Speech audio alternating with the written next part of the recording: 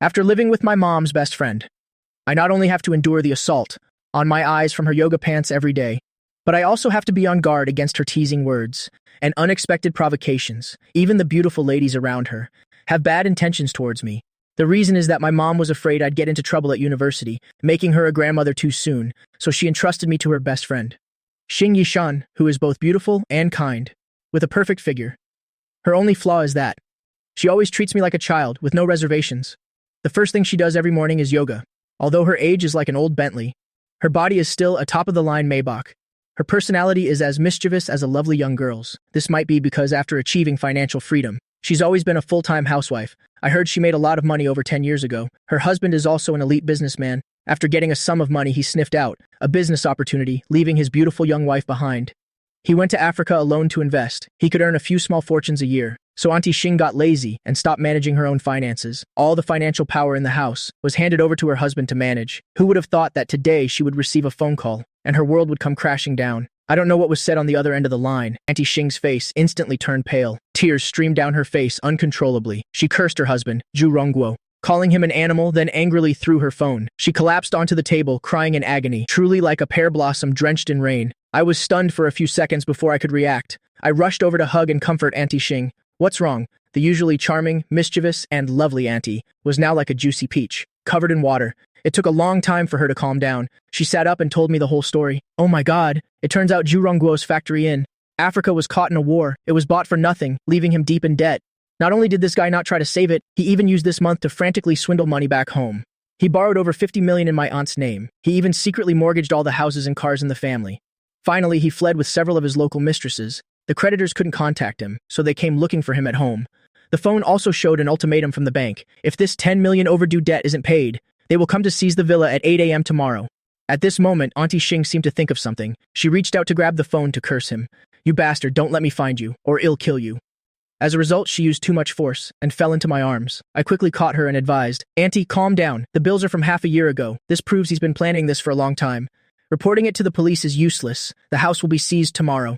The urgent matter now is to sort out the debts.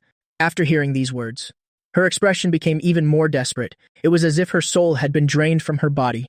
Half an hour later, we had turned the house upside down. The house deeds and car papers were long gone. They had clearly been mortgaged dozens of times. The bank cards were also empty.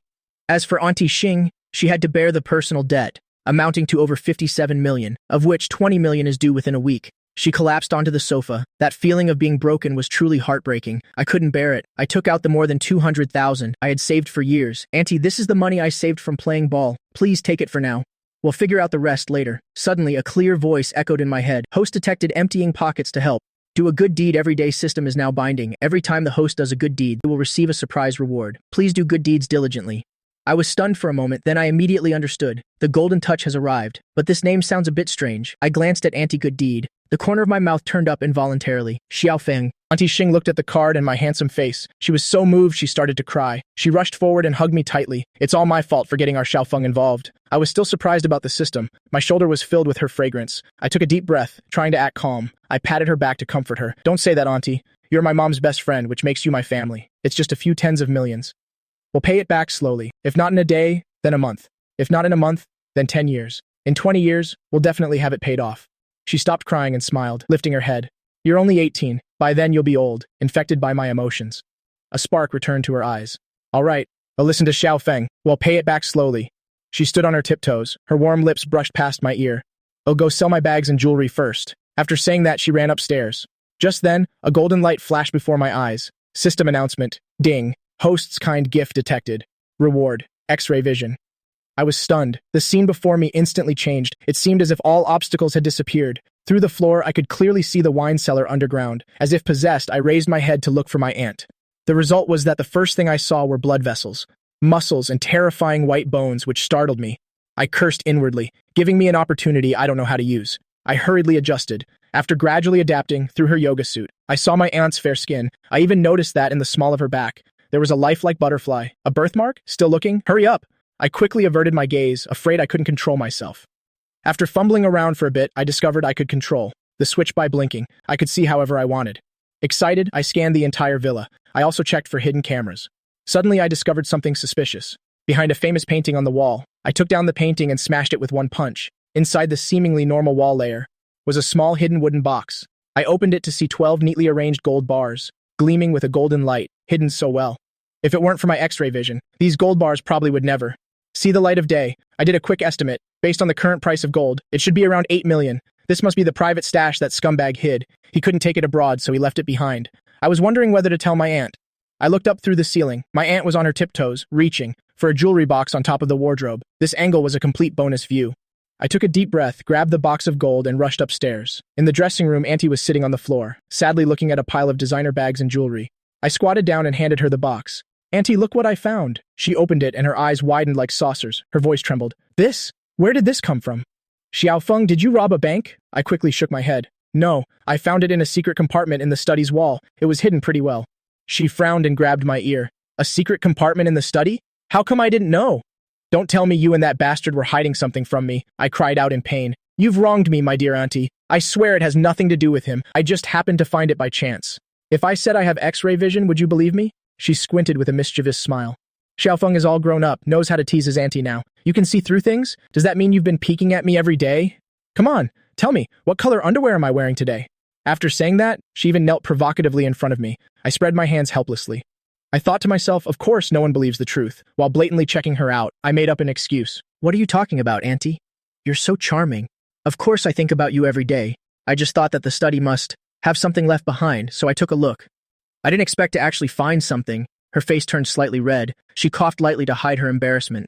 "Is it that simple? Hearing that?" She smiled so wide her eyes curved into crescents. She hugged my head. "Good boy, my Xiaofeng is the best. Don't you go learning any bad habits. Also, what did you mean earlier when you said you think about me every night? Is it a way to fall asleep quickly?" I was being hugged so tightly I could barely breathe. I said through choked breaths, "Auntie, I can't breathe." Only then did she awkwardly let go. To divert attention, she took a gold bar and slammed it against the wall. She cursed through gritted teeth, buying things for his mistresses, even when keeping a little money for himself. He had to hide it. "You bastard, don't let me find you." Seeing her trembling with anger, I quickly looked away, feeling a bit dizzy. After her mood stabilized, we did some calculations. The gold bars plus the jewelry should be over 10 million. Although it's not enough to pay off the debt, we can at least breathe a sigh of relief. After bustling about for so long, I am all sticky. After being busy for a long time. Xing Yishan rubbed her temples. It seemed she was exhausted. She felt sweaty all over, sticky and uncomfortable. After tucking a few strands of hair behind her ear, she teased me. "Little Xiaofeng, after bustling about for so long, I'm all sweaty, sticky, and uncomfortable. I need to take a shower. You can play by yourself for a bit. I have stockings in my closet. They've all been worn before. Don't you dare touch them." With that, she stood up and swayed her way to the bathroom, watching her fair feet step over the gold bars. I heard her muttering to herself, "It's only a little over 10 million. It's far from enough. Later, I'll have to ask my rich and beautiful sisters for a loan, for some emergency relief. If that doesn't work, I'll have little Xiaofeng sell his body. After all, our Xiaofeng is so handsome. A handsome 1.85 millimeter tall male university student. Charging them 100,000 per session isn't too much, right? Those horny women have been thirsting for Xiaofeng for so long. No falling in love, just selling his body, not his heart. That doesn't count as falling in love, right? I can still report back to his mom. It's worth a try." It was as if she was intentionally saying it for me to hear. She even winked at me as she walked away. Her eyes were making fun of me, smiling so wide her luscious red lips couldn't close. If it weren't for Auntie Shing's actual age, just looking at her appearance and words. Who would believe this is an old woman? This is clearly the latest model Bentley. I remembered my mom worrying that I would cause trouble at school and make her a grandmother too soon. So she chose her best friend to supervise me. I just wanted to laugh. Mom couldn't quite tell who the innocent white rabbit was and who the big bad wolf was. Anyway, in this short month of living together, in front of Xing Yishan, I was as pure and innocent as a blank sheet of paper. After getting rid of her troubles, Xing Yishan's mood seemed to return to its mischievous state, a positive and optimistic mood. The sound of running water came from the bathroom. She started humming a tune while soaking in the bath. I also sat there happily, although I couldn't see anything. It was like I was enjoying a modern auditory feast of a beauty bathing.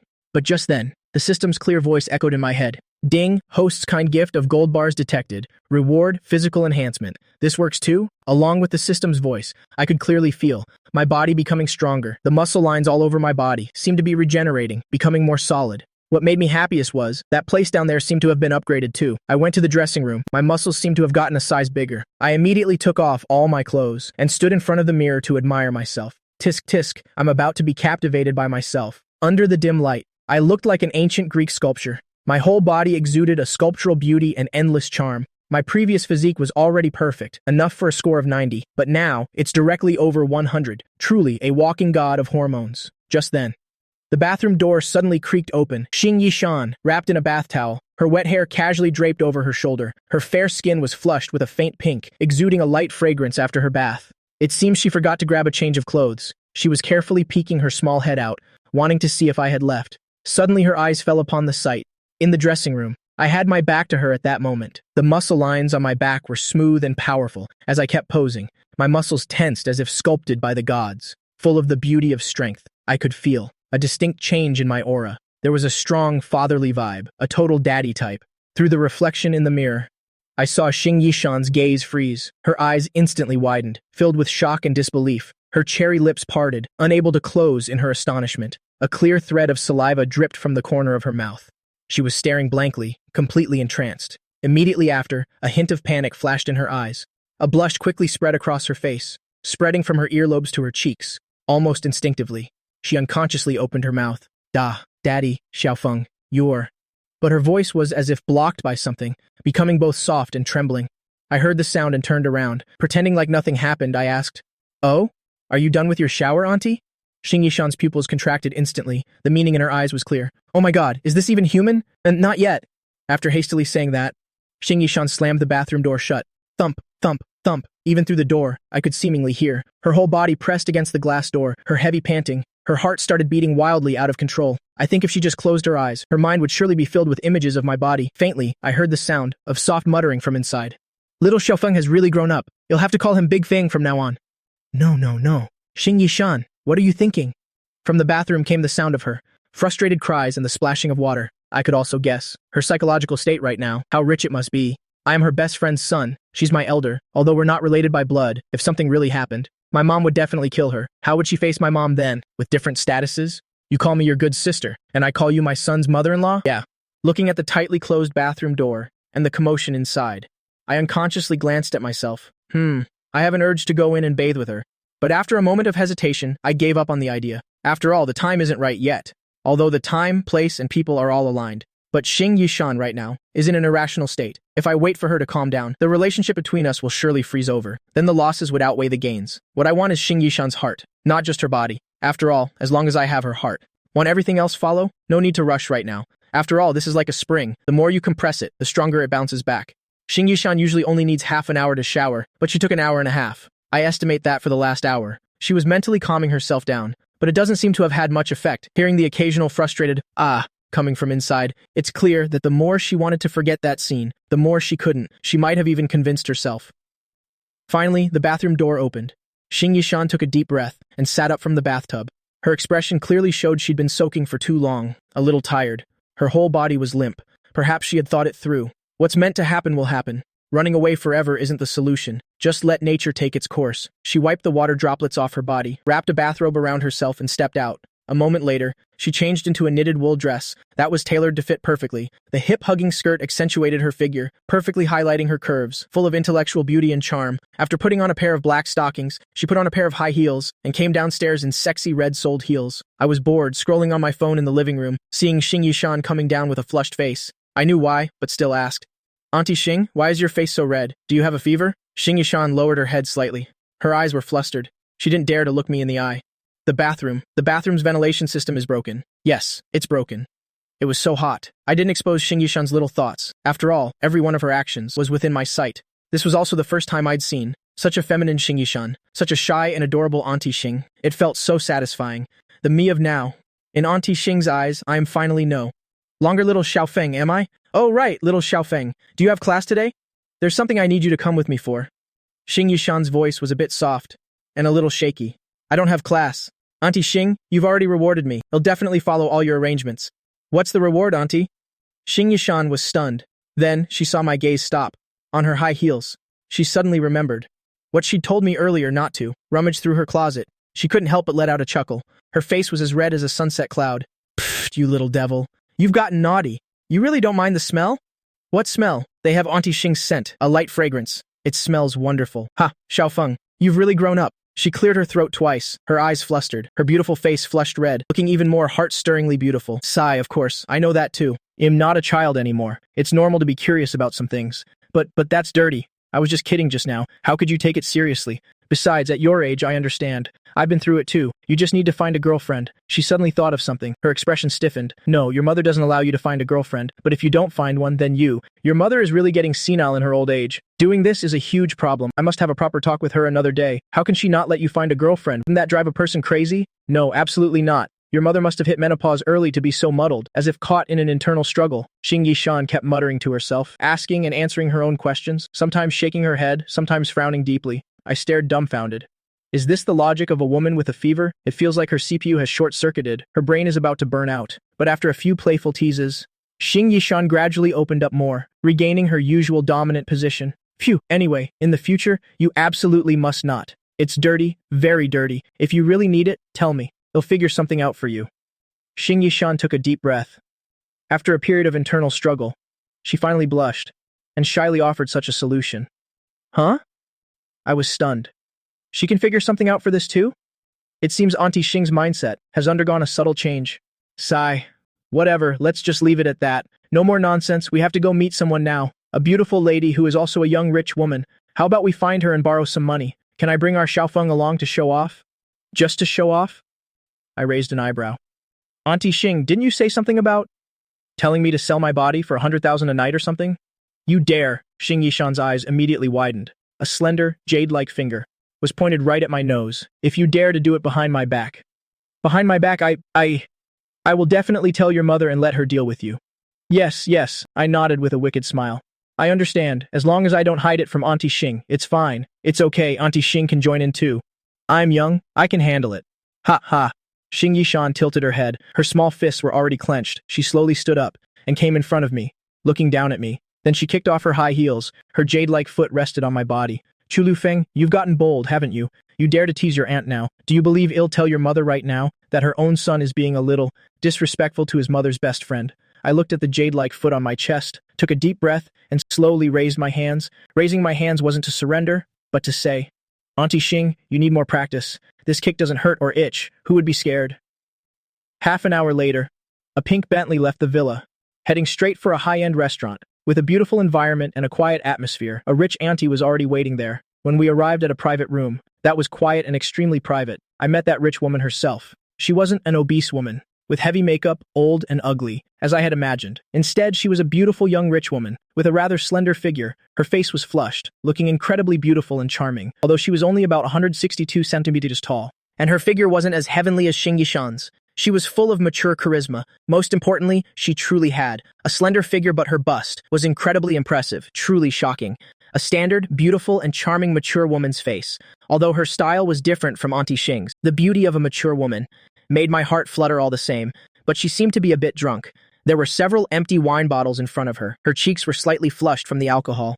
Xiaofeng, let me introduce you. This auntie's name is Li Mengxi. Her family owns over 10 buildings, specializing in rentals. Over 10 buildings, not units. Each building has 7 floors. Near your CI University. A few buildings belong to her. I blinked. A dozen buildings just collecting rent. My God, this is a genuine rich woman. Tisk, tisk. As expected, in the circle of friends. Of a rich woman, everyone is a rich woman. Auntie Li, hello. I am Chu Liu Feng. You can just call me Xiaofeng. Li Mengxi held a wine glass. Her eyes slightly hazy from being drunk. After seeing me for the first time, her eyes immediately lit up, as if she had discovered a rare treasure. She immediately stood up and staggered around me. Her high heels clicked on the floor, creating crisp tapping sounds. Each step had its own rhythm. As she walked, she sized me up from head to toe, from front to back. Her appreciative gaze was completely unconcealed, as if she were appraising a fine work of art. Xiaofeng, is this handsome? Tisk tisk, these muscles, this body, it's so good, Li Mengxi said. Her eyes filled with amazement. With that, she put down her wine glass, grabbed Xing Yishan's delicate hand, and said slyly, Yi, my treasure, I didn't expect you to be eating so well lately. This handsome guy is so charming. His muscles are amazing. You can tell he's got a lot of stamina. Are you? Every night now, letting Xiaofeng feast on you? Can you handle it? If you can't, I can help you out. Even if Xing Yishan might have had such thoughts, being called out so bluntly, she couldn't quite keep a straight face, but she understood these rich friends of hers. After achieving financial freedom early on, they often encountered many young men who didn't want to work hard. Plus, they had been drinking a bit, so they had always been quite open about this topic. But they weren't casual people either. Their standards were also extremely high. If they encountered young men who just didn't want to work hard, their words could be very harsh. Things like, you're already ugly and you're delusional too. Only trash doesn't want to work hard. They would say such harsh words without hesitation. Few men could catch their eye. After all, in this era, looks are still everything. But now, this person with extremely high standards, Li Mengxi's gaze on me, was so moist it was about to drip, and it was rare to see her being so forward. This in turn made Xing Yishan's heart suddenly swell with an indescribable sense of pride. Isn't he handsome? Aren't you jealous? Even if you want him, you can't have him. What do you mean, feeding him? This is my best friend's son. She hadn't even finished her sentence when Li Mengxi's eyes widened, as if she were meeting a different person. Her best friend's son? No way. My dearest Yi Yi, you're usually so reserved. I thought you weren't interested in that kind of thing. I never thought you'd be into something so thrilling. No, I want to try this too. Yi Yi. We're considered best friends too, right? As she spoke, she suddenly felt dizzy and leaned against me. Handsome. I'm suddenly a little dizzy. Could you please help me to the rest room? Li Mengxi. It's one thing for us to talk dirty, usually. He's still a university student. He's just living with me. A university student? Li Mengxi's eyes shone even brighter. University students are great. I really miss the days of sleeping with university students. Xing Yishan quickly pulled her down to sit. Stop talking nonsense. Xiaofeng and I are not in the kind of relationship you think we are. I came to you because I really have something important to discuss. But Li Mengxi picked up her wine glass and came straight to sit next to me. She leaned intimately against me, giggling foolishly. It's even better if there's no relationship. Then I won't feel any psychological pressure at all. Originally, I felt that snatching him would be a bit unfair to you. I felt that this Li Mengxi was completely drunk. This was way too forward. As Li Mengxi got closer, she took off her Chanel jacket. But this rich woman really knew how to take care of herself. She smelled wonderful, and every movement exuded a unique, very fragrant Chanel scent. Handsome. What's wrong with you? Being with such a beauty, how can you hold back? It's okay, he's just a silver spear, with a wax tip, all show and no go. What a pity then. I'm not. All show and no go? I was so angry I laughed. I really wanted to give this Li Mengxi a taste of what I'm capable of, and show her why flowers are red. Li Mengxi, are you teasing my Xiaofeng? Believe it or not, you'll tear your mouth apart. Seeing Xing Yishan gritting her teeth, with a furious expression, about to pounce, Li Mengxi stuck out her tongue, and forced herself to act a little more serious. Which mouth do you want to tear apart? Tearing it is too rough. I think you could kiss my mouth apart. Come here, give me a kiss. My dearest Yi Yi. With that, she puckered her lips and leaned in. I saw that Xing Yishan really seemed like she wanted to slap this horny drunkard, but she also knew that Li Mengxi was just joking. She didn't have any other malicious intent. Seeing Xing Yishan's helpless expression, Li Mengxi suddenly acted like a victorious female general.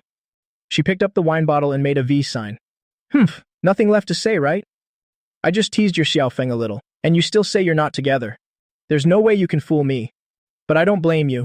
I understand you. Your husband is abroad, and you yourself meet such a handsome young man. Who could resist? It's only natural. Don't worry, he'll definitely keep my mouth shut. Both of my mouths will be shut tight. Li Mengxi suddenly kicked off her red-soled high heels and curled her slender calves onto the soft chair, leaning over to look at me.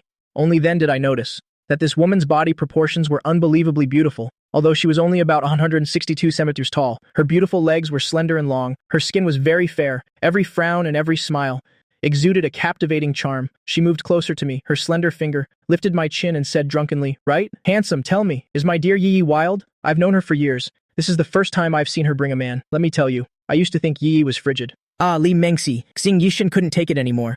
She screamed and lunged forward. The two women quickly started wrestling, entangled with each other. Xing Yishan couldn't stand it anymore, and lunged. The two women quickly started wrestling with each other. Well, I couldn't help but remember what the old masters used to say. They loved watching women fight. The scene before me was indeed very hot. After a while of commotion, Li Mengxi quickly knelt and begged for mercy. All right, my dearest treasure Yi Yi.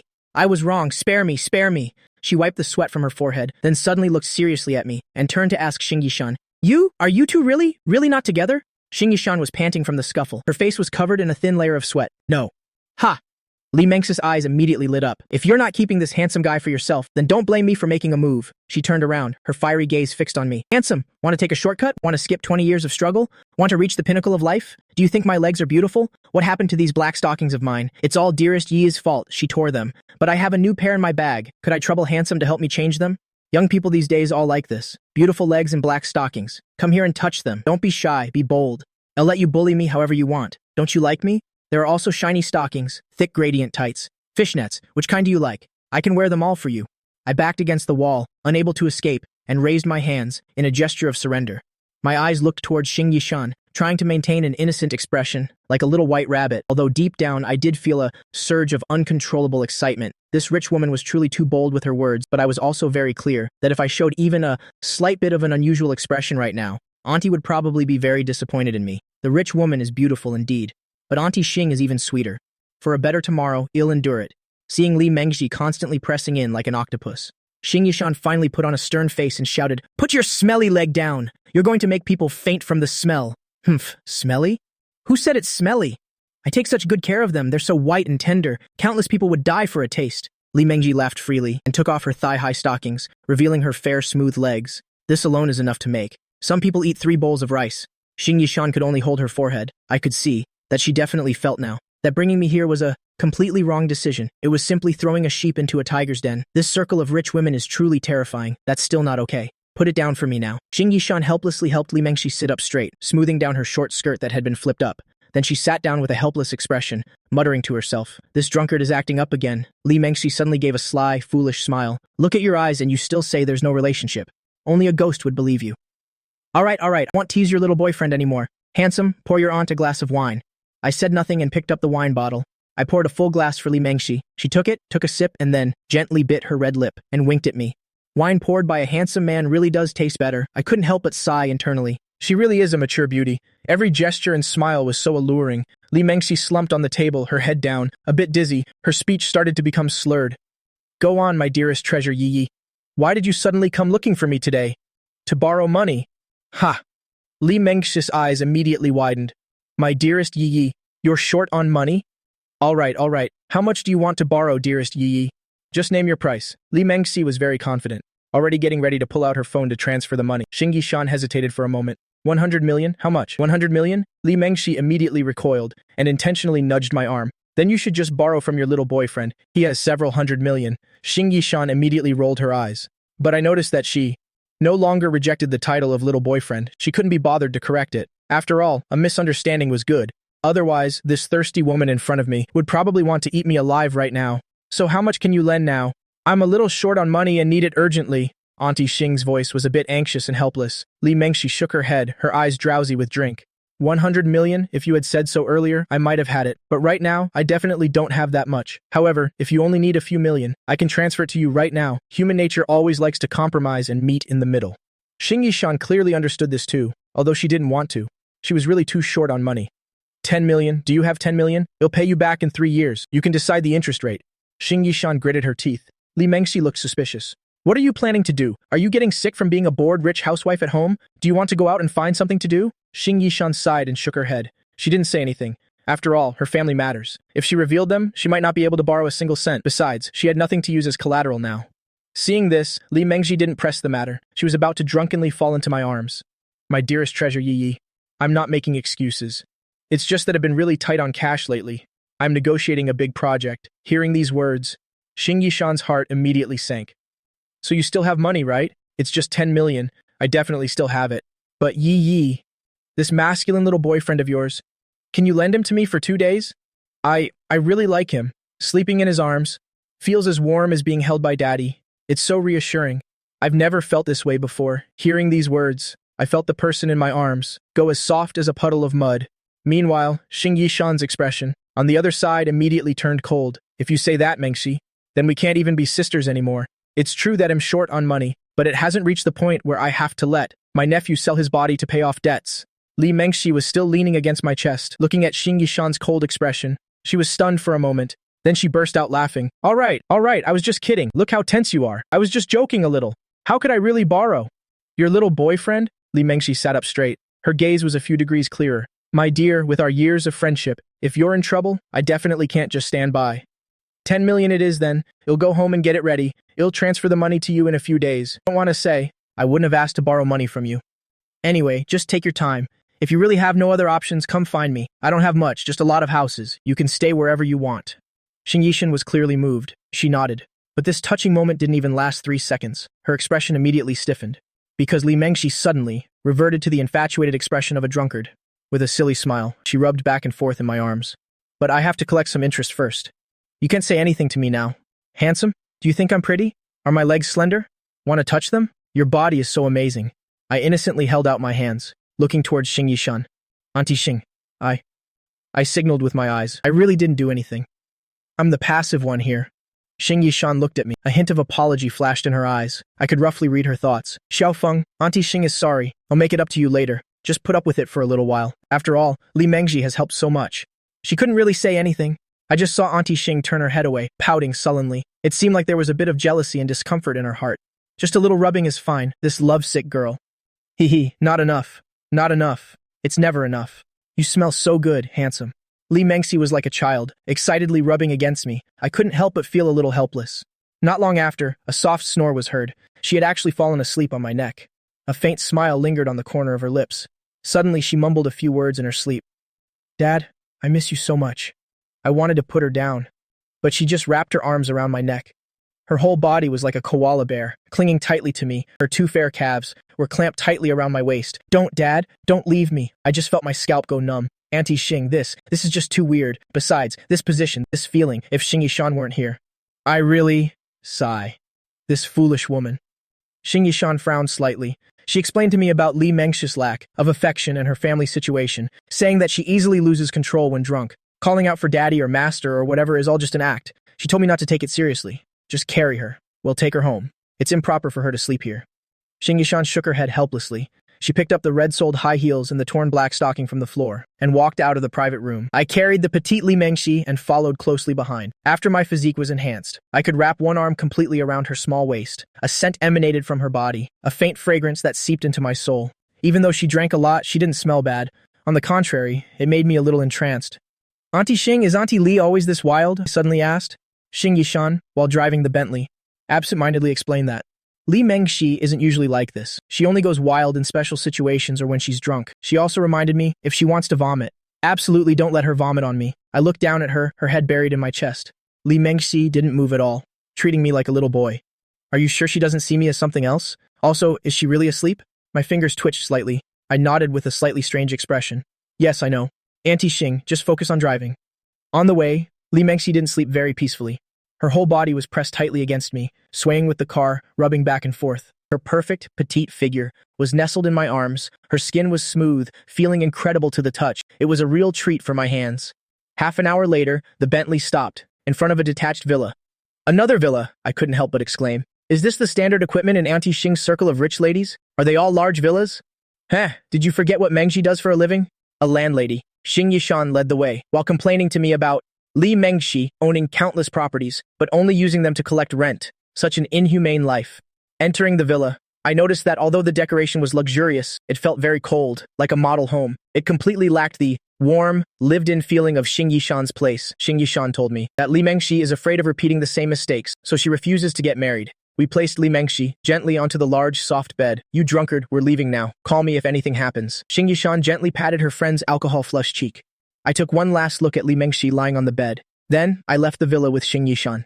After the pink Bentley sped away, Li Mengxi, in the villa's bedroom, had woken up at some point. She leaned against the window. Her melancholic eyes followed the retreating Bentley until it gradually disappeared from sight and could no longer be seen. Only then did she seem to snap out of it. All the strength in her body seemed to drain away in an instant. She slowly drew the curtains, helplessly leaning her back against the wall. She slowly slid down the wall and sat on the floor with her knees drawn up. Her hands hugged her fair knees tightly. It seemed only this way could give herself a little sense of security. She buried her head deep between her knees, her whole body curled into a ball. Hey, why? Why is it like this?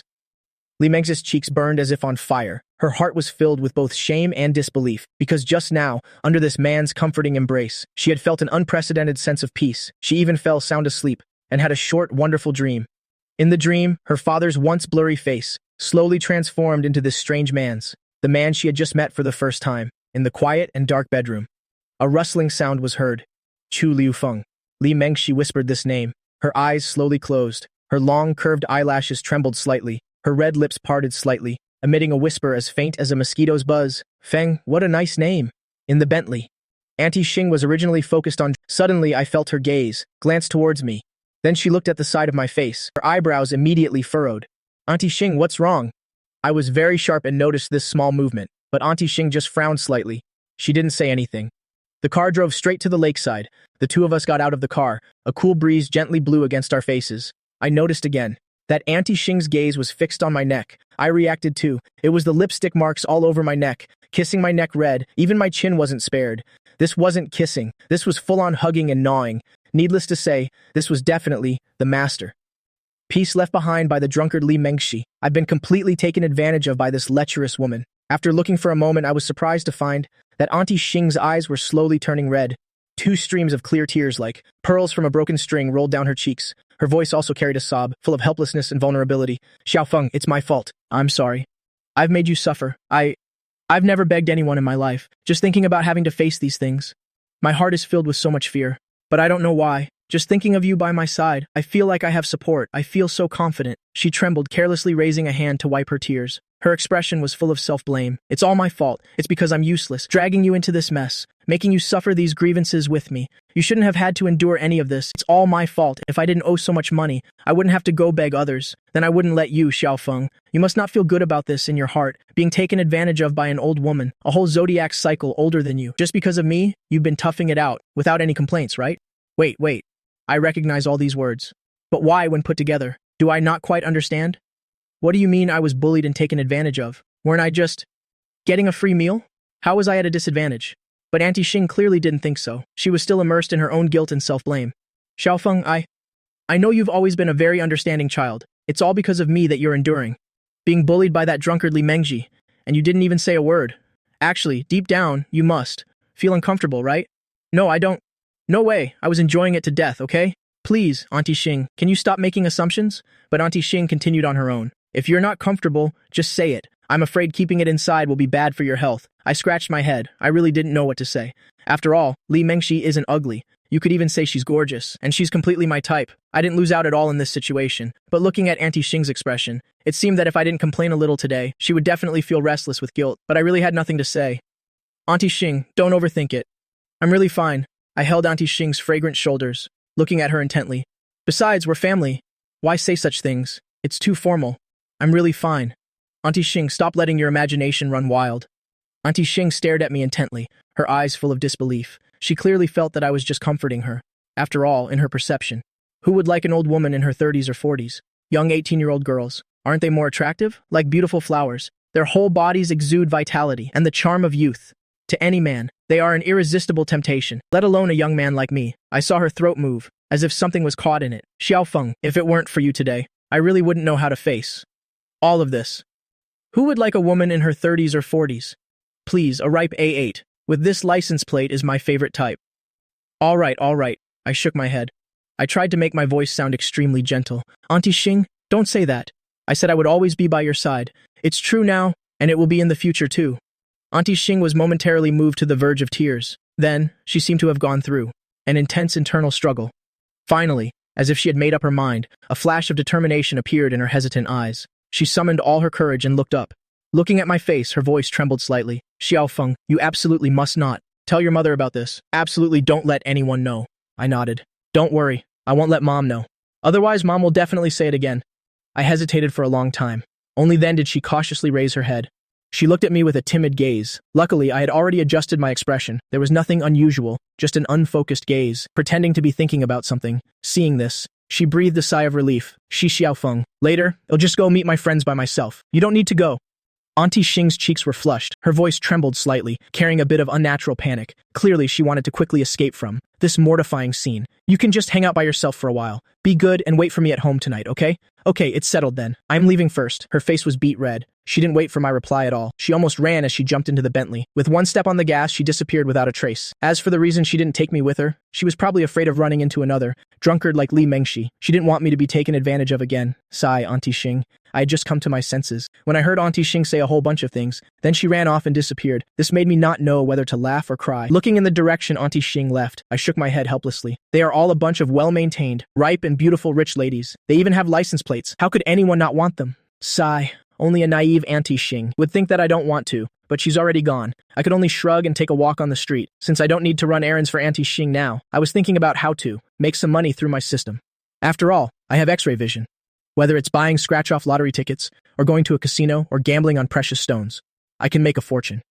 No matter which I choose, making tens of millions is as easy as flipping my hand. But I can't tell Xing Yishan about this.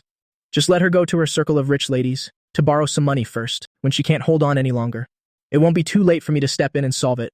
Besides, it can also increase Auntie Shing's favorability towards me. It's a win-win situation, not to mention my system is The do a good deed every day system. As long as I do good deeds, I can receive a lot of benefits, and even get superpowers. Aya, Chu Liu Feng. I didn't expect to see you here. A voice full of vitality, clear and pleasant, suddenly rang out. I turned my head, and instinctively looked down. What sexy long legs. Big sis, please step on me. What caught my eye was a pair of long, full, and slender legs. Oh, it's Miss Pow. My eyes lit up, and I said with a smile, long time no see, really. What a coincidence. The beauty in front of me was none other than my university physical education teacher, Su Jinyun, Miss Pow. As soon as Su Jinyun heard that, she was stunned at first. She looked down at herself. Then she rolled her eyes. Pretending to be angry, she stomped her foot and said, Chu Liu Feng, are you asking for a beating again? Her small, high-bridged nose wrinkled cutely. With a half-smile on her face, a pair of slender little hands found their familiar way to my waist. Then she gave it a hard pinch. That's for calling me names. That'll teach you. She originally wanted to see me in pain, wincing and begging for forgiveness. But the sensation coming from her fingertips made Su Jinyun a little surprised. This kid's body is really good, but his body fat percentage shouldn't be this low. Before, his waist and abdomen still had a little fat, but now she felt that pinching. It was hard to pinch any flesh. Su Jinyun's beautiful eyes scanned around. Like a curious child, she looked me up and down. Oh my, only then did she realize. After not seeing me for a few days, my whole person had undergone a huge change. Whether it was my aura or my physique, both were better than before. The muscle lines all over my body had also become more solid, dashingly handsome. My charm index was maxed out. What's wrong? What's wrong? I deliberately put on an innocent expression.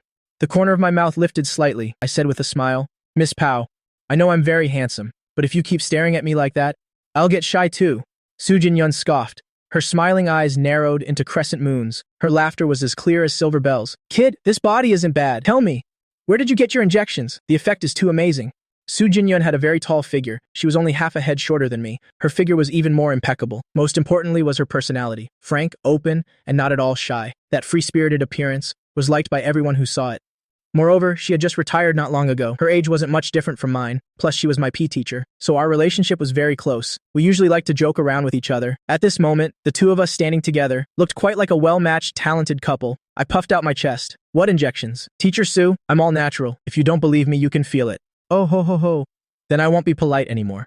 As soon as Su Jinyun heard that, her eyes immediately lit up like two little stars. She wasn't polite at all. After a mischievous laugh, she reached out her hand without any hesitation and placed it on my chest. Tisk tisk tisk. Not bad at all. Good, good. Very well trained. Kid, keep it up. Just keep it like this. You're the most handsome guy in the world. Also, it's not class time now. No need to call me by my title, Su Jinyun added. Just call me Jinyun. I'm not that much older than you. It's fine. I think calling you teacher is more exciting. Su Jinyun was speechless at this sentence. Her cheeks blushed slightly, and she said coquettishly, Whoa, you. But if you don't like it, I can also call you Sister Jinyun. Both are good. After all, you're beautiful. All right. Call me whatever you like. Su Jinyun looked up. Her expression suddenly became serious. Okay, we can chat later. Are you alone now? Are you free? What's up? If Sister Jinyun wants to ask me out, I definitely have time. Hearing these words, Su Jinyun immediately felt like she'd grasped a lifeline. She grabbed my arm with both hands and shook it vigorously. That's great. I was just worried I couldn't find anyone. So, student Xiaofeng, your teacher needs your help now. Can I ask you to do me a favor? Yes, teacher. Time to move. This surprised me a little. I blinked and asked doubtfully, Move? What do you mean, move? Teacher Jinyun, you live here. This place is very far from Xia University. Su Jinyun's face immediately fell. Yeah, it's very far. It's driving me crazy. The semester only started a month ago, and I've been late exactly 7 times. 7 times, I can't take it anymore. At this rate, my entire salary will be docked. Then, Teacher Jinyun, why don't you live in the teacher's dormitory? I scratched my head, looking confused. I came to Xia University too late. The dormitory ran out of rooms long ago. The school leadership said they'd find a way for me soon. They told me to just rent a place outside for a few months. Who knows how long I'll have to wait, Su Jinyun said with a roll of her eyes, which was very cute. Her expression was the picture of helplessness. Then why don't you rent a place near Xia University? I thought of the rich landlady, Li Mengxi. It seems she has several buildings near the university.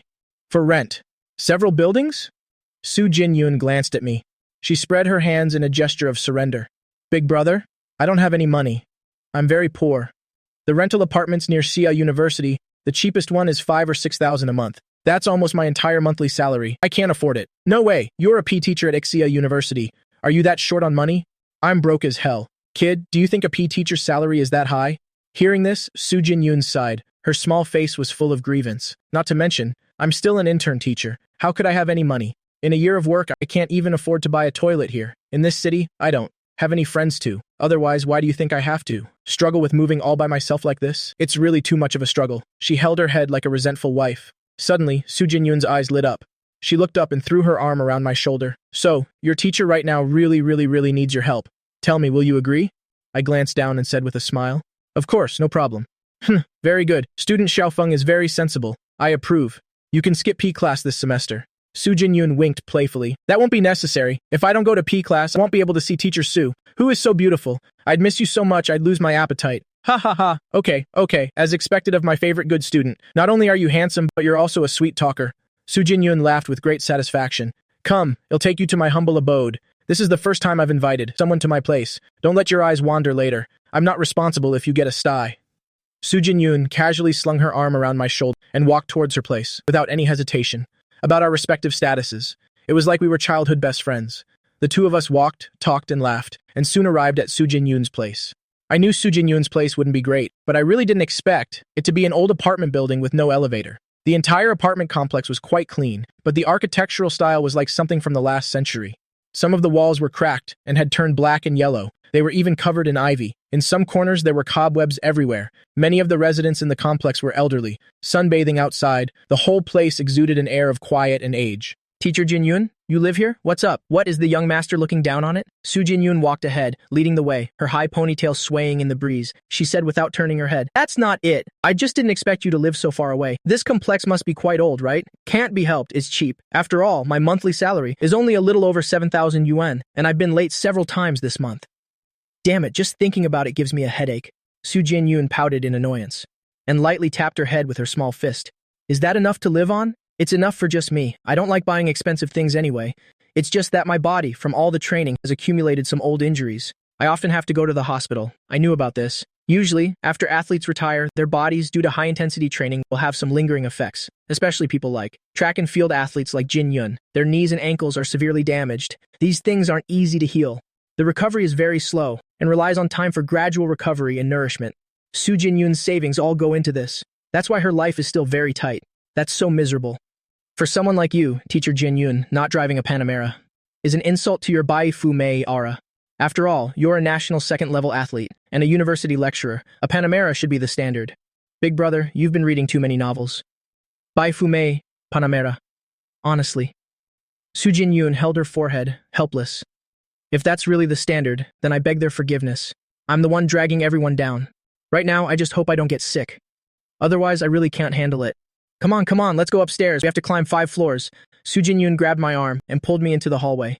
The moment we stepped into the hallway, a cold draft immediately hit us. Even though it was sunny outside, the inside made one feel very chilly. Moreover, my sharp eyes spotted a small thing. This little cutie with 2 pigtails was crawling back and forth on the ground. Teacher Jinyun, there's a cockroach, I reminded her kindly. Oh. Su Jinyun's expression didn't change. She didn't even frown. She lifted her long, slender leg and brought her foot down directly on the little cutie with 2 pigtails. It didn't even have time to run before it was squashed flat. Su Jinyun's eyes curved into a smile. She turned her head and said with a grin, What about the cockroach? Nothing. It's just that being stepped on by your jade heel. I think it died a rather blissful death. Su Jinyun's beautiful eyebrows immediately knitted together, looking at me with a disgusted expression. What kind of perverted taste do you have? The taste of a gentleman. Su Jinyun didn't know whether to laugh or cry. She muttered under her breath, Big pervert. You don't understand. I don't blame you. But you're really quite fierce. Normal girls, when they see a cockroach, would have been screaming their heads off by now. Su Jinyun lifted her chin, her face full of pride as she said, What's the big deal about this? I'm not one of those delicate girls. Forget cockroaches. I even dare to catch snakes. Suddenly she rolled her eyes, a radiant smile on her face, carrying the mischievousness of a little devil. Hey, student Xiaofeng, you look very disappointed. Are you upset that I wasn't scared enough to jump up and throw myself into your arms? She smirked, flicking her ponytail, turning her head to reveal her swan-like neck, and said teasingly, But if you want, I can satisfy you. Come on, let's do it again. As if an actress getting into character, Su Jinyun's expression immediately became pitiful. She covered her eyes with both hands and shrieked in a high-pitched voice. There's a cockroach, student Xiaofeng. I'm so scared. Hurry up and help me. Teacher Su, you being so dramatic is a bit disgusting. I'm getting goosebumps. Smack, how disrespectful. Who are you calling disgusting? Su Jinyun brandished her small fist with a fierce expression. No sense of fun at all. Hurry up and go upstairs. With that, she started up the stairs first, swaying back and forth, full of life and energy. This was the first time I'd been this close, and looking up from this angle no less. I was instantly stunned. I have to admit, people who have exercised for a long time have a unique kind of beauty. Unlike Auntie Shing's gentle beauty, the beauty of a gentle, well-bred lady. Hers was a wild beauty, free-spirited and sexy, with a heaven-defying figure like Su Jin-yoon's. And such beauty, to think she lived so poorly, was truly beyond my expectations. If she were to make videos and just be a little suggestive, she could easily become an internet celebrity with millions of fans. But this also further showed Su Jin-yoon's precious qualities. Teacher, swaying like that, makes one's heartbeat faster. I feel like my nose is about to touch it. I can even smell the scent on Su Jin-yoon, a faint fragrance, unique and mixed with a fragrant sweat. Ha! Su Jin-yoon turned her head, looking down at me from above. Her cheeks were also slightly flushed, but she quickly returned to her usual mischievous look. She said slyly, "All right then, good brother, I'll let you take advantage a little." Before the words were finished, a strong gust of wind hit. Su Jin-yoon's eyes immediately widened, and on her fair cheeks, 2 red clouds immediately appeared. She looked incredibly beautiful and moving. She said, both embarrassed and surprised, "My God, Chu Liu Feng, you really dared to do it." I shrugged with an innocent expression. "Of course, I'm very obedient. I believe whatever you say." So disgusting, such a turn-off. As expected, I once again received a disgusted look from Su Jin-yoon. "Let me tell you, it's only because I think you're honest. And so handsome. If it were anyone else being so disgusting, I would have kicked him away long ago." Teacher. I touched my nose, not knowing whether to laugh or cry. I never thought that one day this word would be used to describe me. "What? You want to be my boyfriend?" As she spoke, Su Jin-yoon raised an eyebrow. Her fingers gently rubbed her chin, as if she were sizing me up. "Your looks are okay. Your muscles aren't bad. Your personality is quite agreeable. You're the type I like. If you want to pursue me, it's not entirely out of the question." She deliberately drew out her words, a mysterious smile on her face. Her eyes curved, carrying a bit of mischief and anticipation. "So, want to give it a try? Although my standards are very high, but if it's you, I'm still very easy to pursue." My eyes flickered, but I shrugged. "Playing hard to get," I said. "I'm fine either way. It's just that you're still in your internship period. Aren't you afraid of losing your job?" Hearing this, Su Jin-yoon suddenly froze, then her small face fell, and her head drooped.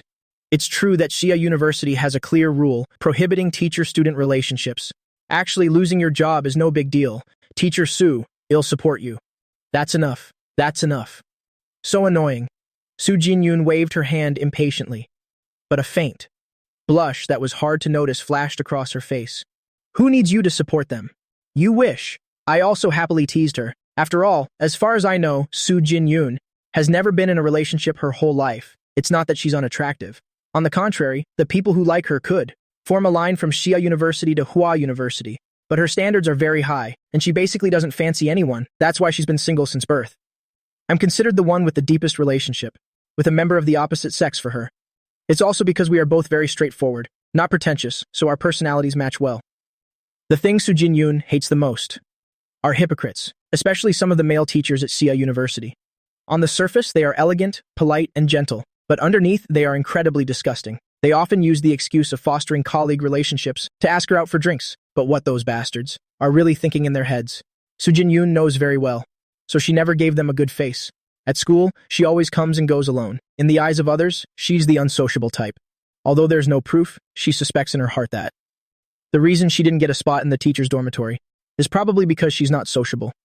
To put it bluntly, in this unfamiliar city, she only gets along with me a little. Shaking her head, Su Jin-yoon couldn't be bothered to think about it anymore. She said fiercely, "Hurry up and move my things upstairs. Also, don't do any more of those turn-off actions." She bared her 2 small canine teeth and fiercely brandished her small fist. "Really, such a handsome guy. Why do you always do such perverted things?" Just as we were joking around in the hallway, the door of a dilapidated apartment on the 2nd floor suddenly opened.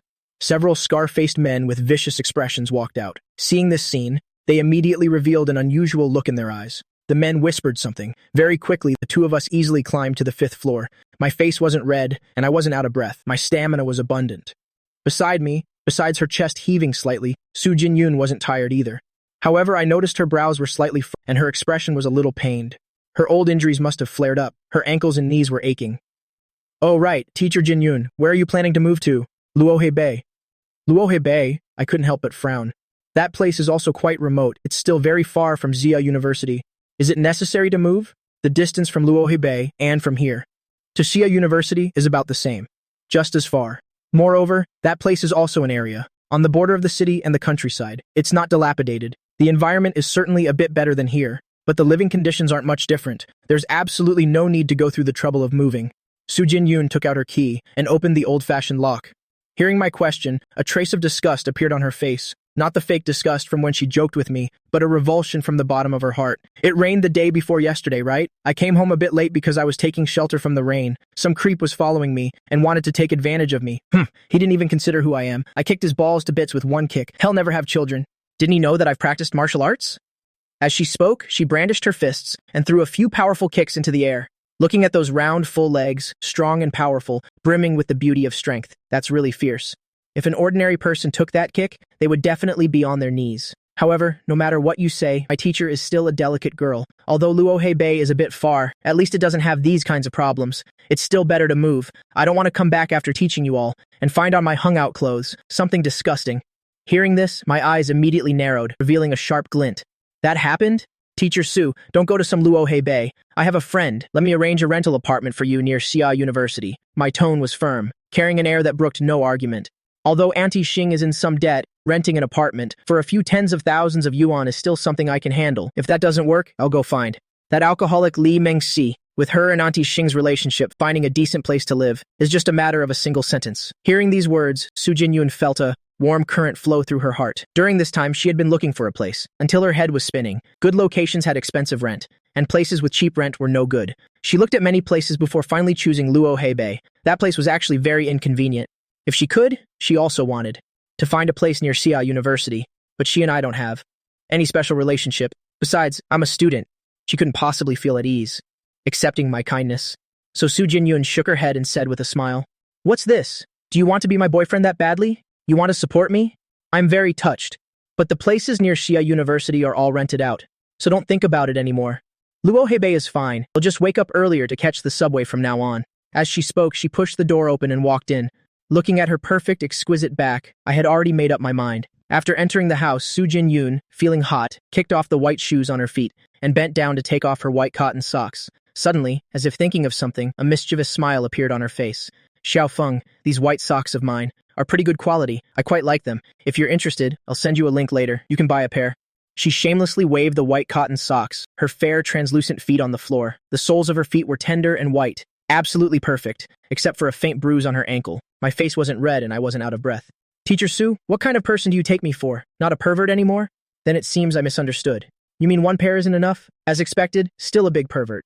Su Jinyun was so angry her teeth itched. How can this person be so thick-skinned? There was never a time when teasing him could make him blush. He's clearly just a kid who's never been in a relationship. Why can he be so perverted? In such a natural way. She originally wanted to tease me a little, but it turned out she was the one getting teased every time. Ha ha ha.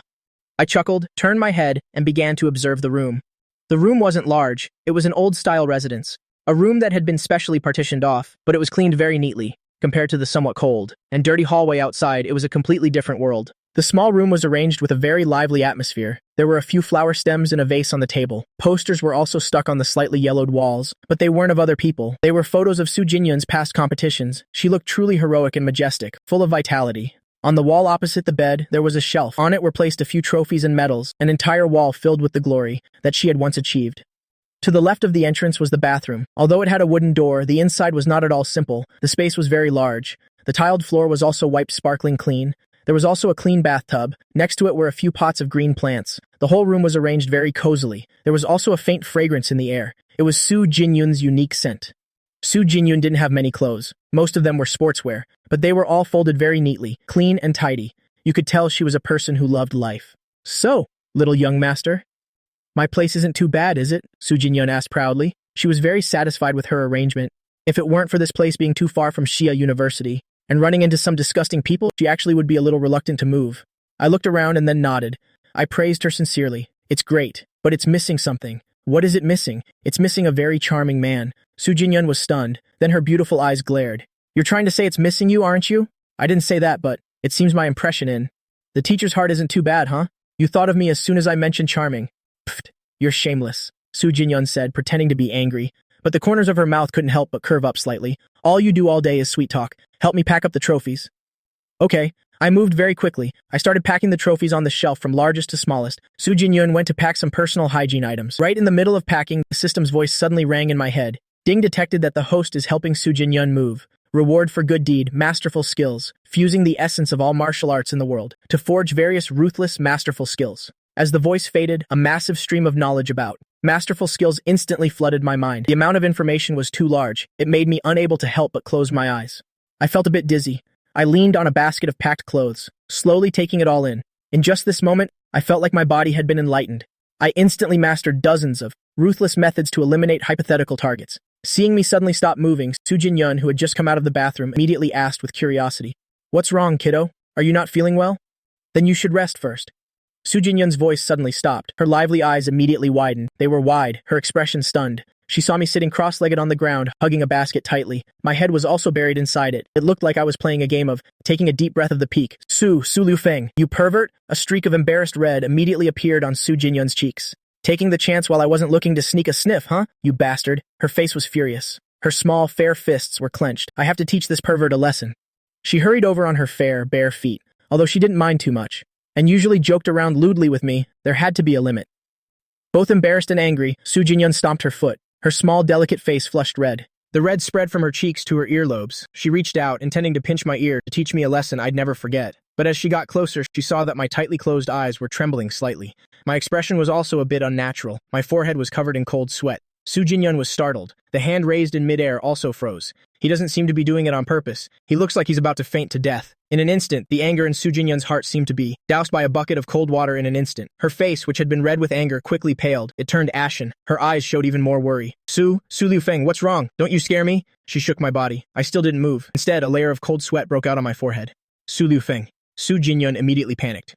She quickly stood up, intending to call for an ambulance. Her hands trembled uncontrollably from the tension. She couldn't hold the phone steady several times. The corner of my eye opened slightly into a small slit. I saw her panicked back. Damn, I'm screwed. Just now, because I was receiving a large amount of masterful skills, I really was a bit dizzy. I instinctively leaned on something. I didn't even pay attention to what it was. But I've recovered now. After seeing Su Jin-yun, I thought about teasing her a little. Teacher Su. I weakly lifted my head. I'm fine. My vision just suddenly went black. I'm much better now. Hearing the sound, Su Jin-yun abruptly turned her head back. She squatted down, looking at me worriedly. What's wrong with you? Why did you suddenly faint? Su Jin-yun frowned. Her eyes were filled with worry and impatience. Her two hands gently lifted my face, looking me over. It seemed she wanted to find the answer on my face. Looking at the beautiful, delicate little face right in front of me, I could even feel her warm breath on my face. I chuckled softly. Teacher Su, you care about me so much. Is it because you can't bear to part with this future boyfriend of yours? Su Jin-yun was so tense that the rims of her eyes turned red. Worry, concern, panic. All sorts of emotions intertwined in her eyes. You're still in the mood to joke? Hurry up and tell me. What's wrong with you? I withdrew my smile. My expression became serious. I took a deep breath, hesitated for a moment. I said slowly, Teacher Su, actually, I have a rare disease. I've had it since I was very young. The doctor said this disease is very difficult to cure. I don't know when it will suddenly. It could be the next second, or it could be a few more years. I really don't know. My voice was low and hoarse. Every word seemed to be squeezed from the bottom of my heart. That was an attack just now. I thought I was about to die. The world before my eyes was pitch black. But at that moment, I heard a call. Teacher Su, it was you who saved me. Teacher Su, before I die, I have a request. I can hear it. Teacher Su, promise me. Su Jin-yun instinctively felt that something was wrong. But looking at me, I didn't seem to be pretending. If it really was an act, then this would at least be Oscar-level acting. Her hands unconsciously gripped mine. She was so anxious that her sparkling eyes were covered with a layer of mist. Okay, I know what you want to say. I agree to everything. Don't say anything. I'll take you to the hospital right now. She didn't even have time to put on her shoes. She turned and knelt on one knee on the floor, intending to carry me on her back. The bruise on her ankle was pressed. A flicker of pain appeared on Su Jin-yun's face, but she clenched her jaw tightly, her full red lips trying to endure. She used all her strength to stand up, but just then, a sudden rapid knocking on the door rang out. Bang, bang, bang, who is it? Su Jin-yun frowned. Who would be knocking at this hour? But there was no time to think now. She was just about to carry me and stand up, but in the next moment, she was grabbed by a pair of large, surprisingly strong hands that wrapped around her waist. She was lifted off the ground and rushed towards the bathroom. Bang! Just as I carried Su Jin-yun into the bathroom, in the instant the door closed, the sound of the door being broken down came from outside. Several burly robbers with vicious faces directly broke down the door and rushed in. They scanned everything in the room. Shh! I signaled with my wide eyes, signaling to the panicked Su Jin-yun. I quickly whispered, Teacher Su, you stay here and don't come out. Just now, I unconsciously activated my X-ray vision. I saw the figures of 5 scar-faced men outside. Knowing that the newcomers had bad intentions, I immediately carried Su Jin-yun into the bathroom. Now, a faint golden light shone from the depths of my eyes. I stared intently at everything outside the bathroom. Talk about a timely arrival. I had just received masterful skills, and robbers broke into the house. This is a bit too coincidental, but it's just as well. Let these robbers test my skills. Through X-ray vision, I saw one robber guarding the door, watching for movement outside. The other four were masked. They cautiously approached the bathroom. It seems they found us. After all, the only place to hide in this room is this tiny spot. When a big, fierce guy got close to the bathroom door, he nodded to the three people beside him. Then he turned to gain momentum, clearly wanting to kick the door in with one blow. But the moment he kicked the door, I acted. I forcefully pulled the wooden door open. The burly robber kicked the air. He lost his balance and lunged forward. At the same time, I clenched my 5 fingers into a fist. My middle knuckle protruded in a curve. I quickly threw a punch at the guy's throat. Crack! The sound of a neck bone shattering rang out. After that, the big guy's eyes immediately widened. His cry was cut short. These guys were truly battle-hardened, rich with experience. Their reaction speed was surprisingly fast. The moment the big guy was knocked to the ground, the big guy on the right had already drawn a sharp dagger, his 30-centimeter-long blade lunging forward. If it were anyone else, this stab would have hit. Too bad his action was seen clearly by my X-ray vision. I leaned to one side. After dodging the sharp dagger, my whole body lunged out like a fierce beast. In that big guy's astonished eyes, I clenched my fist. Quick as lightning, one punch slammed hard into the middle of his face. Smack! His nasal bone was shattered. After that, his body went limp, falling backward powerlessly. At the same time, I threw a back kick, kicking the groin of the remaining person behind me. This dynasty-ending kick was much more ruthless than Soo Jin-yun's. That guy hadn't even realized what was happening before I kicked him straight in the groin. His facial features immediately contorted, his pupils bulged out. The pain was so intense he couldn't even scream. I even kicked his entire body away. He crashed into the person behind him, causing him to fall. They rolled into each other, the back of his head hitting the wall. He was immediately knocked unconscious. In the blink of an eye, I used swift and ruthless methods to deal with 4 robbers, 2 dead, 2 seriously injured, 2 fast, just in a flash, like flowing water and drifting clouds, like the wind sweeping away dry leaves. I resolved a fight that should have been one-sided, so much so that the robber guarding the door still didn't know what had happened. He only heard a clattering sound from inside, and then silence. He thought his brothers had subdued the person.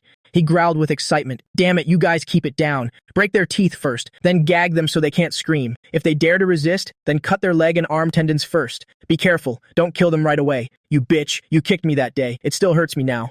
This person was clearly the leader. Soo Jin-yun was, the target they had been aiming for a long time. It's just that this old apartment complex usually has people around. It wasn't convenient to make a move, and Soo Jin-yun's schedule was very regular. If she wasn't at work, she was on her way to work. She always took the subway. It was bustling with people, not easy to make a move. That rainy night was a good opportunity. The scar-faced robber had some chloroform ready in his hand. He was preparing to drug her.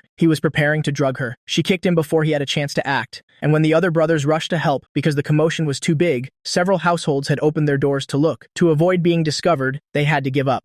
But today was a good day. The weather outside was warm. Everyone in this old residential area had gone out to sunbathe, and they happened to see Soo Jin-yun coming back at this time. And she even brought a rather muscular man with her. But one look at that young man, and you knew it was powerless gym muscle. And our brothers are very ruthless. We've killed countless guys like this. It's just dealing with 2 kids.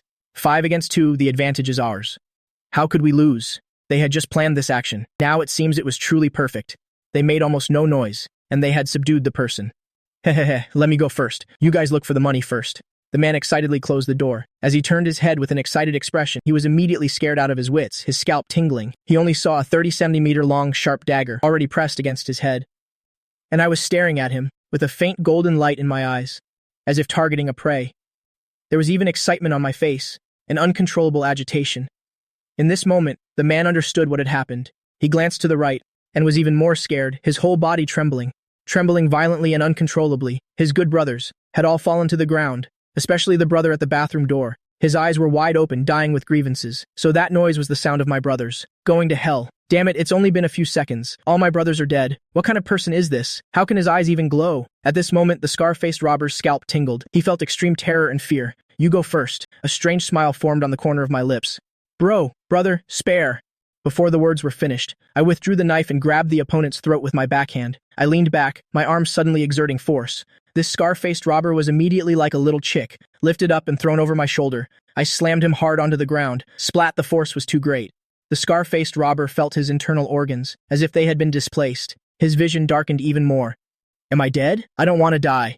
But soon after, he would regret why he hadn't died yet. Smack, he only felt a heart-wrenching pain. That shot straight to his brain. Some things die too easily. I spat. I washed the dirt off my hands in the vegetable sink. It took 4 or 5 washes to get them clean.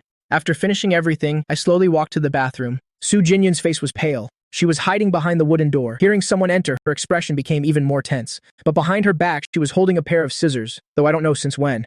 She had also heard the filthy words of that scar-faced robber. She knew the opponent had numbers. If she fought head-on, although compared to other ordinary girls, her strength was considered strong. But in front of these desperate robbers, she definitely stood no chance. If she rushed out recklessly, there was a high possibility she would be taken hostage and become my weakness, so she could only hide here.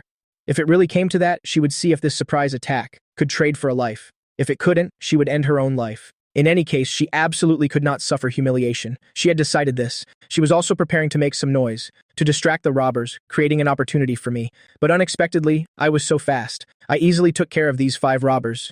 This was a bit too fast. Looking at the panicked and scared Su Jin-yun, our eyes met.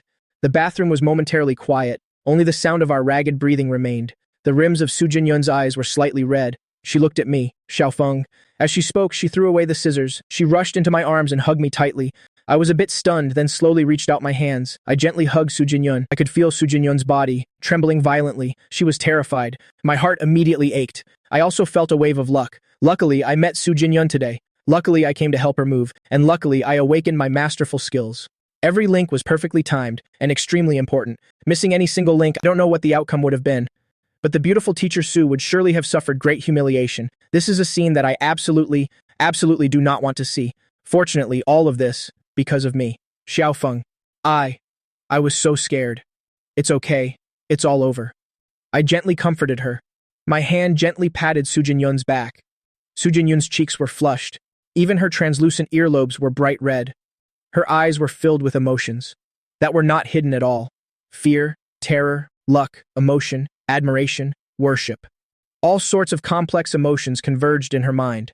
After a trip to the gates of hell, many things had become clear. It also caused some of Su Jin-yun's views on life to change. Now, she didn't want to think too much. Plus, she was a straightforward person by nature. Her eyes sparkled. A heart like a deer running wild. It wanted to jump out. You damn pervert, you're so good at fighting. You said earlier you had a rare disease. You were teasing me, right? I smiled, not giving a clear answer. Looking into those deep eyes, my gaze was full of tenderness. Su Jin-yun couldn't hold back any longer. She took my collar with her small hand and stood on her tiptoes, her full lips gently pressed against mine, like the silence before a hurricane. What followed was a frantic storm. Her kiss also became more and more passionate. Her feelings became less and less concealed. This kiss carried her ragged breath. It carried the most sincere feelings from the depths of her heart. It also carried a bit of luck and the madness of a survivor. At this moment, we seemed to have forgotten everything around us. The whole world seemed to have only the two of us. After a long and passionate kiss, I felt the soft body of Su Jin-yun tremble slightly. Then she slowly let me go. Her cheeks were still flushed, but I keenly caught a trace of pain flash across her brows. As the adrenaline gradually faded, her senses returned, and she finally noticed. The bruise on her ankle had spread. She had accidentally twisted her ankle while dodging earlier. The pain hit her, and she couldn't even stand steadily. She limped out of the bathroom. Her gaze inevitably fell on the living room outside. It was a complete mess all over the floor. The dead were dead. The seriously injured were unconscious. This scene made the face of Su Jin-yun turn pale instantly. Her scalp went numb, and in her stomach, a wave of nausea rose. Seeing this, I quickly held Su Jin-yun's head and comforted her gently. Don't look anymore. I'm here. It's okay. With that, I gently pressed the head of Su Jin-yun into my chest, blocking her view. Then I swept her up into my arms, letting her curl up in my embrace, like a princess, shielding her from seeing the bloody scene anymore. I carefully carried her to the sofa, next to the bed on the other side, and sat down. After gently putting her down, I began to examine her injury. I silently activated my X-ray vision. My gaze passed through her skin, confirming the bones had no major issues, just soft tissue damage. It would heal after some rest. I reached out and just gently massaged it, trying to soothe her pain. After a long while, Su Jin-yun finally came to her senses. She couldn't help but shiver. Her voice trembling slightly, she asked, Xiaofeng, what should we do now? Although she was my university teacher, usually calm and confident in front of her students, but when faced with such a chaotic and bloody scene, she was, after all, a girl. At this moment, her mind just felt blank. She had completely lost her bearings, looking utterly lost. For some reason, a feeling arose in her heart, a strong sense of reliance on me. It was a good thing I was here. Otherwise, she wouldn't have known what to do. I pondered for a moment, then said calmly, let's call the police first. After all, something this big happened here. Although it was self-defense, I really did kill 3 violent robbers. Let the police come and close the case. Otherwise, it wouldn't be good to be accused of excessive self-defense and have someone's death on my hands. After all, in the country of Sia, the influence of those who oppose, the death penalty is still very strong. Even those who deserve to be hacked into 1,000 pieces can have their lives spared by that crowd. The Kincheng Police Department was in an uproar. The serial killer who had disappeared for half a year was wiped out by a university student. The score, 3 robbers dead, 2 seriously injured. In the old apartment, Su Jinyun was still leaning in my arms. We were both immersed in the atmosphere of this rare, subtle ambiguity. Wee, ooh. Outside, police sirens suddenly. The shrill sound broke the current silence and also pulled us out of our sweet world. Su Jinyun trembled slightly and slowly got up from my lap. Her cheeks were still flushed, and her eyes held a hint of shyness.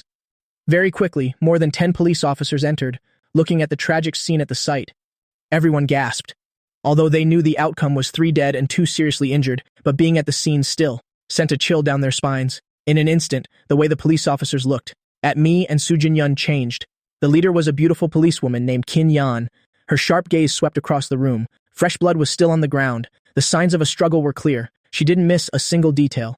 She slowly approached the bathroom door, looked at the bodies of the robbers on the ground, squatted down, and carefully examined the wounds on the robbers' bodies, especially their throat bones. She closed her eyes slightly, as if replaying the scene in her mind. Judging from the situation at the scene, the fight between the two, the teacher, and this student against the robbers was fierce and very fast. Moreover, his counterattack was very methodical. Qin Yan's beautiful eyes suddenly opened. A flash of surprise appeared in her eyes. To strike so ruthlessly and accurately, a single fatal blow, even she couldn't do it, to such a perfect degree. This person is not simple. Captain Chen beside her nodded in agreement. To actually be able to fight 5 robbers, leaving 3 dead and 2 seriously injured, this is not something a normal person can do. He looked at the scar-faced robber, who had been turned into a pile of mangled flesh, his facial features twisted ferociously in pain. It was clear how much he had been tormented before he died. Captain Qin felt her scalp go numb, and goosebumps broke out, but they deserved to die. For the crimes they had committed, dying 100 times wouldn't be too much, after understanding the situation. Qin Yan walked up to me with her long, slender legs. Hello, I'm Qin Yan from the Provincial Criminal Investigation Team. I'm here to find out what happened. At this time, Su Jinyun had been placed on a stretcher by the ambulance, preparing to take her to the hospital for treatment, although she was very reluctant to leave, but her ankle had swollen up badly. I said that after finishing the report I would visit her at the hospital. Only then did she go for treatment with peace of mind. Qin Yan pulled a chair and sat opposite me. Tell me, how did you manage to subdue these robbers? You should know that they are criminals, who have committed many vicious crimes. Desperate robbers. And they were armed. They are extremely dangerous individuals. Qin Yan could tell at a glance that it was me against 5. As for the teacher, although her physique isn't bad, she clearly has no combat ability. Qin Yan looked with a sharp gaze, staring into my eyes as she asked. I didn't avoid her gaze at all. I just felt that the eyes of this beautiful young policewoman were very bright. I recounted the entire incident in detail, including how I got to Su Jinyun's place, how I discovered the people knocking were robbers, and how I subdued them. Of course, as for the system part, I definitely omitted it. Qin Yan listened very attentively, her eyes lighting up from time to time. Her expression showed admiration, and she also asked a few questions. She was very curious about the calmness and combat strength I had shown during the crisis.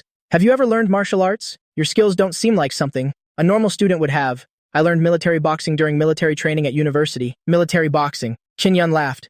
She remembered an article where a student also encountered a bad guy with a knife, but that student performed 16 military boxing routines and got slashed 32 times, an average of 2 slashes per routine. Your skills are not bad. How about it? Are you interested in working for me? You can name your price for compensation. Our criminal investigation team and anti-drug team are in need of talent like you. Qin Yan could see that I was brave but careful, calm in the face of danger, handling things with composure. And my observation skills were strong. My physique itself was also very good. Importantly, this skill was outstanding, even better than many Special Forces aces. She really liked it. Moreover, this wasn't just empty talk. After all, with Qin Yan's status and position, these things were just a matter of her saying so. But I shook my head and refused. I'm only a freshman. I don't have such thoughts for now. Captain Qin, maybe you'll want to come after I graduate. At that time, don't reject me, okay? Okay, here's my business card. If you change your mind or need help, call this number. Qin Yan offered a business card. She had just become the person in charge of the 4.12 serial murder case. This major case, which her superiors were particularly concerned about, was solved. It could be said that I gave her a huge gift, adding another glorious stroke to her resume. Besides, I did risk my life to help the police solve a particularly serious serial murder case, saving other innocent people. It was only right to give me a little preferential treatment. A talent like this could even have special positions created for them. Taking the business card, I knew this policewoman had a really significant background. In the future, she would at least be at the level of Director Qi. Indeed, outstanding people are outstanding wherever they go. On Qin Yan's cold face, a smile suddenly bloomed and she extended her hand. This gang of desperate robbers has committed more than 10 murders. They are also our level 1 wanted criminals. We had been pursuing them for a long time without any leads, and had even issued a wanted notice with a reward. The amount was up to 1 million, if it weren't for you. Not only would this case have been unsolvable, but there might have been a few more heart-wrenching, vicious cases. Student Chu, on behalf of the Qincheng Police Department and the people of Qincheng, I sincerely thank you for your courage. You have eliminated a great danger to society. We will absolutely not forget this contribution. 1 million? Wow, it's a real windfall. But money is a small matter, I said hesitantly. This is what I should do. But I have a question. I just want to know if my actions are considered justifiable self-defense. It's not excessive self-defense, is it? Captain Qin, under those circumstances. If I hadn't killed them, they would have killed me. Qin Yan was stunned, then she smiled, an incredibly beautiful smile. What are you thinking? These are desperate robbers. You have the right to unlimited self-defense. This is justifiable self-defense. It's fine, you can rest assured. Not only is it fine, you can also receive a reward and other honors. Hearing Qin Yan's definite answer, I finally breathed a sigh of relief. That's good, but I felt a little heat rise in my heart. Killing these desperate robbers doesn't require taking any responsibility. I even felt an urge to kill. It felt like I hadn't had enough. My eyes narrowed slightly. I really hope some idiot who can't see straight comes to kidnap me. The work of processing the crime scene was handed over to others. While Qin Yan took me back to the Qincheng Police Department, Chief Wang Jun received the news with an extremely friendly expression and was already waiting at the entrance of the police department. It could be said that it was thanks to me that they finally solved this serial murder case. After all, he, as the nominal supervisor in charge, had been under a lot of pressure from his superiors, worrying so much every night that he couldn't sleep, afraid that another vicious case would occur. If that happened, his path as chief would be as good as over. One can imagine how grateful he was to me at this moment. After I killed the robbers, there was no need for an investigation. After giving a few statements and depositions, I was released from the police station immediately. They even started contacting some of the leaders of Sia University to prepare a grand commendation ceremony for me. At the same time, reporters from various major television stations began to flock over, preparing to get the first interview, under the warm send-off from Chief Wang and Captain Qin and everyone else. I walked out of the Qincheng Police Department and headed towards the hospital. The 1 million reward was also transferred directly to my card, while sitting in a taxi to the hospital. I finally had some free time. On the outside, I was closing my eyes to rest, but in reality, I was checking the system in my head, just as I left the police station. The system had sent several notifications in a row. There were many people then, and the sharp-eyed Qin Yan was there, so I didn't have time to look. It's a good thing I'm free now. I can take a closer look. Ding! Detected that the host helped Su Jinyun escape a life-threatening danger. Rewarding X-ray vision ability, upgraded to pathological eye, automatically fusing all medical arts, ancient and modern, domestic and foreign, for incurable and rare diseases. Through the pathological eye, it is possible to help the host easily find the pathogen. During diagnosis and treatment, it can also predict the course of the disease. Ding! Detected that the host helped the police department apprehend robbery criminals. Rewarding the danger sensibility, helps the host face danger that is about to happen randomly by providing a warning reaction, accompanied by an instinctive reaction. The moment danger strikes, the body will react instinctively. For example, by twisting to dodge, helping the host to quickly evade attacks. How precious, isn't this? A classic spider sense? Looks like I'm Spider-Man now. I narrowed my eyes. Although I have X-ray vision, if I fight an enemy head-on, I can predict their attack patterns through changes in their muscles. But there's a good saying, an open spear is easy to dodge, but a hidden arrow is hard to guard against. If someone were to shoot me from behind, it would actually still be very dangerous. After all, it's not just for me, for any normal man. Getting shot is worse than being stabbed in the back, but with this danger sensibility, it's different. This is truly a god-tier conceptual ability. Even dodging bullets 100% of the time is not a problem. Getting 2 good deed abilities at once. My mood was also very good, but the system's voice wasn't finished yet. It suddenly spoke again. Detected that the host has dealt with the robbers, saving the people of the entire city from life-threatening danger, rewarding the hand of revival ability, elementary conceptual level. When the host uses this ability, it can rapidly stimulate the body's development, reduce inflammation and pain, mend bones and grow flesh, heal illnesses, and can be used to treat all kinds of diseases. My God, it's that powerful? Awesome system. Let's see you top this. With this, it's no different from having a portable blood pack. That's right, if I had gotten it earlier. Then Su Jinyun's injury wouldn't have needed a hospital at all. I could have healed it with a single touch.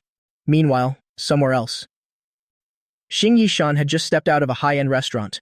Her expression a little sad. She had just met a rich female friend. After talking until she was blue in the face, the other person finally agreed to lend her money, but she couldn't borrow much. The other person agreed to lend, but could only lend 2 million. Not every rich woman is like Li Mengxi, with whom she has an extremely good relationship. Of course, people have no obligation to lend her money. Being able to borrow this much was already very good, but this amount was just a drop in the bucket for her. It wouldn't make a big difference. So, Shing Yishan frowned, her face gloomy. She was thinking about who to ask for a loan next. No rich woman could lend tens of millions right away. But she and they didn't have a relationship based on benefits, just a friendship, so it was very difficult to borrow money.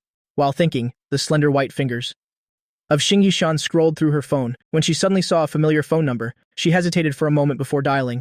Hello, is this Sister Sheen? I have something I need to see you about. Is it a convenient time for you now? You're at the Blue Melody Club's VIP room 1? Yes, okay. I'll be there in about 10 minutes, after hanging up the phone.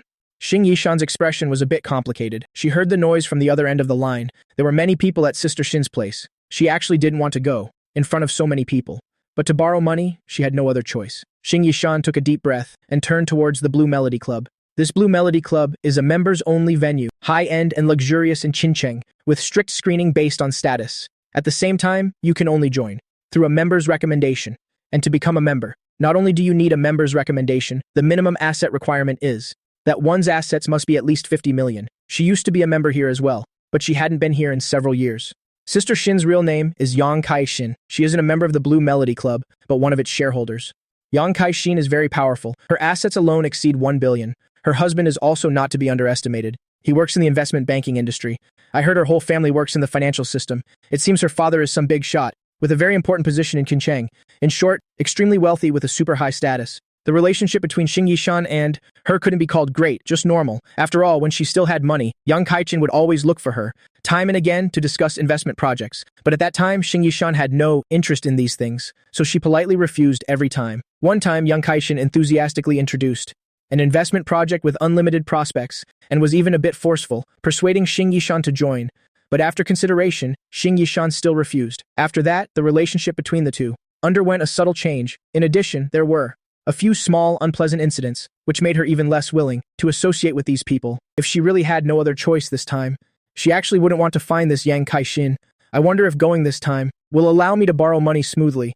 Shing Yishan thought for a moment and sent me a text message. With her understanding of people like Yang Kai-shin, she was worried that she would be pressured to drink there. If she got drunk, she could have me come pick her up. Qincheng, number 1 People's Hospital, in a simply furnished regular ward. Su Jinyun lay quietly on the hospital bed. Her face was a little pale. The bangs on her forehead were slightly damp with sweat. Her sprained ankle was wrapped in multiple layers of gauze. It was quite swollen, even through the gauze. You could see the injury was not light, a sprained ankle, accompanied by a partial ligament tear, plus the after effects of training, at high intensity for a long time. She would probably be bedridden for a while. Su Jinyun quietly looked up at the ceiling, her gaze a little vacant, not knowing what she was thinking. Teacher Su, are you thinking of me? Just then, I walked in holding a bouquet of flowers, with a sly smile. I casually walked to the bedside, put the bouquet aside, and naturally took hold of her fair, jade-like hands. Su Jinyun's eyes, which had been a bit hazy, suddenly froze. Seeing me, she immediately showed an uncontrollable joy, and let out a soft snort. Shameless brat. Who would think of you? You weren't thinking of me? All right, looks like I was being sentimental. Then ill leave right now. I pretended to get up and leave. Su Jinyun was stunned. It's rare for me to be shy for once, and this bad guy doesn't even understand romance. She gave me an annoyed glance and surrendered helplessly, saying, Don't go. I really give up with you. I was just thinking of you. I was missing you like crazy. Are you satisfied now? I deliberately shook my head, with that annoying smile still on my face. Not sincere enough, too perfunctory. Forget it, Miss Su, don't force yourself. I'm leaving. You! Su Jinyun was so embarrassed she clenched her fists and hit me on the shoulder. So what do you want me to do to prove I missed you? I coughed twice and seriously pointed to my cheek. Let me see how much you missed me. Su Jinyun glanced around the room. After confirming no one else was there, her face immediately flushed with a charming pink hue. She reached out with both hands and held my head, forcefully pulling me into her embrace. Then she bit down with a smooch. As I was enjoying the tenderness, I suddenly felt a sharp pain on my cheek. Touching it, I found a faint circle of teeth marks. This is what you get for teasing me. Su Jinyun smiled smugly, baring fiercely, her sharp, pearly white teeth as if showing off her power. Still want to see how much I missed you? I'm not one to take a loss either. Rubbing my cheek, a gentle glint flashed in my eyes. You dare bite me? I gave a mischievous laugh. While Su Jinyun hadn't reacted yet, I reached out with both hands and tickled her waist. Stop messing around. Su Jinyun was lying on the bed. Plus, with the injury to her ankle, she couldn't escape even if she wanted to. Stop it. It's so ticklish. Su Jinyun was lying on the bed, laughing so hard she was about to cry. Her hands flailed wildly in the air, trying to fend off my attack. But in the end, she could only grab my ears tightly. After a round of playful teasing, Su Jinyun's slightly pale face was flushed with a charming pink. Her neck was also tinged with a deep red. This brat, not a shred of respect for his teacher, but her eyes were filled with an unconcealable love. After the playful banter, I got ready to do the main task. I asked, "Miss Sue, how long did the doctor say you have to stay?" "Half a month. It seems the leadership of Zia University and others from the Women's Federation, the labor union, some people want to come visit me, so they told me to stay a few more days, to show that the injury is very serious." Su Jinyun pouted, a little displeased. She was naturally an active person. Making her lie in bed for 10 days, half a month, just thinking about it was uncomfortable. I nodded in agreement. I also dislike these cumbersome procedures, but some people just love to put on a show. "Let me take a look for you." As I spoke, I prepared to remove the bandage. After all, my miraculous hands of rejuvenation skill, once used, can promote blood circulation and remove stasis. It stimulates the body to regenerate quickly, reduces inflammation, and relieves pain. This is just a torn muscle. Treating it will definitely not be a problem. Su Jinyun couldn't help but let out a snort. Her face flushed red. "Hey, don't. You think I don't know what you're thinking? You big pervert. The doctor just applied the medicine. Don't look anymore." This left me not knowing whether to laugh or cry. "Oh, my dear Miss Sue, what are you thinking? I'm not that perverted, really." I reached out and gently pinched her smooth cheek. Su Jinyun was so embarrassed she couldn't lift her head. She quickly pulled her long, fair legs back under the blanket. She said sulkily, "So what do you mean by taking a look for me? What do you mean? You don't even know how to diagnose an illness. Saying that, don't you just want to?" "Who said I don't know how to diagnose an illness?"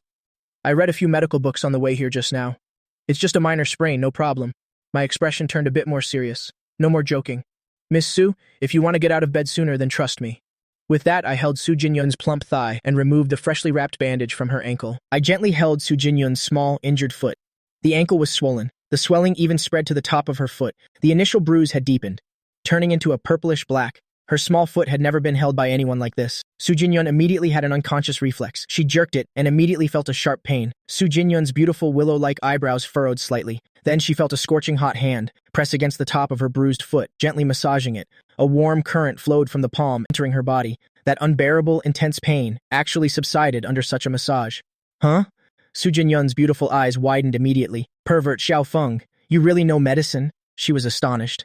As my large hand covered the top of her foot, massaging it up and down, left and right, Su Jinyun was amazed to find that the sharp pain in her ankle was rapidly disappearing. Just now, the slightest movement was agonizing. Now she could rotate it without any problem. Moreover, it felt warm. It was like having a therapeutic foot soak, very comfortable. "How is it, Miss Sue?" "Comfortable?" Su Jinyun replied in a low voice. I was very focused. My eyes were fixed on that bruised ankle. Under the observation of the eye of pathology, each massage from my miraculous hands of rejuvenation could dissolve a large part of the blood stasis. Furthermore, it was also healing the old injuries that Su Jinyun had from her previous training. It seemed like I wasn't massaging, but rather playing a puzzle game of eliminating blood stasis. A few minutes later, it really doesn't hurt anymore. Su Jinyun's face was full of joy. Her eyes stared at me, filled with unconcealed surprise and gratitude. Xiao Feng, it's okay. It's really okay now. You can let go now. She bit her red lip, wanting to pull her jade-like foot back, but I held it tightly. But after this session of massaging to promote circulation and remove stasis, she really didn't feel any pain anymore. It felt like it was back to normal. Yeah, it's almost done. Su Jinyun's beautiful face was so red it looked like water would drip from it. She couldn't help but say in a small, sulky voice, "If it's almost done, then let go of my hand." "But Miss Sue, I've discovered you have a lot of ailments." My gaze was deep, not concealing at all the look that was comprehensively observing Su Jinyun. "Huh?" Su Jinyun was stunned, then she heard me speak quickly. "It's not just your ankle. Your knees and even your hip bones have a certain degree of wear and tear. On rainy days your knees must hurt a lot, right?" Su Jinyun was surprised and nodded lightly. "How did you know? This is an old ailment of yours. Back when you were on the national team, you had to train with high intensity every day. This is also a sequela from that time. On rainy days my knees feel like they're being pricked by needles. It hurts a lot." Saying that, she sighed softly. A trace of helplessness and fatigue showed in her eyes. After all, it was for the honor of the country. "What's a little personal pain?" So after retiring, she spent a lot of money on antioxidant recovery. After all, I'm still young now. It's already this troublesome. When I get older, when I become a cripple? I had a calm expression. "I can see it. Under the eye of pathology, there's no illness I can't see." Su Jinyun smiled. "You can see it? Are you trying to say you have X-ray vision?" Through massage, I can stimulate the acupoints in your body, causing it to slowly recover. Just one massage therapy session cannot cure this illness. If you want a complete cure, you need to touch it at least 10. No, I need to massage it for at least a dozen days. As soon as Su Jinyun heard that, her eyes lit up. She said with both surprise and joy, "Can you really cure this illness of mine?" This sharp pain had tormented her for a long time. It was also the main reason she had to retire. The only way to treat it is through rehabilitation exercises, a long period of slow recovery, while also avoiding strenuous exercise. But she's a physical education teacher. Not exercising is impossible. For example, every day she has to climb up and down 5 flights of stairs and walk a few kilometers. During that time, she also tried traditional Chinese medicine, acupuncture, herbal fumigation, and spent a lot of money, but nothing worked. When it flared up, it flared up. When the pain was unbearable, she couldn't even stand steadily.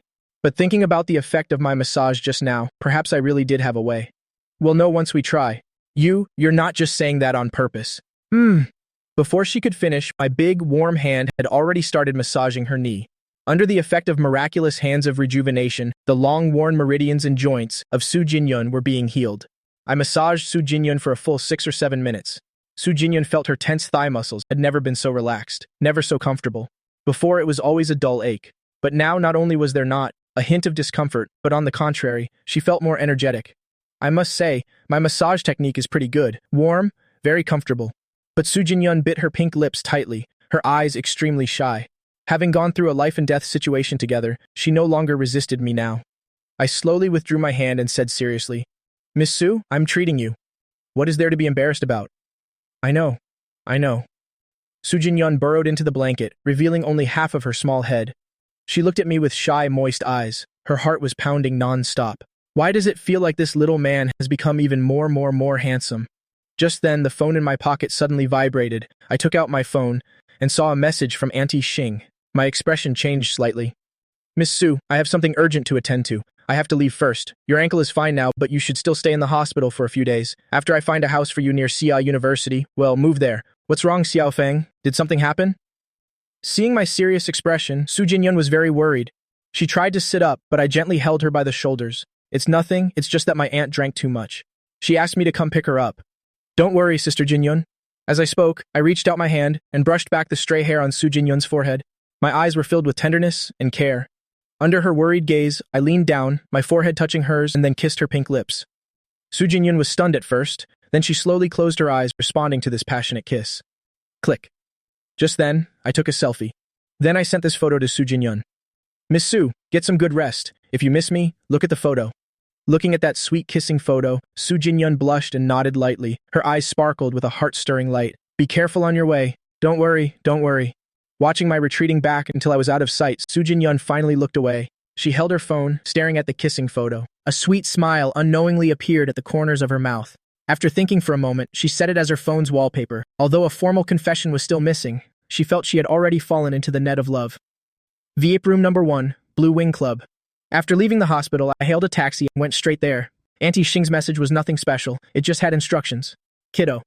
Later, Auntie has to go to room number 1 of the Blue Wing Club. I might be forced to drink. If you have time, come pick Auntie up, okay? It's okay if you can't make it. Auntie can hold her liquor well. I won't get drunk. You can also wait obediently at home for Auntie to come back." Although Auntie Shing said that, I knew that this foolish, sweet aunt of mine was not good at handling situations like this. If it were just drinking and spending money, it would be fine. But she was asking someone for a loan. Naturally, she was in a weaker position. Someone like her who had never experienced this before would definitely feel extremely confused and insecure. That's why the message she sent was so awkward. She wanted me to come to give her more confidence, but she also didn't want to seem too useless, having to rely on me for everything. That's why it was so contradictory. But for me, this wasn't a problem. My beautiful Auntie Shing needed my help. I would certainly not refuse. At this moment in VIP room number 1 of the Blue Wing Club, it was indeed very lively. A warm yellow crystal chandelier emitted a magnificent light, illuminating the entire space splendidly.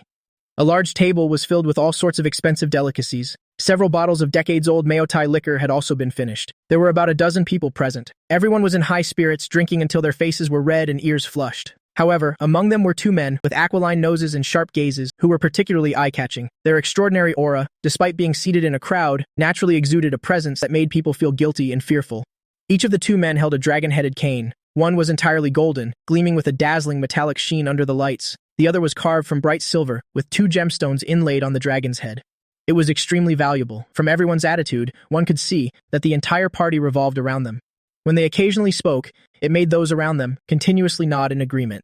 Clearly, in this circle, their status was anything but ordinary. Yang Kaishin was a very plump woman. Her skin was very fair, but her figure seemed a bit fierce. It was plus max. Her fair arm alone was almost as thick as the thigh of some skinny men.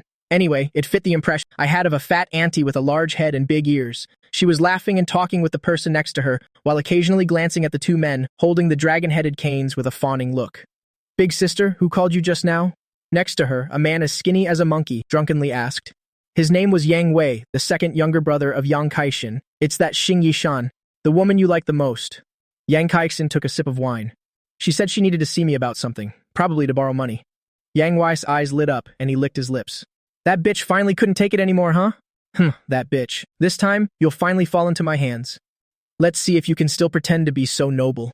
Looking at her brother's petty behavior, Yang Kaixin shook her head, a little annoyed by his lack of ambition, but in the end, she said nothing.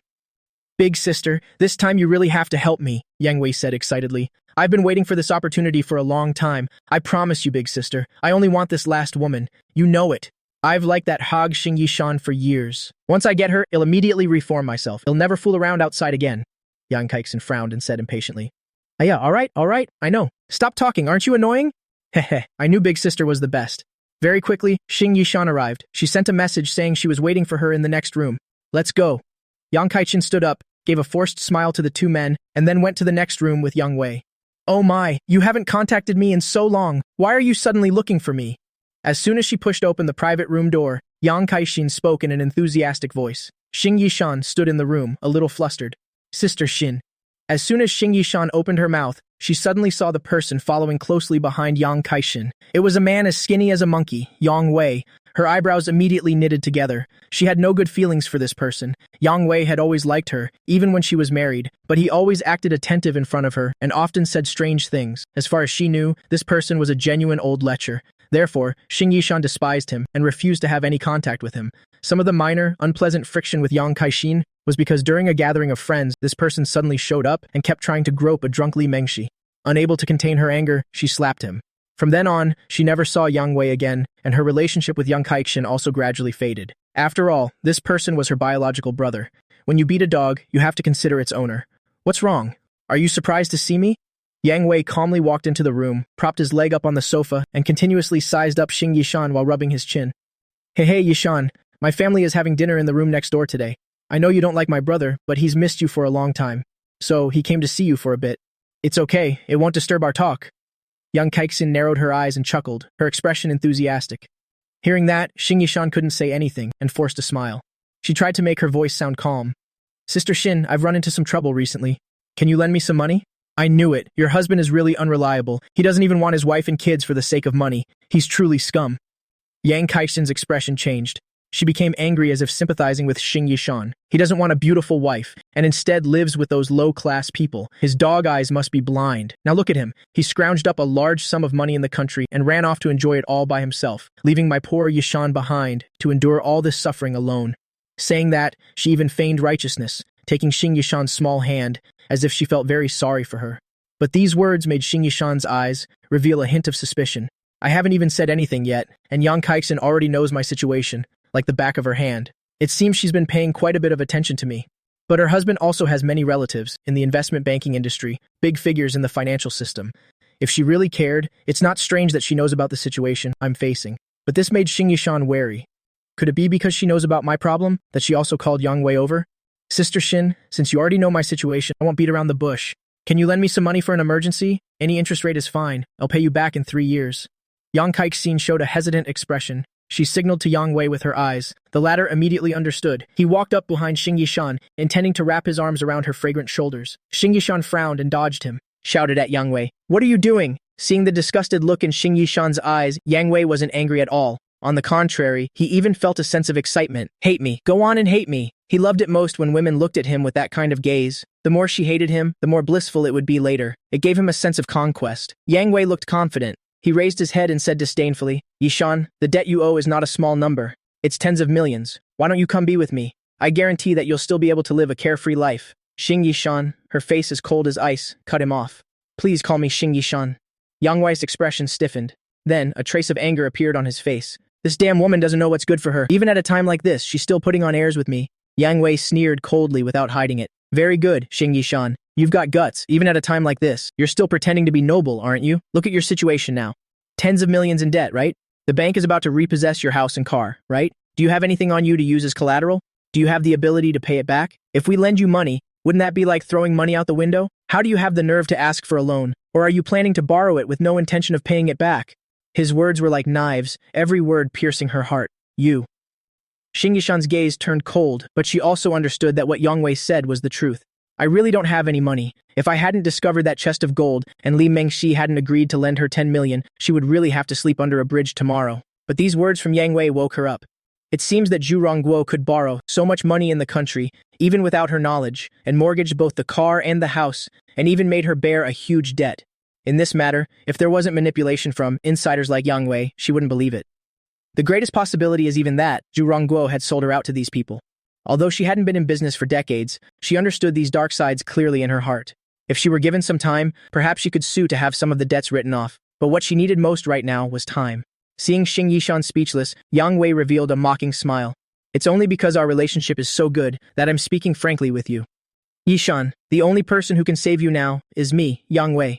Your debt is too large. The deadline for repayment is coming soon, isn't it? It seems the first installment is over 20 million. Where are you going to get that much money to pay it back? When that time comes, will you really have to sleep under a bridge? But if you kneel and beg me now, then I can swallow my pride and put in a good word for you and delay the payment for a few months.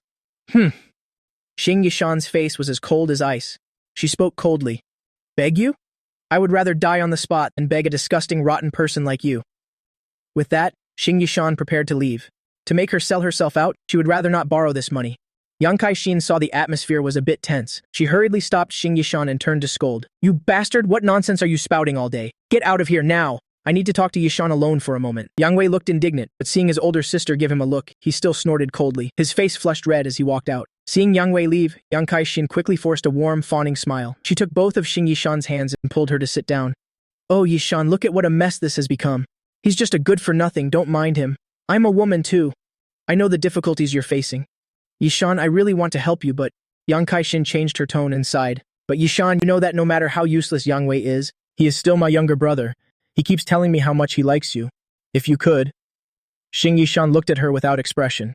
Damn it, one plays the good cop and the other plays the bad cop. Here it comes. Sister Shin, you don't need to say any more. If this is what I must do to borrow the money, then I'm leaving right now. She stood up, ready to leave, but was pulled back by Yang Kai-shin. Yishan, that's not what I meant. Let me finish what I have to say. Yang Kai-shin quickly thought to herself. She said enthusiastically, what grudge can be let go? It's just a small conflict between you two. How about this? We are all business people. Everything can be solved over a drink. As they say, a smile upon meeting washes away all grudges. It'll make that bastard come and apologize to you. And you just forgive him, all right? Just do it for my sake, for Sister Shin. Yishan, I truly consider you a friend, but he is my younger brother. If you two don't get along, it puts me in a very difficult position. How about this? 1 glass of wine for 10 million. However much you drink, it'll lend you that much. No interest, and you can pay it back in 5 years. What do you think, Yishan?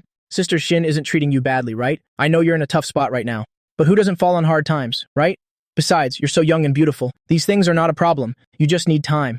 So, have you made up your mind? If it's a deal, I'll call that bastard in. Don't worry, I'm here. He wouldn't dare do anything to you.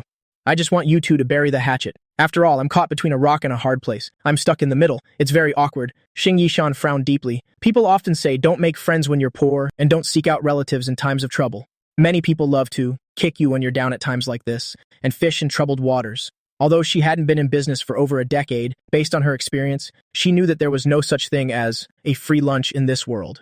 This Yang Kai-shin's words sound better than a song. I'm afraid she definitely has no good intentions. But this offer to lend money is real. It can solve her urgent need. With her alcohol tolerance, drinking 1 or 2 pounds of white wine wouldn't be a problem. Xing Yishan made up her mind. She would only drink 2 glasses of white wine. Borrowing 20 million would be enough. That way I can pay off the due debts and also have some money to start a business. I can also continue to support Xiaofeng. Besides, with only 2 glasses of white wine, I won't get drunk. I can stay sober. All right then, Yishan. Your silence means you're doing me this favor. Ha ha ha, that's settled then. Yang Kai-shin stood up happily. She quickly left the room, and then quickly ran back in, holding a bottle of red wine and 3 tall glasses. Behind her was Yang Wei with an indignant look on his face. His eyes were gloomy as he looked at Xing Yishan, as if he didn't understand why his sister was helping her. Come on, Yishan. I know you drove here. It's not convenient to drink white wine, so drink this instead. It'll go first to show you. Yang Kai-shin seemed to understand very well what Xing Yishan was worried about. She immediately poured a glass of wine and tilted her head back to down it. Yang Wei, what are you waiting for? Come over and pour wine for Yishan. I'm telling you, you're over 40 years old. What kind of thoughts are filling your head all day? I'm warning you, Yishan is my best friend. You are not to be disrespectful to her in the future. Hurry up, pour some wine and apologize for what you did before. Yishan is not a petty person. Drink this glass of wine and let bygones be bygones. Yang Kai-shin roared. The flesh on her face trembled. Meanwhile, Xing Yishan looked at Yang Kai-shin. She didn't even take out white wine, but red wine. And to make people let down their guard, she even drank a glass herself. This made her feel much more at ease. She had to show some respect. No matter how much she despised Yang Wei, Yang Kai-shin was indeed helpful to her right now. So Xing Yishan took the tall, clear glass and poured herself a small glass of wine. No need, sister. I can do it myself. Then she downed it. It was still the familiar taste. Nothing strange about it. This made the tense heart of Xing Yishan relax a little. I know. Xing Yishan. I was the one who offended you before. I'm sorry, it won't happen again. Yang Wei pouted and mumbled. He casually poured a small glass of wine and also downed it. You're magnanimous and forgiving. You can overlook my faults. Don't hold it against me. After speaking, he walked out of the room with a wronged expression. Ah, Xiao Wei, where are you going? Yang Kai-shin kept shouting, but he didn't turn back. Sigh, that's just how he is. Forget you, even I look down on him. You just drank one glass, right? That's 10 million. He's gone, so he'll drink with you. We haven't seen each other in a long time. Let's have a good drink. Yang Kai-shin laughed heartily, always very enthusiastic, and drank half a glass each with Xing Yishan. Very quickly, a bottle of wine was finished. With the alcohol tolerance of the two of them, this amount was nothing. That's 5 glasses, right? I'll transfer 50 million to you later. Or do you want to drink more? It's been a long time since we sisters have had such a happy drink together. If you want a drink, I'll go get a few more bottles. But Xing Yishan shook her head. That's enough, Sister Xin. This is enough. She had originally planned to drink only 2 glasses of white wine, but this wine went down like water. At that moment, an idea popped into her head. She wondered if she should drink a few more glasses. After all, 1 more glass meant she could borrow another 10 million. That way, after I have money for business, I can also leave a large sum of money for him. After all, for her sake, he was able to take out 200,000 in long-saved prize money. As his aunt, she had nothing to repay him with. Even if my business ultimately fails and I can't get back on my feet, so what? After all, you get used to having a lot of debt. Being 100 million in debt or 200 million in debt, what's the difference? But if I give him 10 million out of this 50 million, then he can cut decades off his struggle. Driven by this thought, she very easily drank 5 glasses of wine. And while this bottle of wine had no problems, there was no guarantee the next bottle wouldn't have a problem. So she remained very cautious and refused. Sister Xin, 50 million is enough. Thank you, I'll be heading back now. As soon as Xing Yishan finished speaking, she suddenly felt a wave of dizziness wash over her, causing her to stumble as she stood up. How? How could I be drunk? She suddenly turned her head and looked at the empty wine bottle and Yang Kai-shin with her normal expression. The wine wasn't the problem. Then it was the glass. The wine glass had a problem. Yishan, you're drunk. Yang Kai-shin's face broke into a grin. She leaned in and said enthusiastically, Then I'll help you go rest first. Xing Yishan quickly passed out. Her last conscious thought was seeing the room door open again and Yang Wei walking in slowly with a lewd smile. Hey, sister, that was a good move of yours. Yang Wei glanced at the person lying on the floor, the unconscious Xing Yishan. He walked over to Yang Kai-shin's side with a wicked smile and picked up the wine glass that Xing Yishan had drunk from. This is the new stuff Mr. Angshan brought, isn't it? It's really top-notch. He looked at it curiously. That's right. The reason why Auntie Shing and Yang Kai-shin drank from the same bottle of wine, but only Xing Yishan had a problem, was because the drug wasn't in the wine, but was smeared on the inner rim of the glass. That's precisely why Xing Yishan fell for the trick. Big sis, can you give me a small bottle? Just a small bottle is enough, Yang Wei said with a wink. If he had this stuff, then when he went on business trips with his beautiful subordinates, it would be much more convenient. But Yang Kai-shin glared. She said as fierce as a tiger. Yang Wei, you already promised me. I went to so much trouble to get, Xing Yishan. If you don't learn your lesson and keep causing trouble for me outside, do you think I'm a pushover? Seeing Yang Kai-shin go crazy, the flesh on her face trembling, Yang Wei immediately shivered, shrunk his head, and said in a small voice, Isn't my dad your dad too? What's with all the scolding? Yang Wei, don't let me find out you're still fooling around. Otherwise, this time the old man won't have to do it. I'll cripple you myself. I know, big sis. I was just kidding. I won't. You'd better not, Yang Kai-shin said coldly. The family is planning something big recently. The old man takes it very seriously. Even Mr. Angshan has been invited. I got news that Qin Yan from the provincial department captain has been sent to Qin Cheng. After you get Xing Yishan, you better clean up your act for me. Don't cause me any more trouble outside and attract Qin Yan's attention.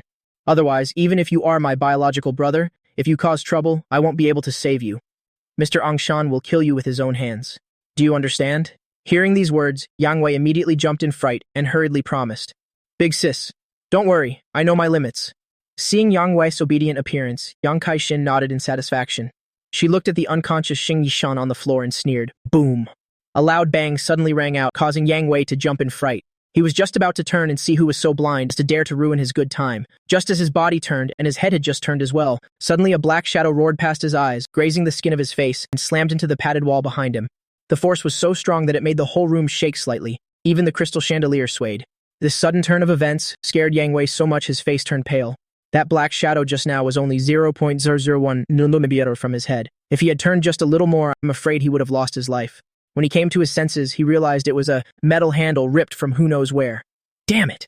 Who is it? He had just roared. The next second, the black shadow that was still at the door suddenly rushed in, and his vision blurred. Yang Wei only felt a fist as big as a sandbag teleport in front of his eyes. Smack! His whole body was sent flying backward by a punch, but while still in midair, he was caught by the black shadow, by the ankle, and forcefully swung back. His whole body immediately felt a great force wash over him, and he was slammed hard. Thud! Crack! The sound of his nasal bone breaking rang out. Even his forehead was smashed into a bloody hole. It seemed like a nerve had been hit. His whole body suddenly convulsed violently, trembling. Even his shoes fell off. Who are you? Everything happened too fast. In just a single breath, her own biological brother had already been beaten half to death. The person who came was none other than me, Su Lu Feng, who had rushed over after receiving the news. On the way here, I kept my X-ray vision on, so I knew exactly what was happening here. Luckily, Auntie Shing wasn't harmed at all. I slowly turned my head. My eyes glittered with a bloodthirsty excitement. A single glance was enough to make one's scalp tingle with fear.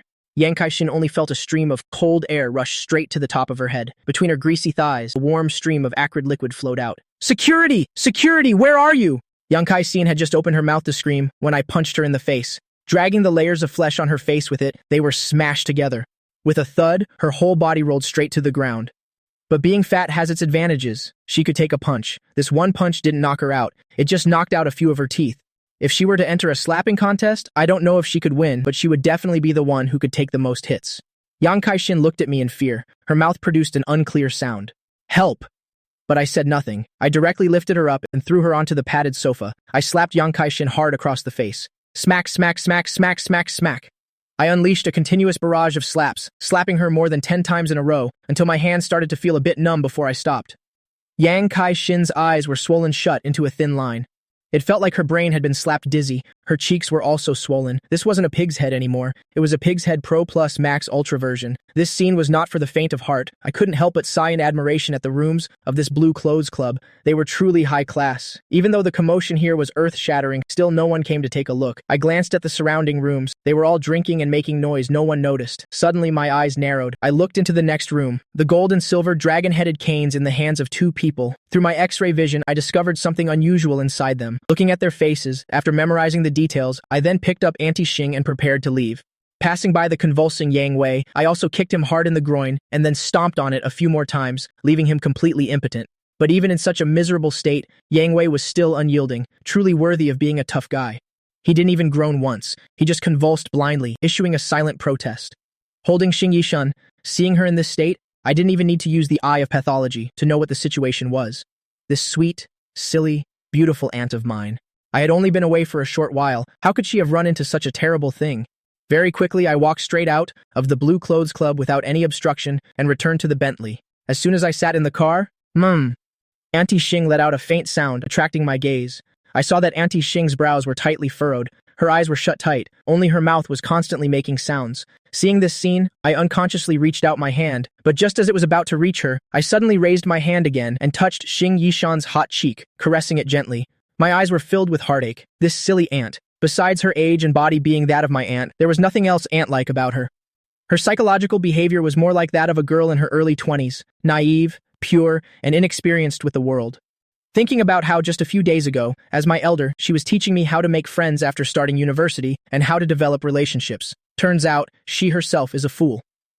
Suddenly, I thought of my new skill. I wonder if it would work in this situation. Thinking 1,000 times is not as good as trying once. Poof!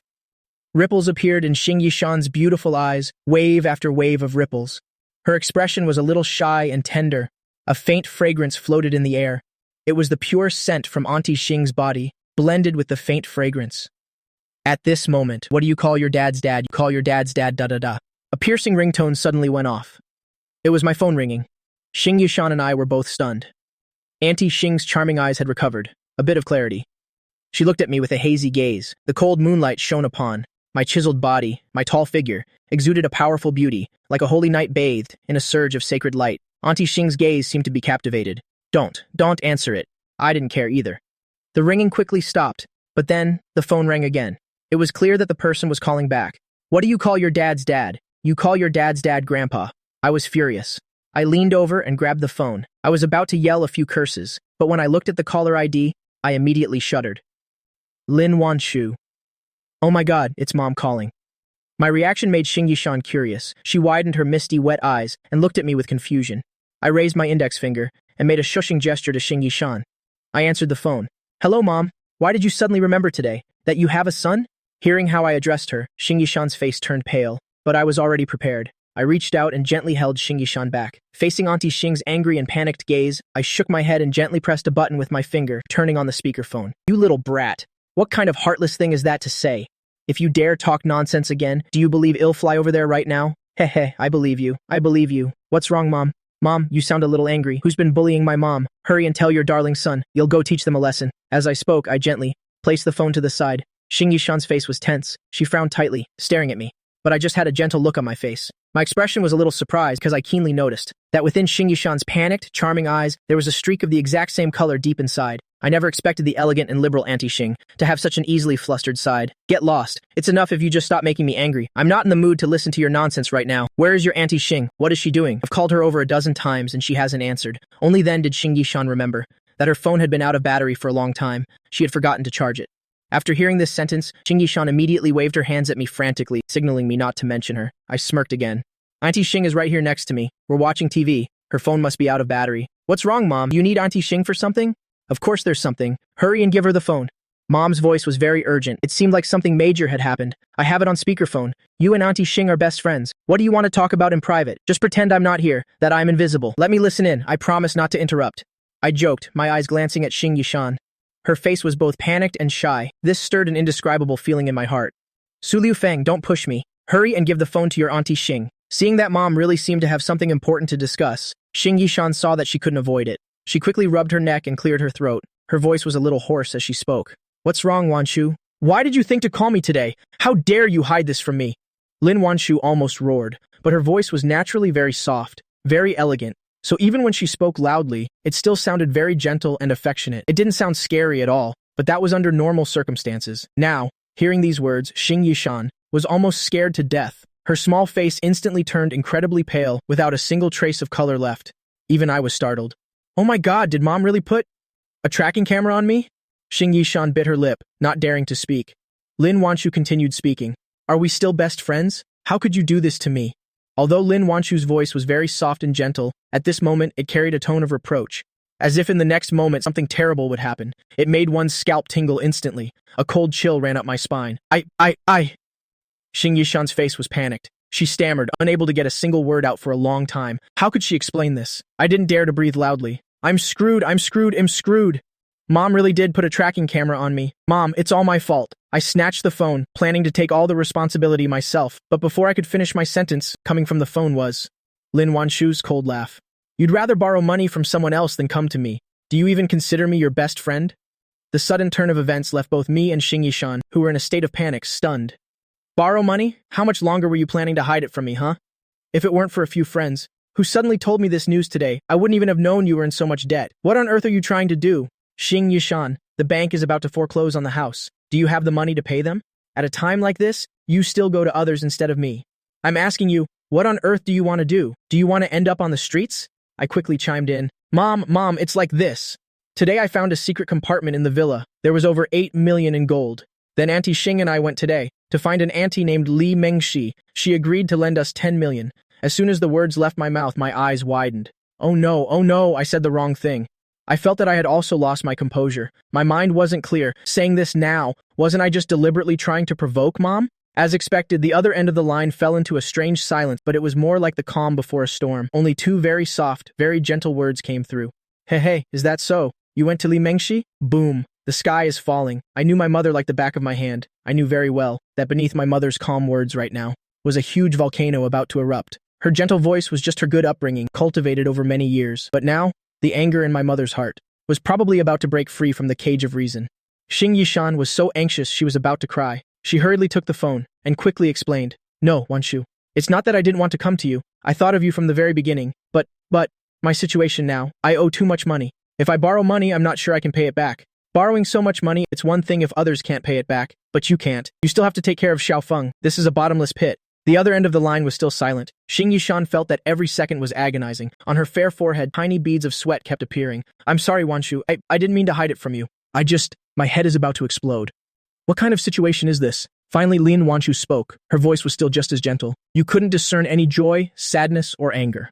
All right, why are you so flustered? I'm not an unreasonable person. Borrowing money from anyone is not the same as borrowing from others. You wouldn't be able to borrow from me anyway. The company is also having some trouble at the moment. I spent all day scraping together 20 million. I've already transferred it to your card. You'll figure out a way for the rest. If I really can't, you'll sell the company. Someone's offering 200 million for it now anyway. You'll sell it to pay off your debt. No." Hearing these words, Xing Yishan didn't even think. She refused to sell the company. How could that be possible? This was Lin Wanshu's life's work. She had put almost half her life into it. How could she just sell it like that? Besides, it had great market prospects right now. In a few years, it could even go public, with a market value in the tens of billions. Such a quality asset. How could she just sell it like that? But she knew Lin Wanshu valued their friendship greatly. She really would do something like that. Just don't.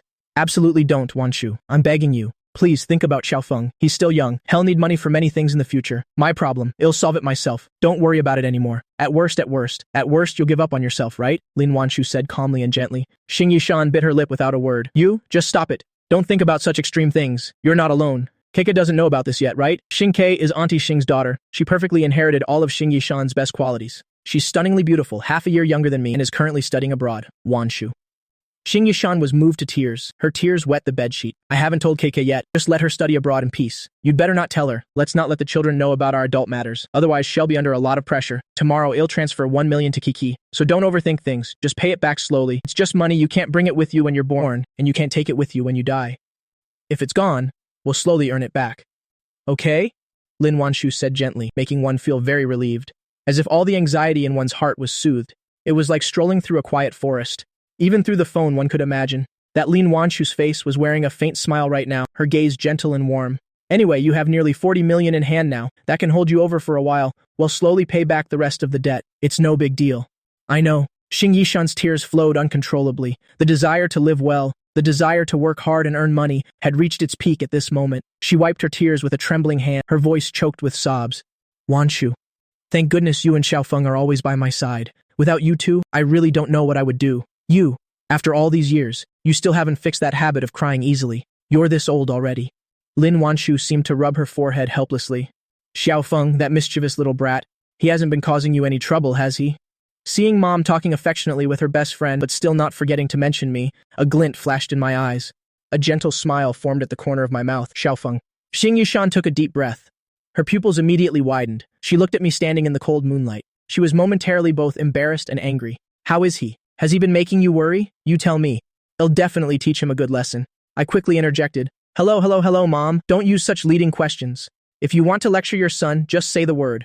I'll pack my bags and fly back for you to scold me. But don't beat around the bush like this. I'm talking to your Auntie Shing. Why are you interrupting? Be quiet. Towards me, Lin Wanshu's attitude wasn't so good. You could tell that she was actually still a little angry about being kept in the dark. It's just that her best friend was already in this state, so it wasn't convenient for her to get angry, but towards me. I should just focus on being a good listener. I was choked up and opened my mouth, but no sound came out. I just gave a helpless smile. After all, she's the mother I love most. What else could I do? Could I possibly talk back? That's not necessary. Being nagged by Mom is also a very warm thing. Don't worry about this and that so much. Just tell me the truth. Xiaofeng, he. Xing Yishan's charming eyes glared at me angrily, but I had a completely nonchalant look on my face, leaving her with no other choice. But to Lin Wanshu's ears, it was a different story. Her eyebrows furrowed slightly. Her voice also gained a few degrees of authority. Sulu Feng, don't think that just because your Auntie Shing has a gentle temperament and can't manage you, that you dare to disobey her. I'm warning you, behave yourself for me. Oh my God, even though I'm very strong-willed, suddenly hearing these words, I almost had a mental breakdown. No way, Mom. Could it be that Mom has realized something, or is her intuition just too sharp? Otherwise, how could every sentence she says fit the situation so perfectly? I'll behave, I'll be completely obedient. Seeing my obedient demeanor, Xing Yishan suddenly burst into laughter. Her laughter was as clear as silver bells. Wanshu, you. Stop scaring Xiaofeng. What kind of psychological trauma did you leave him with? Normally, he's afraid of nothing. One word from you is more effective than anything. Humph, he deserves it. Xing Yishan was bent over with laughter. She couldn't wipe the smile off her face. Don't you worry. Xiaofeng is very well behaved, very obedient. There's nothing to worry about. Besides, today, if it weren't for Xiaofeng constantly comforting me, I don't know how I would have held on. These were truly Xing Yishan's heartfelt words. It was the most fundamental reason for her mood, right now. After all, without my continuous help, after she experienced the helplessness of bankruptcy and was drugged while trying to borrow money, she didn't dare to think if she would still have the courage and the face to go on living. Perhaps by now, she would have already given up. Xiaofeng listens to me very well. He doesn't bully me either. Xing Yishan's bright and lively charming eyes glanced at me. A gentle, unconcealed smile appeared on her face. Is that so? Then it seems he's of some use. Does he have any conflicts with his classmates at school? Seeing that this conversation would never end, I quickly took the phone. Okay. Mom, it's so late. You should get some rest. I'm hanging up now. Love you, Mom. Mwah, mwah, mwah. Seeing my flustered state, Xing Yishan smiled gracefully. She looked so beautiful and charming. She reached out with both hands and pinched my ear, and said in a playfully angry tone, "Well done, nephew Sulu Feng. Your mom told you to listen to me. Is this how you listen? Be careful, or ill tell your mom." When Auntie Shing and I woke up, it was already 9 a.m. the next day. With my physique, I wasn't actually that tired. But so much had happened yesterday. I faced robbers, saved Auntie Shing, and taught the Yang siblings a lesson. Then after coming home, I was busy the whole time, tangled up all night. It wasn't until dawn that I finally fell asleep. This was also the first time in a while that I had slept so well, especially the faint, pure scent. That filled the room, along with that gentle breathing. It made me fall into a dream in complete comfort, and I had a rather strange dream. In the dream, it wasn't just Auntie Shing, but also. When the brilliant golden sunlight shone through the window, it seemed a bit dazzling. I squinted and shielded my eyes with my sturdy arm. Perhaps because the movement was a bit forceful, I disturbed Xing Yishan beside me. I saw Auntie Shing's slightly pink lips let out a soft, pleasant hum. At this moment, Auntie Shing also slowly opened her gentle eyes. Her pupils were as bright as the beautiful night stars, fluttering along with her long, slightly curled eyelashes. However, she quickly thought of something. Her pupils trembled and she quickly closed her eyes. Her whole body didn't move an inch. Her breathing also became even, deliberately slowing its rhythm. Seeing this, I immediately found it amusing. I never expected the elegant and charming Auntie Shing, a graceful and mature woman, to act so childishly. Even though the two of us were already so intimate, she was still so shy. I didn't expose Auntie Shing. I just quietly gazed at her face, her gentle and intelligent face, on the small, exquisite face of Xing Yishan. Her features were picturesque. Her 5 features were delicate and just right. Everyone has 5 features. But on her face, they were so beautiful, so perfect. The warm, golden sunlight shone on her smooth cheeks, exuding a gentle and mild aura. It touched one's heart. This couldn't be maintained for long. After all, pretending to sleep right in front of someone really couldn't be kept up. Auntie Shing opened her eyes in frustration. Both embarrassed and angry, she said petulantly, "You bad boy. Xiaofeng, how much longer are you going to stare at me?" My face didn't flush and my heart didn't race. If I could, I would want that every morning when I open my eyes, the first person I see is you. Go, go, go, you stinky Xiaofeng. Get out, get out. Auntie Shing curled up in the blanket, revealing her small, adorable head. One kiss and ill go. I also knew Xing Yishan needed time to adjust. After all, the things she considered, and what I considered were not quite the same. Stinky Xiaofeng, you dare. Under Auntie Shing's petulant gaze, I gently lifted her small head and kissed those soft lips. Our warm breaths brushed against each other's faces, and from my throat came a magnetic voice. Yishan, I love you.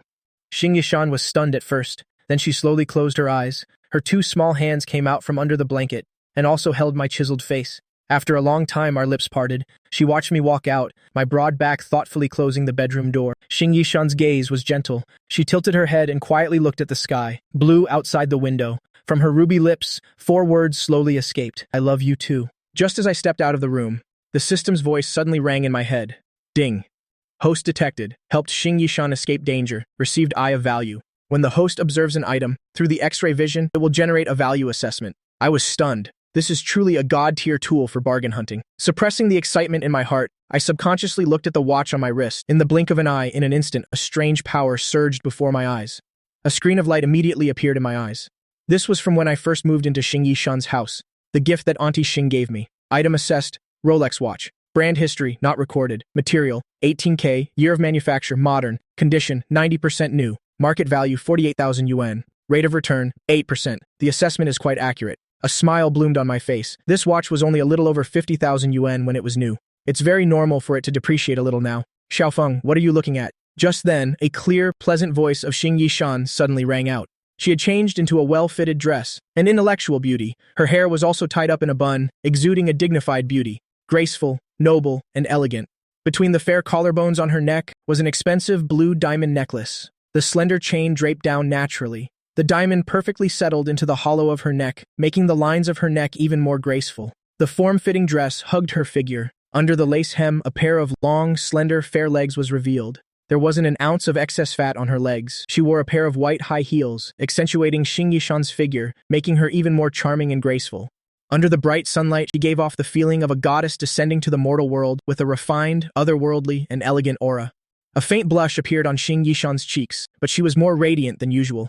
Her whole being was full of vitality, as if she had transformed into a different person. "What's wrong? Want to change your watch? Let's go pick one out." Before I could even get close, I could smell the unique fragrance that only Xing Yishan had. It seeped into my very soul. "No. You're dressed so beautifully, Auntie. Do you have any plans today?" I withdrew my gaze. My bright eyes, full of life, looked without hiding anything at Xing Yishan from head to toe. Being stared at by this intense gaze, Xing Yishan could only feel her cheeks burning. Her heart pounded. She lowered her head slightly, trying to hide the blush on her face, caused by my gaze. She turned her face away slightly, as if wanting to escape that gentle look. Then, as if mustering all her courage, she turned back and said gently, "I don't have any plans. Can I dress up then?" As she spoke, she gently brushed her temples. The gesture was elegant and somewhat flirtatious. I get it, a woman dolls herself up for the one she likes. I rubbed my chin, the corners of my mouth curving into a gentle smile. "Yishan, tell me the truth. Did you deliberately dress up for me to see? Usually Auntie Shing wears comfortable clothes. She rarely dresses up like an ethereal goddess like this." Xing Yishan's gaze was a little evasive. Her usual decisiveness and resourcefulness had completely disappeared at this moment, replaced by the shyness of a young girl. Xing Yishan's cheeks were flushed. Her voice was as faint as a mosquito's buzz. She didn't deny her feelings. "Xiaofeng, even though yesterday But, Xing Yishan's words were intermittent, as if something was caught in her throat. She took a deep breath, trying to calm herself down, but her slightly trembling hands still revealed the tension in her heart. She looked up at me, her mind in a jumble, not knowing how to begin. "Shh." I moved closer, gently wrapping my arms around Xing Yishan's slender waist and pulled her firmly into my embrace. "Ah!" Xing Yishan let out a small cry. Her whole body immediately crashed into my warm chest. The tip of her nose was enveloped by the familiar scent that made her feel secure in my arms. Her frantic heartbeat suddenly skipped a beat. "Xiaofeng." I gently lowered my head. My warm breath brushed against Xing Yishan's ear as I said softly, "Yishan, I know you're worried. Don't worry, no third person will know about this. It's just our little secret." The two just gazed at each other passionately. Between their gazes, an invisible electric current seemed to flow. Yes, a telepathic connection. There was no need to say anything more. She understood me, and I understood her. Life is short. Cherish the present. "Yishan, I'm a little hungry. Can you make breakfast for me?" Half an hour later. Xing Yishan glanced at me. Her eyes never left me. Naughty Xiaofeng. After eating and drinking my fill, I was ready to start making money, so I pulled Xing Yishan along and went straight to Qincheng Antique Street. This antique street is a large market that gathers gemstone gambling, antiques, and porcelain, jade wares, and other things. It's almost like a department store. It was very lively there today, more crowded than usual, for no other reason than that today, a high-end raw jadeite auction was being held here. The scene was packed with people. Jade experts from all over and wealthy merchants were all rubbing their hands in anticipation. Their eyes were glued to the stones, the raw jadeite placed on the stage. "Xiaofeng, what are we doing here?" Xing Yishan looked at the gambling market, the noisy gemstone market, the countless types of stones. Merchants and guides were working together, making tourists eager to try their luck. She was a little confused. "Could it be that you want to make money by gambling on stones?" Xing Yishan had never been very interested in these things. She didn't believe her luck was that good, that a treasure even experts couldn't identify would be found by a novice like her, who knew nothing, just taking a little look. Who knows, maybe we'll have good luck. I looked around randomly, appearing very interested. In reality, I was using the eye of value to see if there was anything worth buying. "Let's go." "Xiaofeng, don't believe in this stuff." Xing Yishan intimately took my arm. Her beautiful eyes held a hint of worry. "It's impossible to find a bargain. Let's take our time with making money. We don't need to take these hasty shortcuts." She was a little worried I would get sucked in, immersed in this unconventional gambling game. "No rush, Yishan. Just think of it as us being on a date. Can you stay by my side?" Hearing me say that, Xing Yishan pressed her lips together. "All right then." She didn't say anything and focused on strolling with me, looking at them one by one.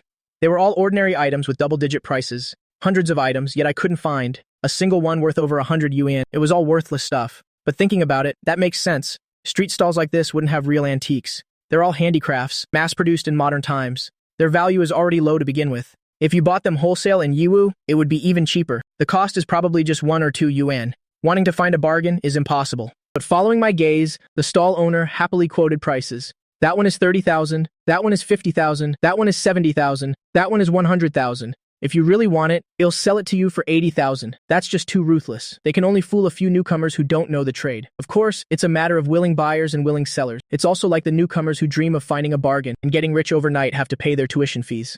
Looking at the other stalls, it was all the same. Just a pile of ordinary things. Absolutely nothing good. Occasionally, there's something that doubles in value, the kind that turns 10,000 into 20,000. I couldn't be bothered to look at it. Even bargaining would be a waste of time. I really don't know where those people who find bargains, making hundreds of thousands with a single step or even millions of yuan, come from. Anyway, I didn't see any good items. Relying on antiques to find a bargain is almost impossible. Maybe I should check out the stone gambling. At least with that, there's a chance to try my luck. Just as I was casually looking around, a string of astonishing rates of return suddenly appeared. Item assessed, raw jadeite stone. Selling price, 200,000. Market value, 16,000. Rate of return, 8,000%. Summary, extremely high value. Extremely high rate of return. Can be bought. What is this? It's not 8,000%. That's an 80-fold return on investment. My God, I stared at that thing without blinking. It was in an antique street area. On an empty plot at the end of a back alley was a temporarily erected hall, separating the antique street into a new space. There were even security guards at the entrance of the hall. Many people were coming and going, an endless stream. Through my X-ray vision, I could see that the area inside had been divided into more than 100 stalls. Each stall displayed raw stones. At a glance, there were at least several thousand raw jadeite stones. On the other side of the hall, they also provided various cutting machines prepared for those who wanted to cut their stones on the spot. Right now, a large quantity of raw jadeite was still being transported in. The 80-fold return I just saw was one of the basketball-sized raw jadeite stones. Next to the raw stone, there was also a woman in a cheongsam. Her hair was in a high bun, her makeup exquisite. Her figure was slender and graceful. Her fair skin under the sunlight was even more lustrous and eye-catching. The slit of her cheongsam went all the way up her thigh, outlining the beautiful curves of her body. As she walked gracefully, the hem of her dress swayed gently with each step. Her aura was radiant and charming. "Let's go, Yishan. Let's go over there and take a look." Xing Yishan was still a bit dazed when I pulled her along. Before we even went inside, we could hear the enthusiastic call coming from inside. New black sand-skin stones from the Laogan mine here, only 200,000. Stones from the Damakan mine can produce top-grade jadeite. Window-cut material, top-grade green ice jadeite. Any boss who's interested can make an offer directly. The highest bidder gets it. Seeing this, I shook my head slightly. This new raw jadeite area is indeed quite interesting. Just like in the front street of the antique market, there are also raw jadeite stones, but they are all very ordinary. You can't cut anything good out of them. You'd only make 40 to 50,000. The highest would only be around 100,000, which is small potatoes. This place, however, is the real deal for stone gambling. With just a glance, a series of data appeared before my eyes. Item assessed, black sandskin jadeite. Raw stone introduction. This is a black sandskin raw jadeite. The outer skin is pitch black and firm. The sand particles are evenly and finely distributed. It has a certain oily sheen. Green waxy jadeite can be cut from inside. Estimated selling price, 300,000. Market value, 500,000. Rate of return, 66.7%. Summary, pretty good profit, can be bought. Item assessed, Moan Tola Sand Jadeite, raw stone. Introduction. This is Moan Tola Sand Jadeite. The raw stone skin is grayish-white. The material is hard and firm. Green-streaked ice jadeite can be cut from inside. Estimated selling price, 1,200,000. Market value, 2,800,000. Rate of return, 133.3%. Summary, quite a handsome profit, can be bought. There's even high-grade ice jadeite.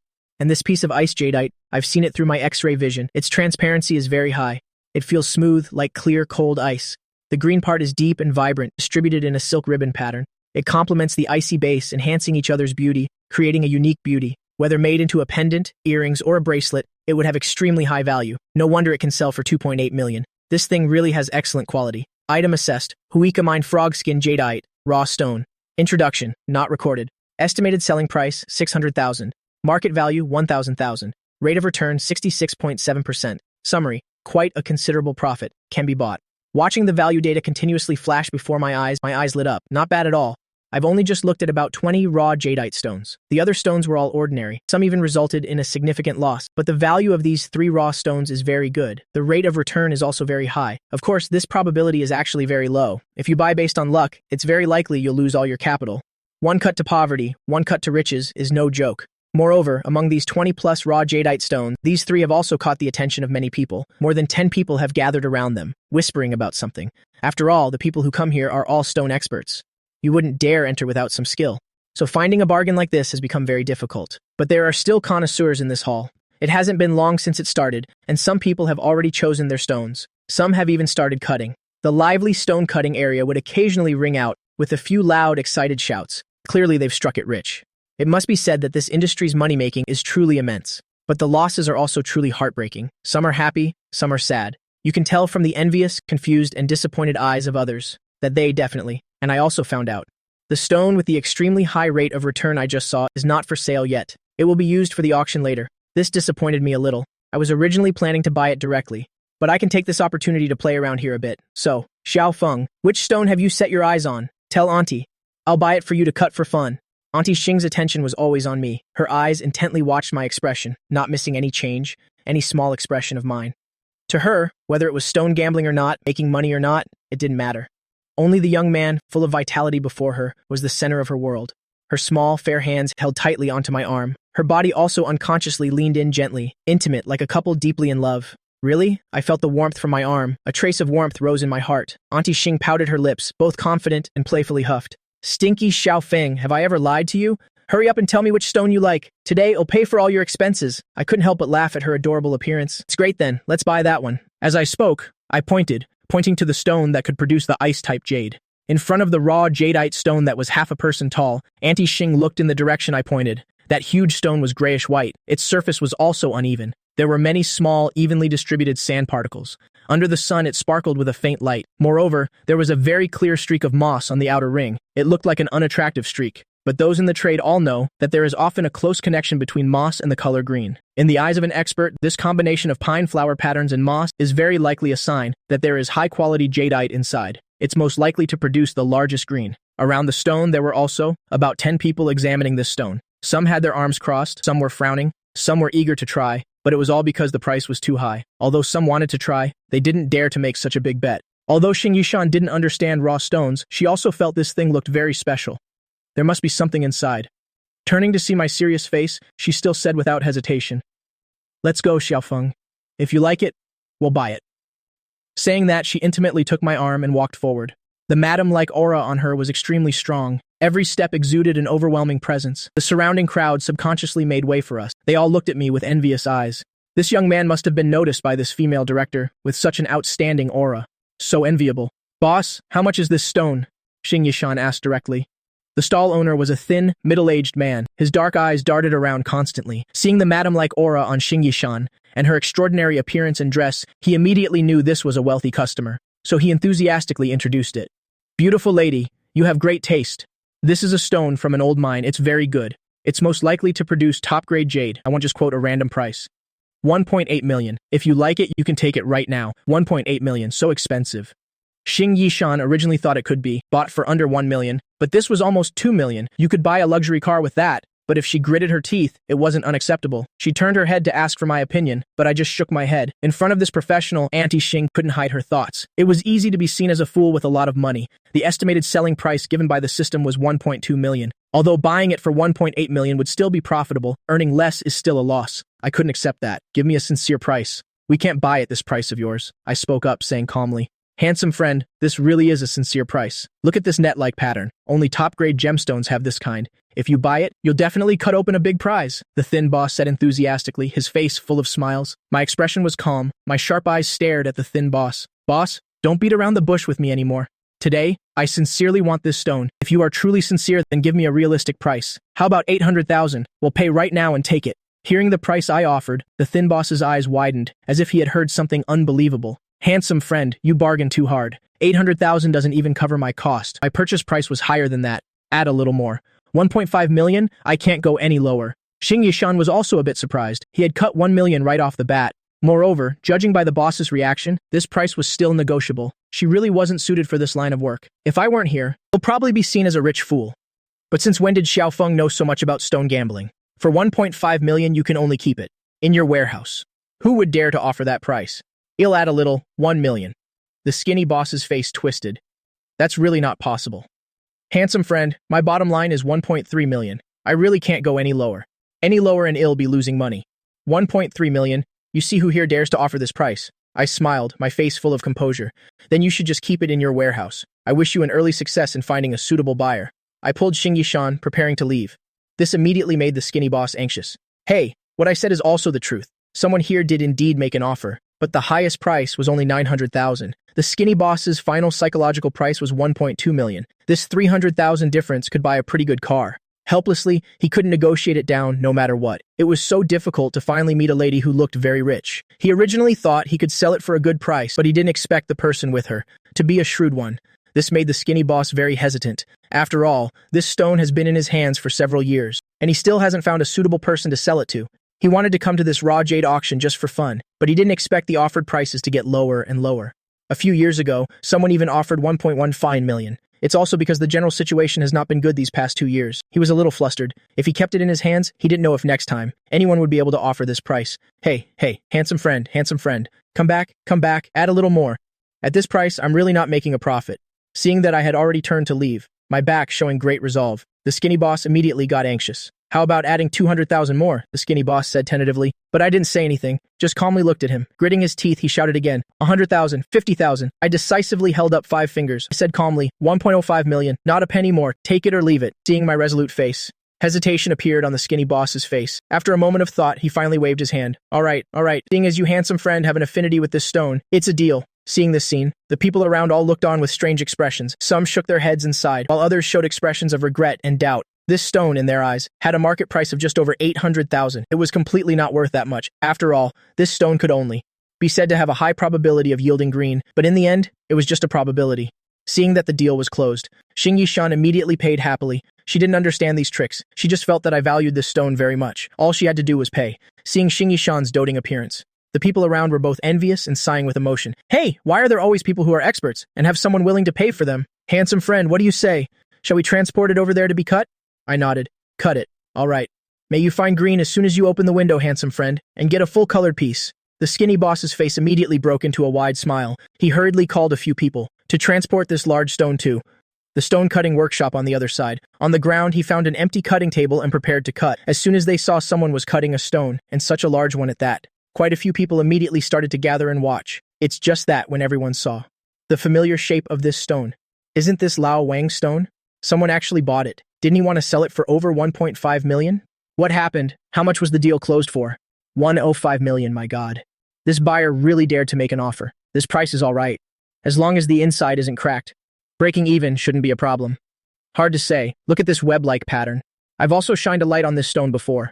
The web pattern is almost reaching the center of the stone. It's very likely to have large cracks. If it has cracks, it's ruined. What else? That Lao Wang is very cunning. He has cut so many stones in his life. But this is the only one he didn't dare to cut. Isn't it because he also felt that the probability of large cracks was very high, so he didn't dare to gamble? The discussions from the people around sounded endlessly.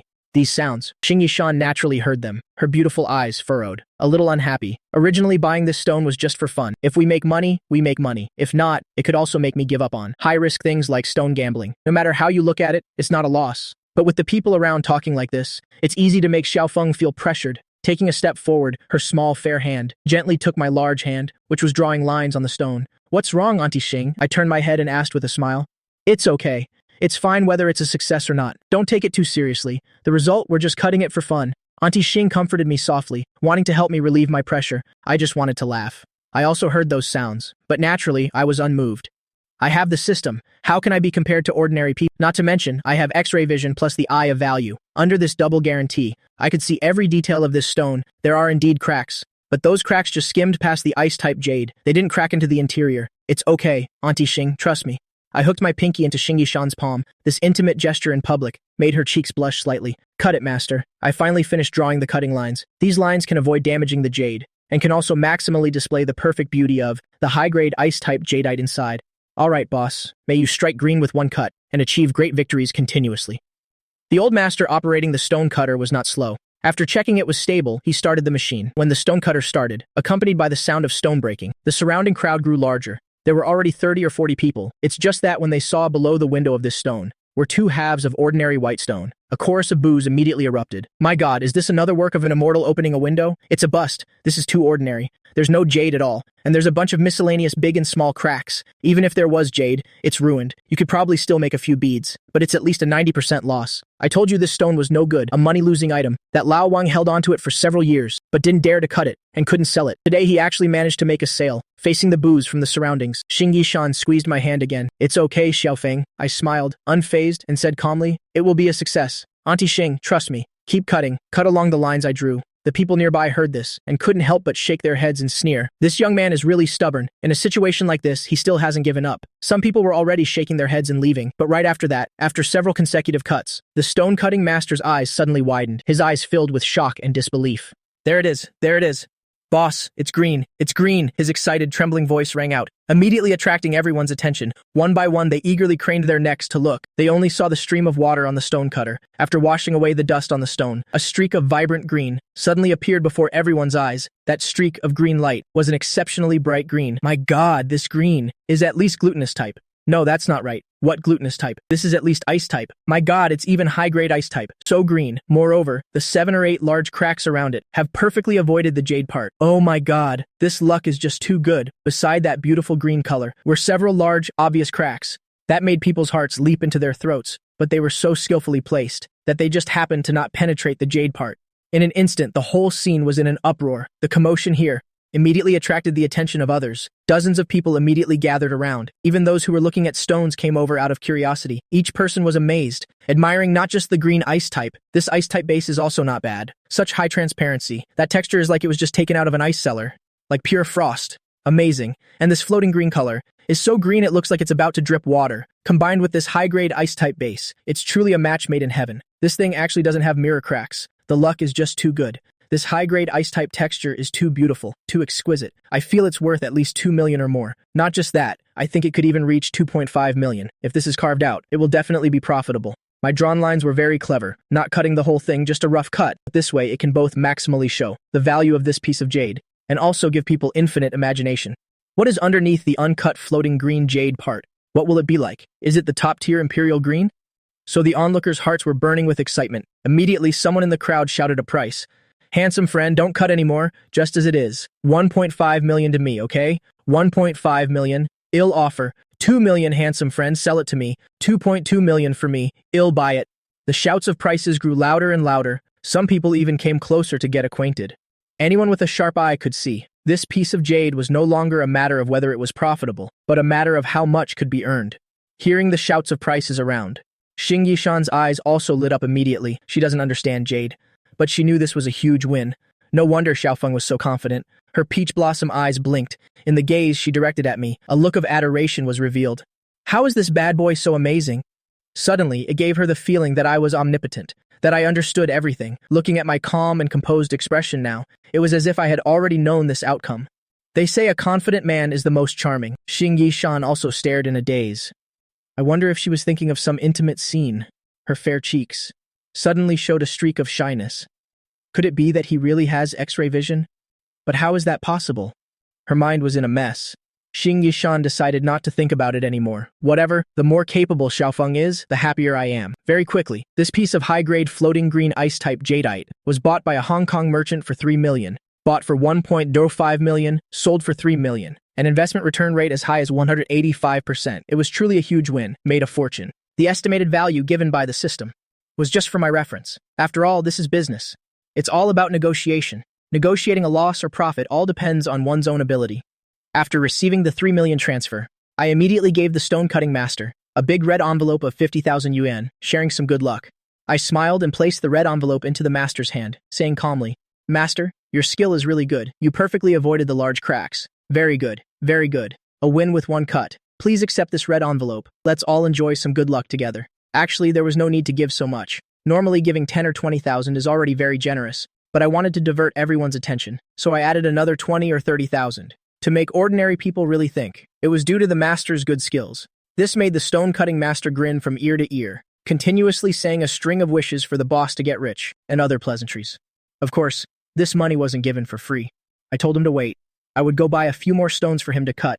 This scene of generosity immediately made the other fellow masters present All look on with admiring eyes, their eyes full of admiration and longing. They knew very well in their hearts that meeting a generous client like this was very rare. The other onlookers also couldn't help but give a thumbs up. After all, giving the master a red envelope after a successful cut is an unwritten rule in the raw jade industry.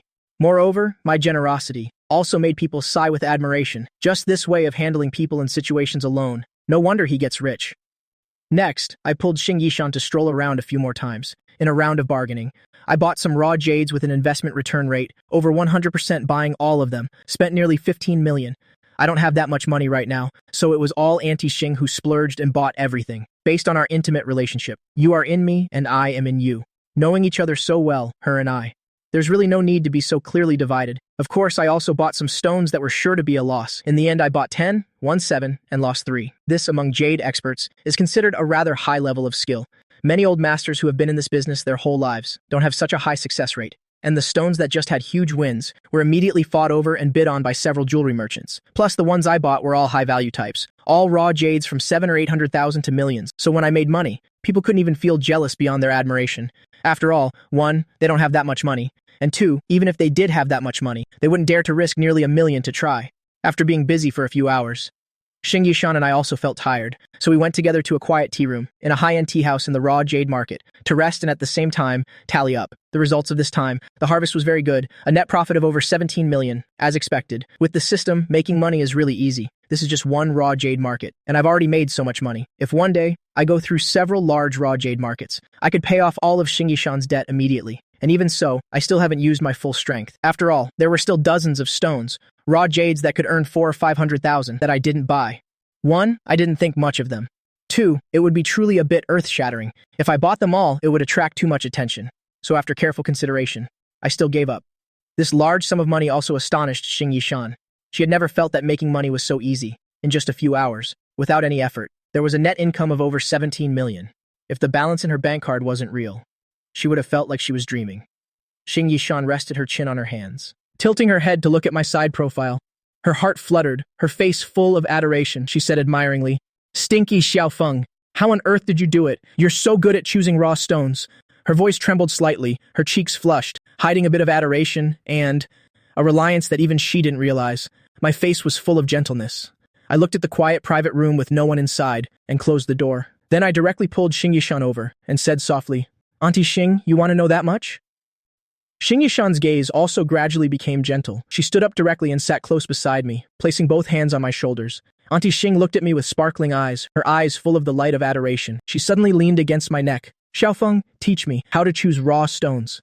The collar of her white dress highlighted her even more delicate neck. Combined with the sapphire necklace underneath, it was exceptionally beautiful. After I took a deep breath of the fragrance, I said gently, "Choosing raw stones isn't interesting at all, Auntie Shing. Let me teach you how to appraise treasures."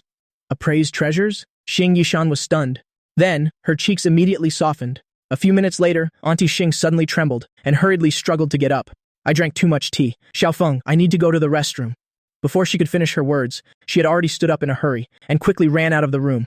Looking at Auntie Shing slightly hurried back, I couldn't help but shake my head. I raised my hand to touch my nose. There was a faint scent of sandalwood. It was the faint, distinctive scent on Xing Yishan's body, very fragrant. I calculated the time. The auction is about to start soon. If I can get a few more stones at the auction, with high profit margins, especially that one stone, with a profit margin as high as 80 times, then today, I can earn half of a small goal. Not bad at all. After getting this money, I can freely show my skills. After all, this value investing doesn't just allow me to make money from raw jadeite stones, but also antique hunting for bargains and such. Stocks, funds, foreign exchange are all possible. Moreover, those things make money more easily, and don't attract attention as easily. Just as I was deep in thought, the door to the private room was opened. But the person who walked in was not Xing Yishan, but a young girl wearing a tight-fitting long dress, with pretty brows and beautiful eyes. When she walked up to my side, she accidentally spilled the tea in her cup on me. After hurriedly apologizing, she leaned in close and said softly, "Little brother, I've been noticing you for a long time. You're so good at cutting stones. Can you help me pick a stone? You just need to help me pick one stone, and I'll be with you for a week, okay?" As she said this, she even winked deliberately. I immediately frowned. "Who are you? Are you deliberately causing trouble to raise your price?" I abruptly pulled my hand back.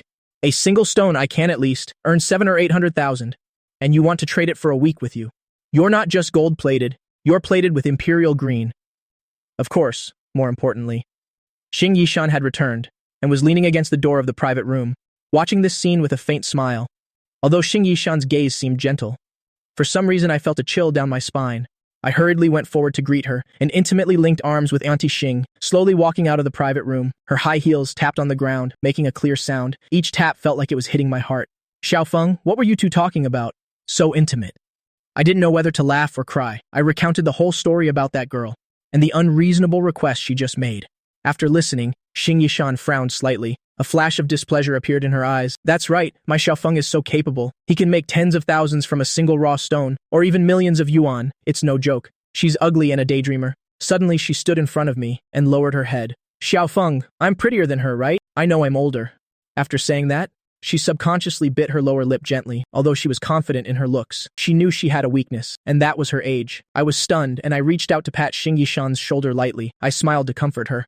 What are you thinking about? You're already much prettier than her. In my eyes, you're always the most beautiful. Besides, you're not old at all. You look much younger than others your age, and you're in good spirits too. Auntie Shing immediately blushed, her heart pounding. You naughty Xiaofeng. You only know how to make me happy. Her voice trembled slightly. Her usual elegant and noble demeanor completely vanished, leaving only shyness and a hint of a pout. With a pouting face, she raised her delicate white fist and gently punched my chest. Okay, I was wrong. My dearest Auntie Shing, come here and give me a kiss. And you'll forgive me, okay? You naughty Xiaofeng. Don't say such nonsense outside again. I'm really angry. Is it real anger, or are you just shy and embarrassed? I'm not telling you. Xing Yishan let out a soft humph. She pursed her lips gently, her eyes filled with a smile. She reached out and gently pulled my arm, leaning her head on my shoulder, slowly walking forward. Occasionally, she would sneak a glance at me, her eyes filled with complex emotions. There was shyness, there was happiness, and even a hint of reliance that she herself didn't realize, watching their intimate figures walk away. The young girl stomped her foot in anger, her face showing a mix of anger and embarrassment. She had been waiting for this opportunity for a long time. If only Xing Yishan had arrived a little later, she could have confidently approached me, and at this moment, the auction in the hall was ready to begin. Each of the raw jadeite stones for the auction had been brought backstage, ready to be auctioned, and that woman in the cheongsam, with her graceful figure, had also stepped onto the auction stage. Her eyes were lively, her charm gentle and alluring. As she walked slowly, her graceful figure, accentuated by the cheongsam, swayed gently, exuding elegance. Hello everyone, I am Zhu Rubing, the chief auctioneer for Heilong Auction House. Today, I will be hosting this raw jadeite auction. Zhu Rubing was this auctioneer in the cheongsam. An exquisite, plain-colored cheongsam highlighted her slender figure. Her eyes were gentle, her gestures generous and polite. The moment she stepped on stage, she captured everyone's attention. At this time, many people were already seated below the stage. These people were all stone merchants and precious jadeite dealers from all over the country. Collectors and investors were all gathered here now. Their eyes sparkled with anticipation and hope. Their gazes were either on the stage, at the raw jadeite stones about to be auctioned, or at the female auctioneer, in the cheongsam on the stage. Beside them, they all had a booklet, which contained detailed information about the raw jadeite stones in this auction. Originally, the staff had also offered me one, but I was too lazy to take it. Now that I have the eye of value, who needs to look at that? I didn't take it. Xing Yishan didn't take one either. She wouldn't have understood it anyway. So, in the entire auction hall, we were the only two people who hadn't done any preparation beforehand, and were staring blankly. At seat number 69, in a secluded corner, Xing Yishan reached out with her small cold hand and covered my eyes. Now she was truly unhappy. Ever since we came in, this bad boy. My eyes had been glued to Zhu Rubing. Without even blinking once, my gaze never left her. She immediately felt unhappy inside. It's not that Xing Yishan had never thought about it. If I were to get a girlfriend in the future, how she should act, in her opinion, it would be very easy to handle, because she was, after all, my auntie. For the rest of her life, she could only protect me secretly. Just receiving a little bit of care from me would be enough. After all, she shouldn't ask for too much. But that was about finding a girlfriend. Now I dared to, right in front of her, stare at another woman without blinking. A woman whose temperament, beauty, and figure were in no way inferior to hers. She felt uncomfortable inside and started to sulk. Although she also felt she had no right to sulk, she still felt upset. To put it simply, she was jealous. Jealousy is a human instinct, even things one doesn't like. If they are about to be taken by someone else, one will instinctively cherish them. Not to mention, I occupied a position that was very important in her heart. Suddenly, my vision went dark. I reached up and pulled her two small, delicate hands down, holding them gently in my palm, and turned my head with a slight smile. Are you jealous, Auntie? Xing Yishan glared at me, her small mouth pouting so much you could hang something on it. She didn't say a word, seeing her adorable appearance. A doting smile immediately appeared on my face. I leaned close to her cheek and whispered, explaining, I can't get enough of looking at you, Auntie Shing. How could I possibly look at someone else? I was looking at the raw stones. There are a few that I quite like. Besides, who could be as beautiful as my Auntie Shing? Without another word, I planted a kiss on her fair cheek while we were teasing each other. That's more like it. I'll be generous and forgive you. Xing Yishan's beautiful eyes curved into a smile, and she smiled her gentle, charming smile again. She leaned intimately against my shoulder again, and at this moment, the auction began. Under Zhu Ruobing's direction, a raw jaded stone the size of a wash basin, covered in red cloth, was placed in the center of the auction stage, and she, with her gentle and knowledgeable voice, began her introduction. This is the first raw stone we are auctioning today. This raw stone comes from the old Muna mine in Myanmar. According to the preliminary appraisal by our team of experts, it is very likely to yield high-quality, high-ice jadeite. The estimated value is 270,000. I now declare the starting price to be 200,000. Each bid increment must be no less than 10,000. Everyone present already knew the information about these raw stones from the booklet, so someone quickly started bidding. Number 13 bids, 210,000. Anyone else? Number 18 bids 220,000. Very quickly, after a round of bidding, this first stone was purchased for 280,000. I didn't bid. Under the observation of my eye of value, this stone could make a profit, but not much, if bought for 280,000 after deducting the cutting fee, the craftsman's carving fee, and other miscellaneous costs. It would only make a profit of a few tens of thousands of yuan. There was absolutely no need to bid on it. Next, 10 raw jadeite stones were auctioned in succession. The highest one was sold for 620,000, but that stone will result in a huge loss. Direct profit margin is 50%. Through the X-ray vision, I saw that the jade quality inside that raw stone was very good, but it had cracks, and small ones at that. You couldn't even make a single bracelet from it. You could only make a few small decorative items. After a while of bidding, the raw stone with the 80-fold profit margin that I had my eye on finally appeared. This is our 12th auction item, a raw stone from the old Fakant mine. According to the preliminary appraisal by our team of experts, it is very likely to yield high-quality, high-ice, vibrant green jadeite. The estimated value is 200,000. The starting price is now 100,000. Each bid increment must be no less than 10,000. This raw stone isn't large, about the size of a basketball. Its outer skin is rough, covered with python veins and pine flower patterns. Furthermore, the pine flower patterns are distributed in dots and patches. The color is very rich, making it likely to yield high-quality jadeite. Those in the business only need one look to know this stone is very risky. But despite Zhu Rubing's gentle voice, no one made a move. Is no one bidding? This scene also slightly surprised Zhu Rubing, but it was also expected, because this raw jadeite stone, how should I put it, has a green window, and the jade quality isn't bad, but a quick shine with a light reveals 6 or 7 large cracks running through the entire stone. There are also some dense, small cracks that have all penetrated deep into the stone. The surface is already so severe. The quality inside might be even more seriously damaged. Although this jade quality isn't bad, you can't even make beads out of it. A novice might buy it for practice, but seasoned veterans like them have no interest in it at all. This is also why its eternal estimated value is 200,000. Yet the starting price is only 100,000. They were just trying their luck, hoping to attract some bold buyers. This stone looks like nothing. The outer skin is full of cracks. They've cracked all the way inside. It's expensive even if you sell it by weight. This thing is no good. Let's move on to the next one. What a pity. In an instant, an atmosphere of disappointment filled the hall. Everyone was shaking their heads, their tones full of disdain. Everyone seemed to have lost interest in this raw stone. 100,000 is not much for them, but buying this thing would only bring frustration. It's useless. It seems it's about to go unsold. Even though Zhu Robing kept asking, no one made a bid. She could only be disappointed and prepare to strike the gavel to declare it unsold. But just then, Zhu Rubing suddenly saw someone in the corner raise a placard, which made her eyes light up. Number 69 bids, 100,000. Anyone else? 100,000 going once, 100,000 going twice, 100,000 going 3 times. Bang! Congratulations to bidder number 69 for purchasing this raw jadeite stone. As Zhu Rubing's joyful voice rang out, some people sitting nearby turned to look to see who was so bold. When they saw it was a young man, they immediately looked away. Just as they had thought, they just assumed this was a complete newcomer buying it for a bit of practice and fun. But unlike their disdain, my eyes were about to light up. I even found it a little hard to believe. No way, just like that, with no one competing on the price. I got it just like that? I even wanted to burst out laughing. I didn't even need to use 200,000. I got it for just 100,000, a 160-fold profit margin. That's right, under the combined observation of the eye of value and the X-ray vision. Every detail of this raw jadeite stone was clearly visible to me. Appraised item, raw jadeite stone. Estimated sale price, 200,000. Estimated market value, 16 million. Profit margin, 8,000%. Quality, supreme. Summary, Imperial green cabochon, extremely high value. The profit margin is extremely generous. You can get an Imperial green cabochon. I narrowed my eyes. This raw jadeite stone indeed had many large cracks. The internal veins were also cracked to the core. But right in the center of this fractured stone, there was a cabochon of extremely rich color, a pure Imperial green cabochon with a dazzling, even color. Its clarity was also incredibly warm. pure, with a full, watery texture, almost reaching the level of glassy ice jade. Moreover, its weight was at least over 5 carats, an imperial green cabochon of this grade. Being worth 16 million is a piece of cake. After the auction ended, everyone went to pay. Then each collected their raw stones. Almost no one left. Instead, they all went to the stone cutting area. Many people's plan was to cut the stone right after the auction. That way, if it cuts a profit, they could quickly make a deal to recover their capital. If they took it home, they didn't know how long it would take to sell it. Ju Rubbing didn't leave either. She was on the side, talking to some merchants who were cutting stones, trying to build rapport. If they came across high-quality jade that could be put up for auction, she would go and try to persuade them to see if they would consign it to her auction house for sale.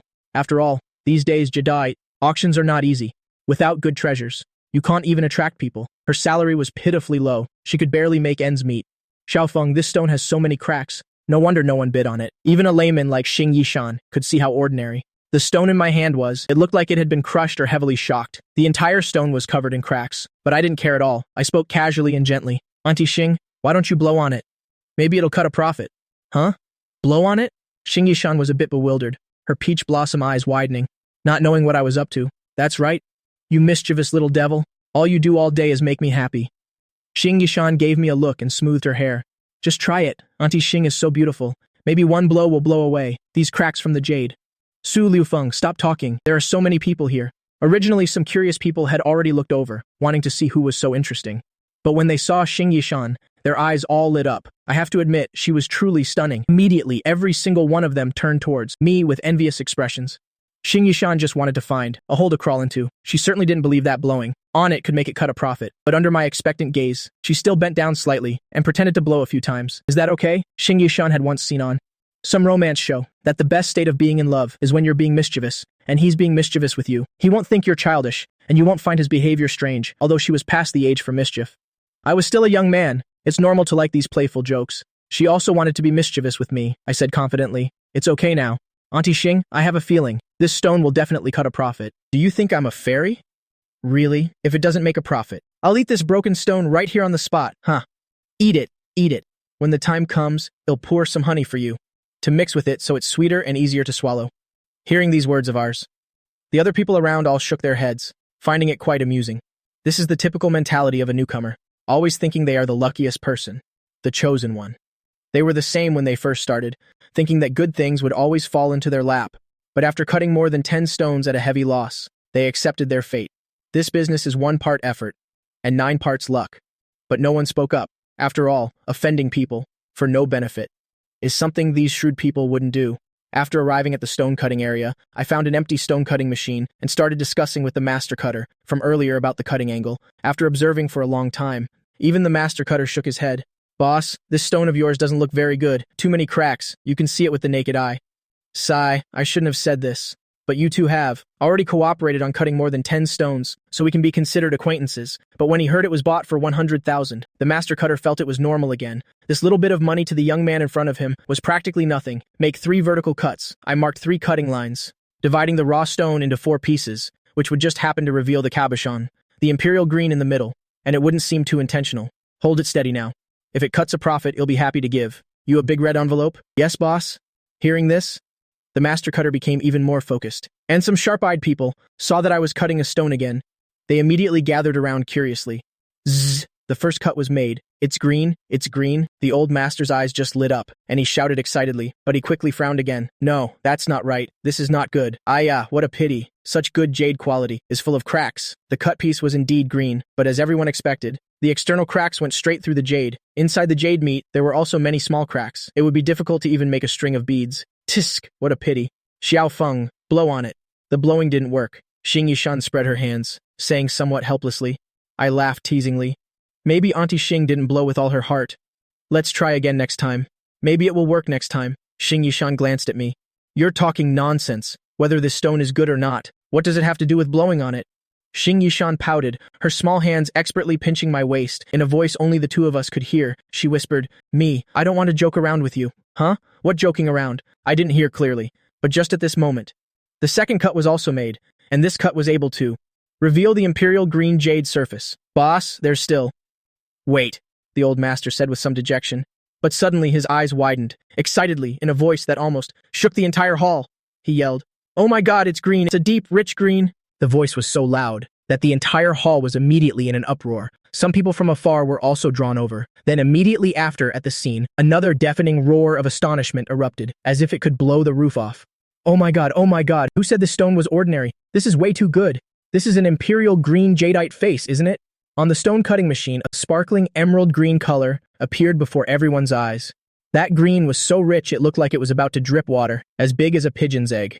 Looking closer, the texture of the jade face was smooth, like the highest quality mutton fat jade. And on the surrounding jade flesh, there were indeed large cracks, crisscrossing all over the stone. But strangely, right at the center, at the intersection of these large cracks, it left such a piece. An imperial green jade face shaped like a flawless pigeon's egg. I really don't know what to say about this. It wouldn't be an exaggeration to call it a miracle. Seeing everyone so excited, Xing Yishan was also a little dazed. What's going on? I was just dazed for a moment. How did this stone's value increase again? And the cheers of so many people also attracted some wealthy businessmen and jade collectors. Everyone was craning their necks, looking left and right, constantly letting out sounds of admiration. This is indeed an imperial green jadeite face. Oh my god, it's that rough stone again. The one auctioned for 100,000 yuan. It seems so. I actually misjudged it. In the crowd, even the always composed Zhu Rubing, who had seen countless precious jadeites, also became excited. An imperial green jadeite face of this scale is extremely rare and precious on the market. Even though she had auctioned countless rough jadeites in her life, she had never encountered one. Zhu Rubing stared intently at that jade face, as if afraid it would disappear in the next second. She silently calculated in her heart. If this imperial green jadeite face were made into high-end jewelry, then the price at auction would probably be unimaginably high. And the greatest wish of her life was to auction an imperial green jade face. But this kind of thing is something you only encounter by fate. Unexpectedly, she encountered it today. If she could win the auction rights, not only could it make the Xialong auction house famous, she could also earn a huge sum. Of course, this wasn't just about money, but it could also bring her a sense of very strong professional achievement. In an instant, the woman's gaze, in the cheongsam looking at me, had become a little. My friend, your jade face is really beautiful. The color is so pure, and the size is also very good. You'll offer 10 million. Can you sell it to me? A middle-aged man approached to start a conversation. Before I could refuse, someone else immediately shouted, "That's a top-quality imperial green jade face. It'll pay 11 million. Hey, the highest bidder gets it. 13 million. Fuyu Jewelry will take it. I'll pay 13.5 million. In an instant, the sound of bidding rang out ceaselessly from the crowd. The price had already jumped to 15 million. At a glance, it had turned into a small auction. The offers at the scene were all very good, but I wasn't very satisfied. The market value that the system gave was indeed only 16 million, but that's only because the imperial green jade face, purely in terms of quality, had reached this level. If it were carved and designed by masters, meaning adding an artistic element, and even offering some high-end clients, exclusive custom and personalized pieces, the price could increase by tens of millions more. After all, this thing is perfect as a gift. However, it's also very suitable for those who need to buy gifts. So, in my heart, if this jade face were to be auctioned, it would probably be worth around 25 million. After all, I only bought it for 100,000. I won't lose money no matter what. Boss, please hold it carefully. This is very precious. After all, I had given a red envelope of 50,000 before, so the old master carefully wrapped the 10 pieces of that imperial green jade face and handed them to me. Seeing this, I didn't hesitate and generously wrapped a large red envelope for this master. That's his entire year's income from cutting stones. This immediately made the old master grin from ear to ear. He even felt a little embarrassed. After all, he didn't put in much effort. Even the cutting line was drawn by me. He even felt that the money was earned too easily. The highest price that the jewelry merchants at the scene offered was 17 million. It had reached this point, and seeing I still had no intention of selling. Seeing this, Zhu Raobing's eyes immediately darted around and she approached. Using a gentle, soft voice, she said softly, "Mr. Chu, can we talk privately for a moment?" Seeing that Zhu Raobing had finally come over, my eyes shifted slightly. I nodded gently, and holding Xing Yishan's hand, followed Zhu Raobing to a quiet private room. It's just that on the way, Xing Yishan received a phone call and went to the side to take it, leaving me alone. Seeing this scene, Zhu Raobing's gaze became even more gentle. As soon as we entered the private room, Zhu Raobing quickly turned around, her eyes sparkling with a gentle light. She reached out with both hands and gently took my arm. At this moment, Zhu Raobing showed a completely different side compared to when she was at the auction house. Her lively eyes were full of tenderness. She said softly, "Mr. Chu, my name is Zhu Raobing. You can call me Bing Bing. You can also call me Xiaozhu. Either is fine." After guiding me to the sofa, she elegantly stood up, turned and gently adjusted the cheongsam she was wearing. Then she slowly squatted down beside the sofa, her posture graceful and poised. Her face and my face were very close. She said softly, "Mr. Chu, this imperial green jade face of yours, what price are you looking to sell it for?" Her voice carried a hint of softness, yet was full of sincerity, making one feel very comfortable listening to it. "What do you think?" I said nonchalantly with a cryptic look. I wanted to see if this Zhu Rubing was competent or not, whether she would treat me like an amateur. Looking into my deep eyes, Zhu Rubing didn't dare to be careless. She gently pursed her red lips, her gaze fixed on the rough stone with the jade face. In those agile eyes sparkled a professional and sharp light. After assessing the rough stone, and after a moment of thought, she said with a light smile, "This jade face is of very good quality.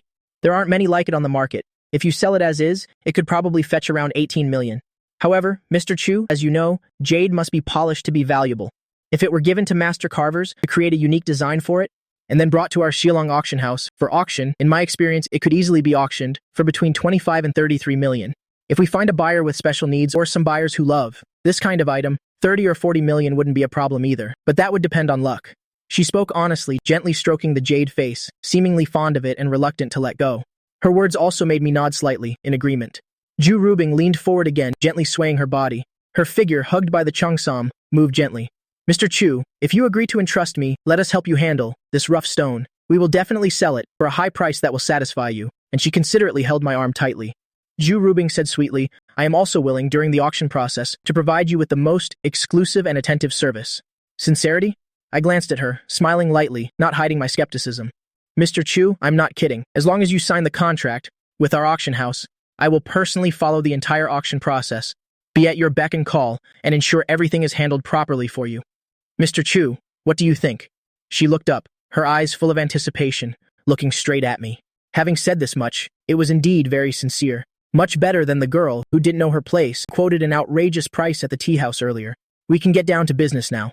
Zhu Rubing looked at me expectantly. Her lively eyes were filled with hope. Very good," I said nonchalantly. "Reserve price of 28 million.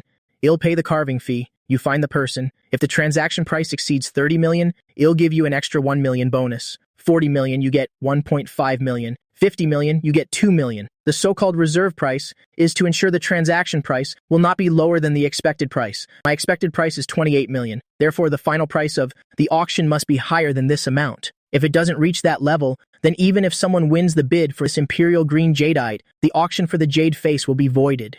Hearing these words, Zhu Rubing's lively eyes immediately widened, and even her breathing became ragged. "Oh my God, you have to know."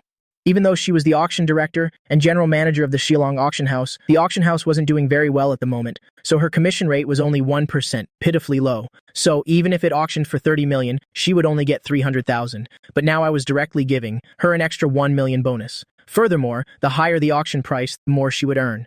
If it reached 50 million, including the auction house's commission, she could earn nearly 2 million this time. She could buy a good car with that. This made her whole body tremble with excitement, and her eyes were filled with joy. "Yes, Mr. Chu, I'll draft the contract right away." After saying that, she excitedly bent over the coffee table in front of the sofa, her fingers tapping continuously as she started to draft the contract, completely disregarding whether her posture was elegant or not. In any case, it was very eye-catching from my point of view. Zhu Rubing, perhaps because the bonus was very excited, her fingers trembling slightly, but she truly lived up to her professional reputation. Despite her excitement, she quickly finished drafting the contract. "Ah, Mr. Chu, please take a look." Zhu Rubing's gaze was gentle as she handed her phone over. She bit her lip lightly. "If you need to add anything else, I'll add it right away." I casually scrolled through it. There were no problems. I nodded slightly and said nonchalantly, "Okay, let's go with this." Hearing this, Zhu Rubing immediately nodded excitedly. Just as she was about to stand up, but perhaps because she stood up too quickly, her legs felt a little weak, and she stumbled and fell into me. Sorry. She hurriedly tried to steady herself, saying with an apologetic expression, "I'm sorry. Mr. Chu, I was rude. I'll go print it right now. Please wait for me for a moment." As Zhu Rubing was leaving, taking elegant steps out to go print the contract, and just as she stepped out of the private room, she ran into Xing Yishan, who was coming in after her phone call. She glanced in surprise at the gentle-faced Zhu Rubing. Her charming peach blossom eyes narrowed slightly. Her small, delicate nose sniffed lightly. There was a faint fragrance in the private room, but it was also mixed with a hint of something else. Seeing Xing Yishan's slightly off expression, I immediately stood up and hugged her, leading her to sit down on the sofa. "Auntie Shing, who called?" "Your Auntie Li." "She's woken up, said she's gathered the money, and asked if I was home. She's bringing the money over now." "The drunk auntie? She works fast." "Xiaofeng, you and her, between you two.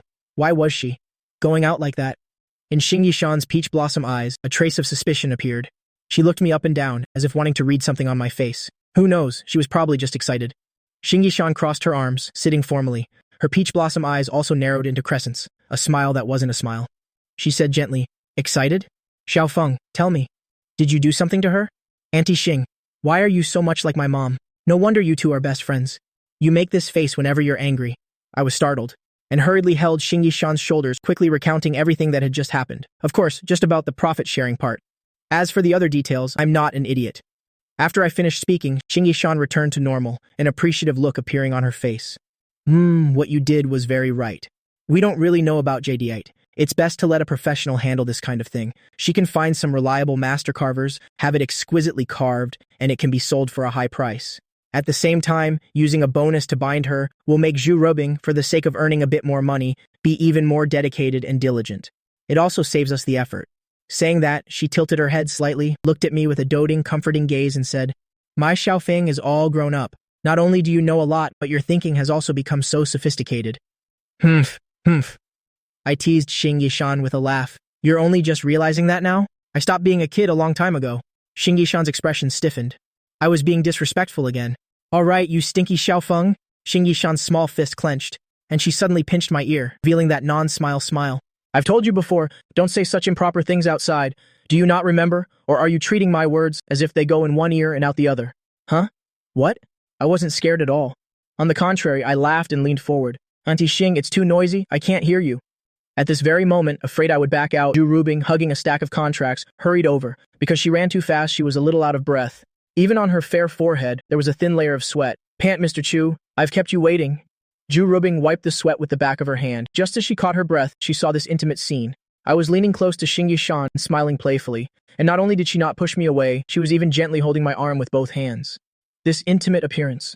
Sorry, Mr. Chu, I didn't mean to. I really didn't see anything. Zhu Rubing suddenly covered her flustered face with the contract, then hastily turned to lean against the wall. Seemingly feeling that wasn't appropriate, she turned her back and took small steps to thoughtfully pull the door closed. It's over. It's really over this time. Leaning against the wall, Zhu Rubing wanted to cry but had no tears. In the private room, Xing Yishan's cheeks were flushed. She shot me a pretend angry glance. Naughty Xiaofeng, look at the mess you've made. Hurry up and sit properly. But I had no intention of moving. Instead, I laughed and said, before Zhu Rubing came, you told me to sit properly. Zhu Rubing comes, and you still tell me to sit properly. Then didn't she come for nothing? Come on, she's already seen everything. Just let me lean on you for a little longer. Xing Yishan was truly rendered helpless by my shamelessness. Ugh, you, how could you be so? But for some reason, she also felt that what I said made some sense, yet it made no sense at all. But in her heart, no one knew what these 3 minutes were like for Zhu Rubing. She sat on the floor, hugging the contract, her head buried in her knees, her whole body curled up, looking pitiful and helpless. If I had never seen the light, I could have endured the darkness, but I had put in so much effort and was so close to signing the contract, only to fail at this final step. This made Zhu Rubing extremely unwilling to accept it. She even had an urge to rush in and break it up. It's just that she was a little unsure about Xing Yishan's identity. Zhu Rubing's face was full of resentment. My million plus. That million plus. At this very moment, the door finally opened. I stepped out, then closed the door again. Being seen by Zhu Rubing just now, even though Xing Yishan was very happy inside, she was still a little shy. She didn't want to see anyone right now. Plus, her dress was a little wrinkled, and she needed time to fix it, so she was too lazy to come out. What's wrong, Miss Zhu? It seems you're a bit... Seeing it was me, Zhu Rubing immediately came to her senses. She hurriedly stood up and adjusted her dress. Mr. Chu, I didn't do it on purpose. I really didn't see anything. If you didn't see, you didn't see. Why are you so flustered? Give me the contract. I found it really strange. I was the one who was caught, and I wasn't even embarrassed. She was the one who caught us. Why was she being so formal? Of course, I also didn't understand Zhu Rubing's internal struggle during those 3 minutes, just how many times she had regretted it. Hearing this, Zhu Rubing was stunned. Then her face immediately showed a look of immense joy. A contract, right? The contract, Mr. Su. She originally wanted to ask if I wasn't angry, but she suddenly came to her senses. How did I suddenly become so muddled? Is this a question I should be asking? He's about to sign the contract. Taking a deep breath, her heaving chest slowly calmed down.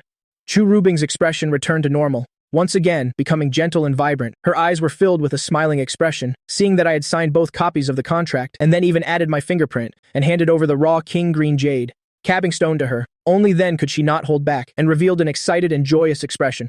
Mr. Su, this king green cabbing stone, you can rest assured leaving it with me. This auction process will be very long, about 1 or 2 months. Please wait patiently. She couldn't wait to find a master carver and then start building hype for the auction house to attract clients. The most important thing is to build up the reputation. For the king green cabbing stone, attracting the attention of certain groups of people. So this process requires a lot of time. 2 months? 2 months. Zhu Rubing thought I wanted to talk about what happens later, so her face flushed slightly. Her lively eyes blinked, revealing a touching, gentle appearance. It's not limited to just 2 months. Anyway, whenever Mr. Su needs me, just find me. Chu Rubing had a hint of a smile on her face. All right, Mr. Su, I'll go contact the master carver right now. If you need anything, you must call me. She handed me her exclusive business card. Then hugging the raw stone, she excitedly turned and left. Suddenly thinking of something, Chu Rubing turned her head back. Her smiling eyes glanced at me. Her gaze was gentle. Goodbye. She raised her small hand, making a farewell gesture, giving a little wave. Then she turned and walked away with light steps. Such a graceful figure is truly rare. This vibrant woman, really, is gentle to the bone, but without any sense of gaudy vulgarity. She's very much to my taste. I really appreciate her. Let's go, Auntie Shing. Let's go home. Aren't you going to meet that drunkard auntie later? After saying that, soon. Xing Yishan and I returned to the villa, but just as we opened the door, a small foot came into view, delivering a sudden light kick. My God, this kick was completely unexpected. When the small foot lightly kicked me, my muscular body didn't even budge an inch. It was like kicking an iron plate. Instead, the figure cried out, "Ah!" Her whole body became unsteady, stumbling towards me. She quickly reached out to grab my arm, steadying her body. "Help me up." I almost fell. The petite figure whined coquettishly. This pose of mine was supposed to be quite interesting, but my arm strength is too weak. I can't hold myself up. My whole body is about to slide down. This left me speechless. I could only extend my large hand to support this slender figure. Hey, my big nephew is still the most sensible one. He knows what to do. Also at this moment, Li Mengxi's angry shout rang out. Xing Yishan walked over with a darkened face. "What are you doing? What are you doing? You're about to shout me silly." Li Mengxi shrank back but kept her arms around me. "Get off him now." Xing Yishan tugged and tugged, but couldn't pull her off. "Ah, I don't want to. It's been over 10 hours since I last saw him. I missed my big nephew so much. Just let me hug him for a while. Hey, just a little hug."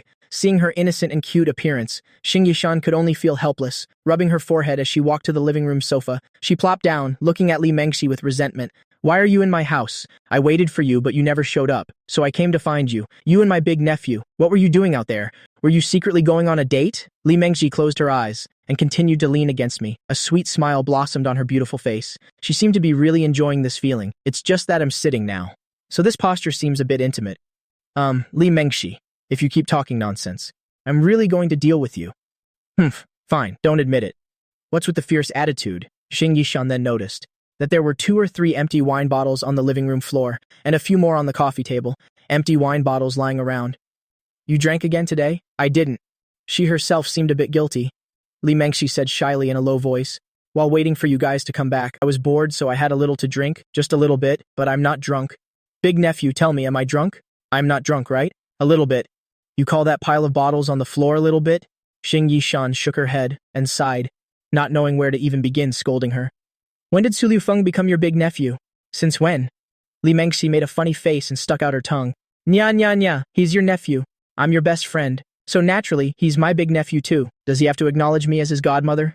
"That's fine too. I don't mind having a godson for the first time in my life. What do you say? Big nephew, you won't lose out. When I get old, all my properties will be yours. All of them will be yours." I didn't know whether to laugh or cry. Is this what it feels like to be naturally close? "Godmother, wait." Li Mengxi's personality was already naive. "It's barely acceptable for you to be my uncle." But I couldn't say this out loud. At least it's not appropriate to say it now. In front of Xing Yishan, the important thing is that when this drunkard auntie gets excited and talks, I could only helplessly support her. Li Mengxi seemed to sense something. Her body trembled slightly. She looked up. Her gentle eyes carried an unconcealable smile. She reached out with her small hands and pinched my cheeks, as if kneading a doll. Li Mengxi's eyes crinkled, smiling until her eyebrows curved. "Big nephew, I haven't seen you for a day, and you've become even more handsome." She sat close to me by my legs, hooking her arm in mine, acting spoiled like a little girl. "So, will you be my godson? Will you? My assets worth hundreds of millions. I'll give them all to you, okay?" Xing Yishan sat opposite, completely speechless. From her angle, she could only see Li Mengxi's slender back and my helpless expression. She couldn't see anything else. And Xing Yishan was so annoyed and flustered that she didn't want to see this irritating scene. She crossed her arms, turned her face away, and pouted, as if she'd knocked over a whole jar of vinegar, smelling very sour. She was already tired from walking around all morning. She just wanted to return to this private space and have me help her relax a bit. But who would have expected that this drunkard would be waiting at her house? Moreover, she was now occupying the position that she had been thinking about the whole way home. "Wait." Xing Yishan seemed to have thought of something. Her gaze changed and she said coldly, "Li Mengxi, how do you have the key to my house?" The main door of her villa didn't have a smart facial recognition lock installed. Only the bedroom and some other rooms did, so it still used a mechanical lock and a passcode lock. Hearing this, Li Mengxi immediately acted like a child, proudly turning around and holding up 2 fingers. She said excitedly, "Humph, silly Sean. Have you forgotten who I am? I'm a super landlady, you know. I manage so many rental properties. Ha ha ha, there's no lock in this world that I can't open. Xing Yishan suddenly stood up, her eyes wide as she asked in disbelief, "You picked the lock on my front door?" At this question, Li Mengxi's expression immediately flashed with a hint of unnaturalness. Her gaze shifted away. After hesitating for a long time, she finally stammered a reply. "It's not really picking it. I just took it apart and couldn't put it back together. You don't call that picking it?"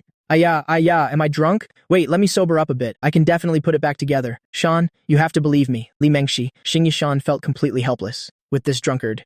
Yeah, Shan, be a little quieter. You're giving me a headache."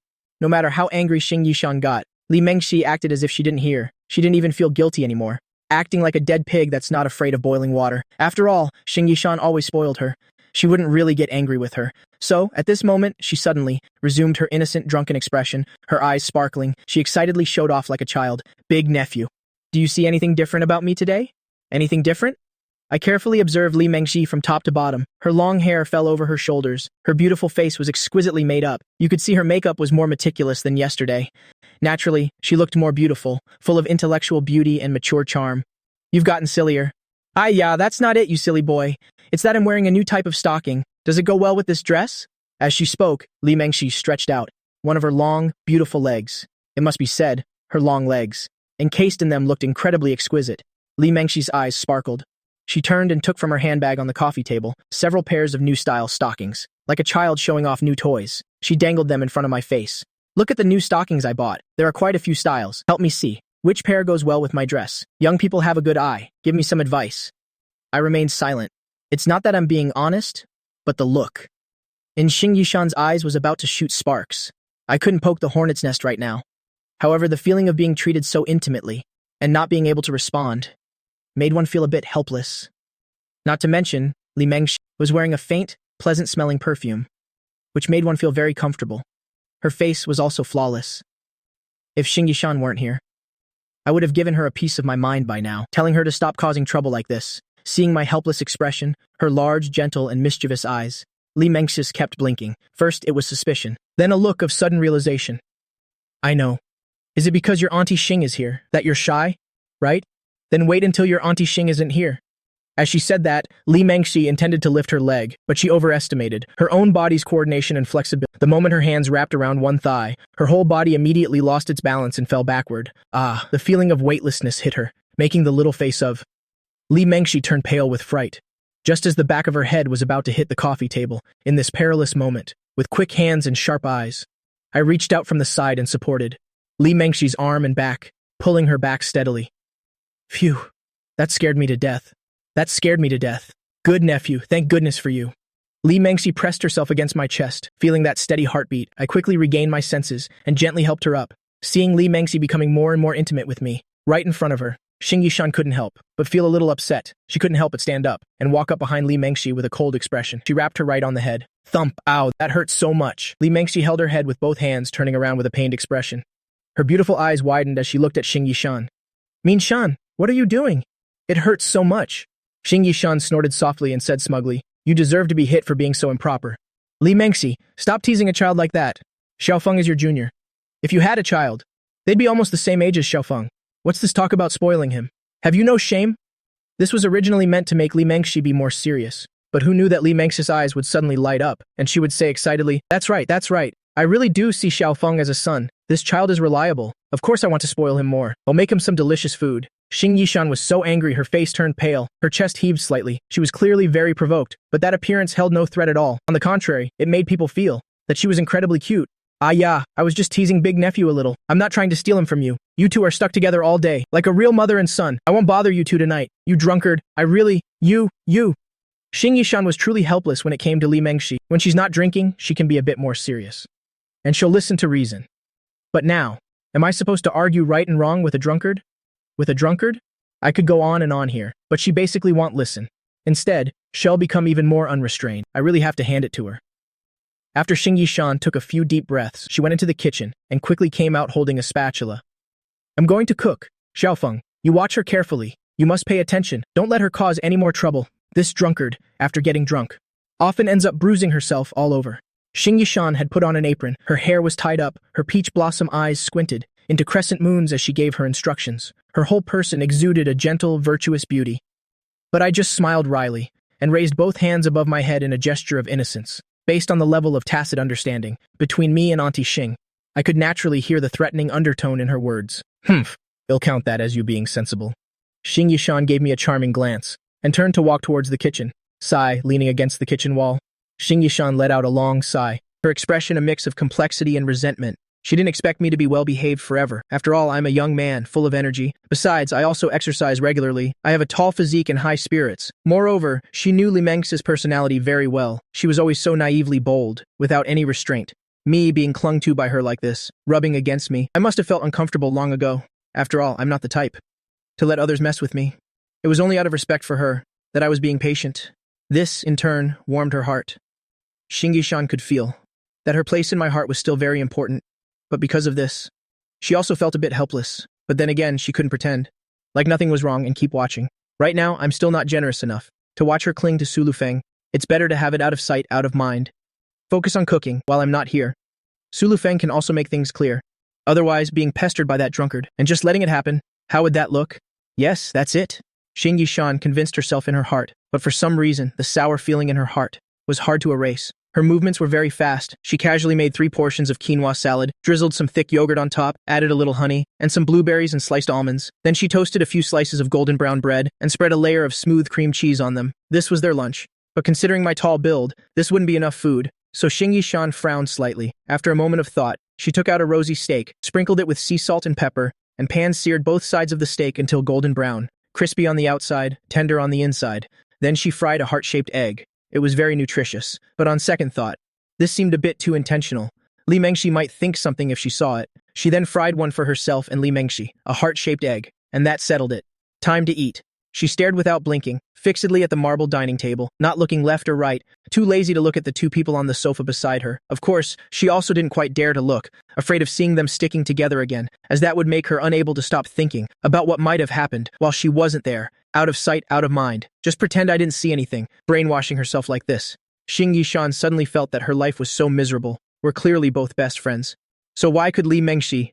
Thud. The exquisite plate and the tidy marble dining table made a crisp sound.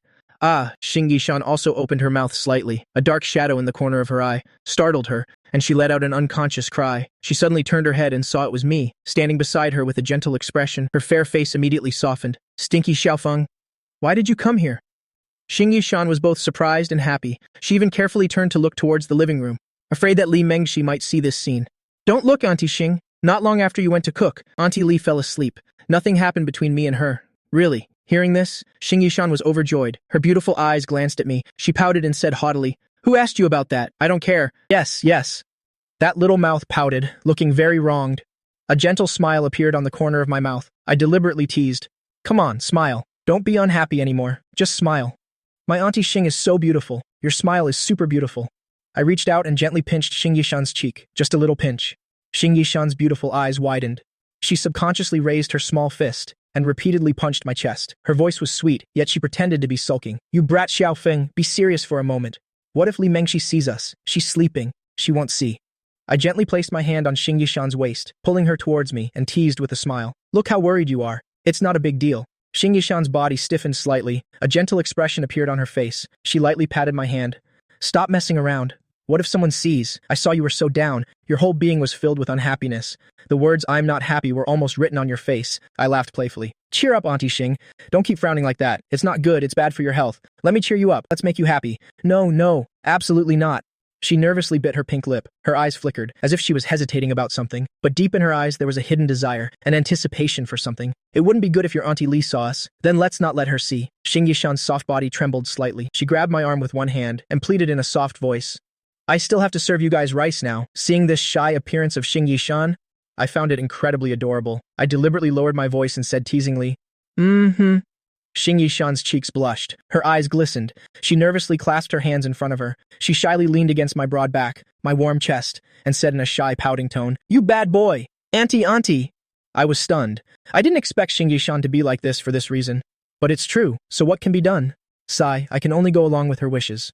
Of course, this doesn't mean there are no other options. I still carried Xing Yishan to the living room and sat down heavily on the sofa. Right across from us, Li Mengxi was still, sleeping soundly with a sweet expression. Her lips moved slightly, as if she were talking in her sleep.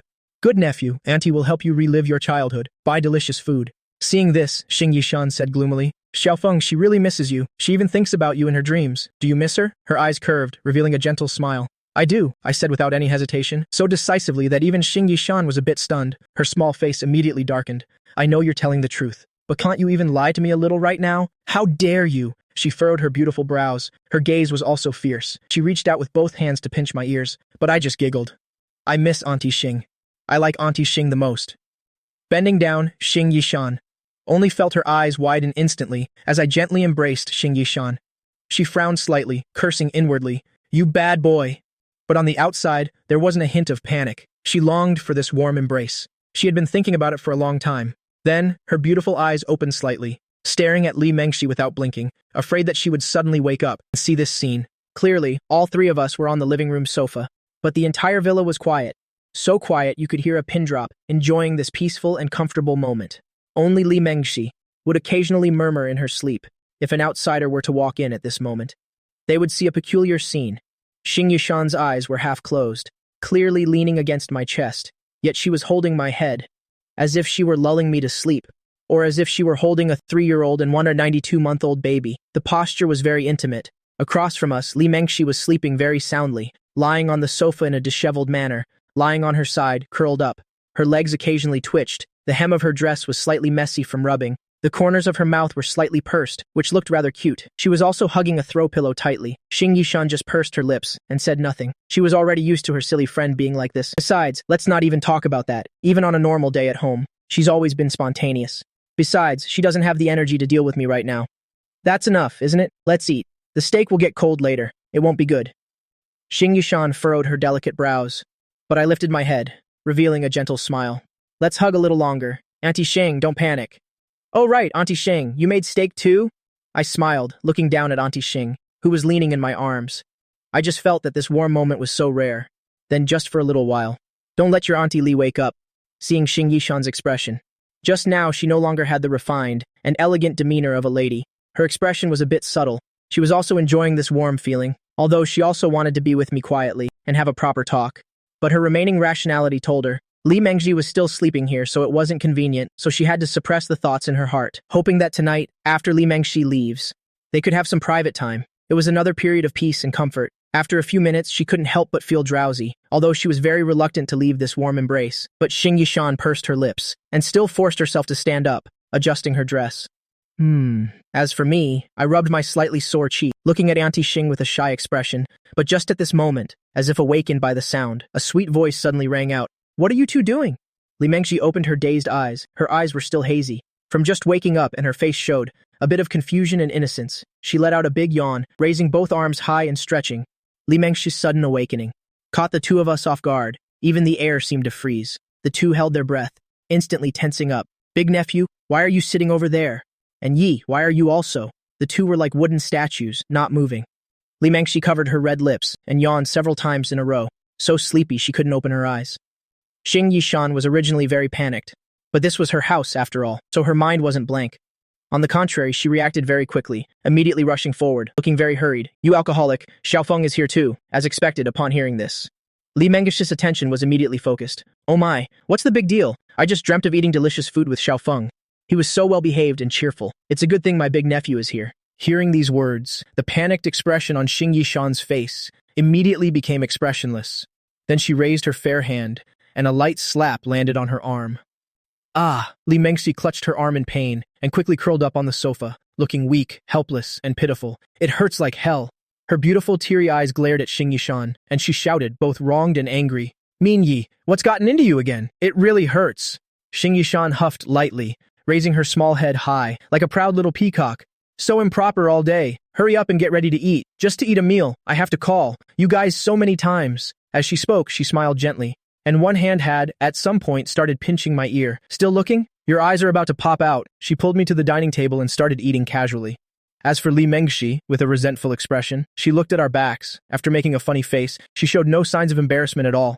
Sorry, this proves I've always been spontaneous. I have to think of a way to let Su Li Feng taste the delicious food I make. It's just that? She rubbed her slightly dizzy head, with a hint of annoyance in her eyes. Such a good opportunity, why couldn't I seize it? How could I have fallen asleep, given a chance and didn't know how to use it? Her memory was a bit hazy. She only remembered that after Xing Yishan went to cook, she excitedly pulled me aside and talked a lot, but she couldn't remember what she said. It seems it was, "Am I pretty? Do you like me?" and things like that. After that, her memory was fragmented. She just had a vague feeling of being held by me. It felt very relaxing, very safe, and I was like lulling a child to sleep, gently patting her back over and over. She suddenly felt very sleepy, and then she fell fast asleep. After waking up, she saw Xing Yishan and me, standing across from her strangely. Her beautiful eyes flickered. She turned her head to look at me in the back of Xing Yishan, feeling a bit strange. Something wasn't right. After getting ready, she staggered to the dining table, made of natural marble with unique patterns. I sat in the middle of the long side, looking natural. Xing Yishan sat at the short side to my left. Li Mengxi frowned. "Why are you sitting so far apart?" Moreover, when looking at the two of them, she could even see the slight blush on Xing Yishan's cheeks. That gentle look stood out even more against her fair skin. She frowned slightly, feeling that this was even stranger. Or maybe this is how they normally live together. Although she was full of doubts, she unconsciously sat down in the seat to my right, looking at Xing Yishan from a distance. "Wow, this is delicious." As soon as she sat down, Li Mengxi's eyes lit up, and her stomach growled right on cue. She couldn't wait to pick up her spoon, and started to eat ravenously. "There's even a heart-shaped egg. Yi, you're the best." Her cheeks puffed out, the thick yogurt, combined with sweet honey, eaten with quinoa, the pure, natural fragrance of the grains. She ate with relish, looking incredibly cute. "If it's good, then eat more." Auntie Shing turned her head to look at me with satisfaction, her eyes curving, with a faint smile on her lips. The smile held a bit of gentleness, and a hint of indiscernible shyness. "And Xiaofeng, how do you find the taste?" I was stunned, then a smile bloomed on my lips. "Auntie Shing, your cooking is amazing. The taste of this quinoa salad is just right, light and sweet. It's even better than what they sell outside," I said as I took another spoonful, eating with great appetite. Xing Yishan glanced at me, then gave a gentle, knowing smile. The meaning seemed to be saying, "You'd better be talking about the quinoa salad." Li Mengxi's features immediately scrunched up, her face showing doubt and a bit of dislike. She tilted her head, staring at me, and said loudly, "Big nephew, what's gotten into you? I and Yishan are teasing each other.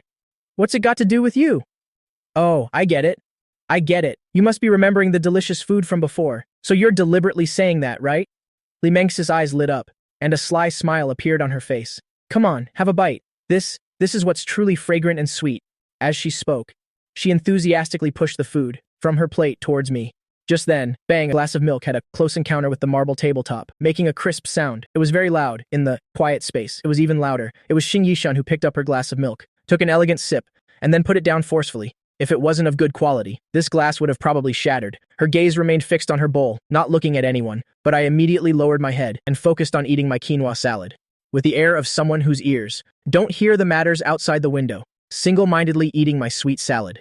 Li Mengxi's expression also froze instantly. She also quickly lowered her head and took big bites. In an instant, a strange silence fell over the dining table. I had originally thought this normal lunch would continue in this strange atmosphere until the end, but very quickly I learned what is meant by happiness coming too suddenly is also a bad thing. I didn't expect that while eating, Li Mengxi would suddenly playfully use her foot to lightly touch my leg, winking at me. Xing Yishan saw everything. She gave Li Mengxi a helpless glare and placed a piece of steak into my bowl. "Hurry up and eat. Don't pay attention to her mischief." This made my expression change slightly. I immediately realized this would definitely be an extraordinary lunch. I was really scared. After all, Li Mengxi is one thing.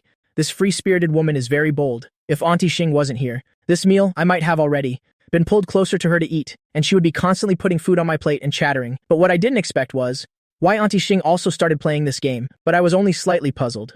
I already understood a little in my heart. It seems some of my words and actions have given Auntie Shing more expectations for our relationship.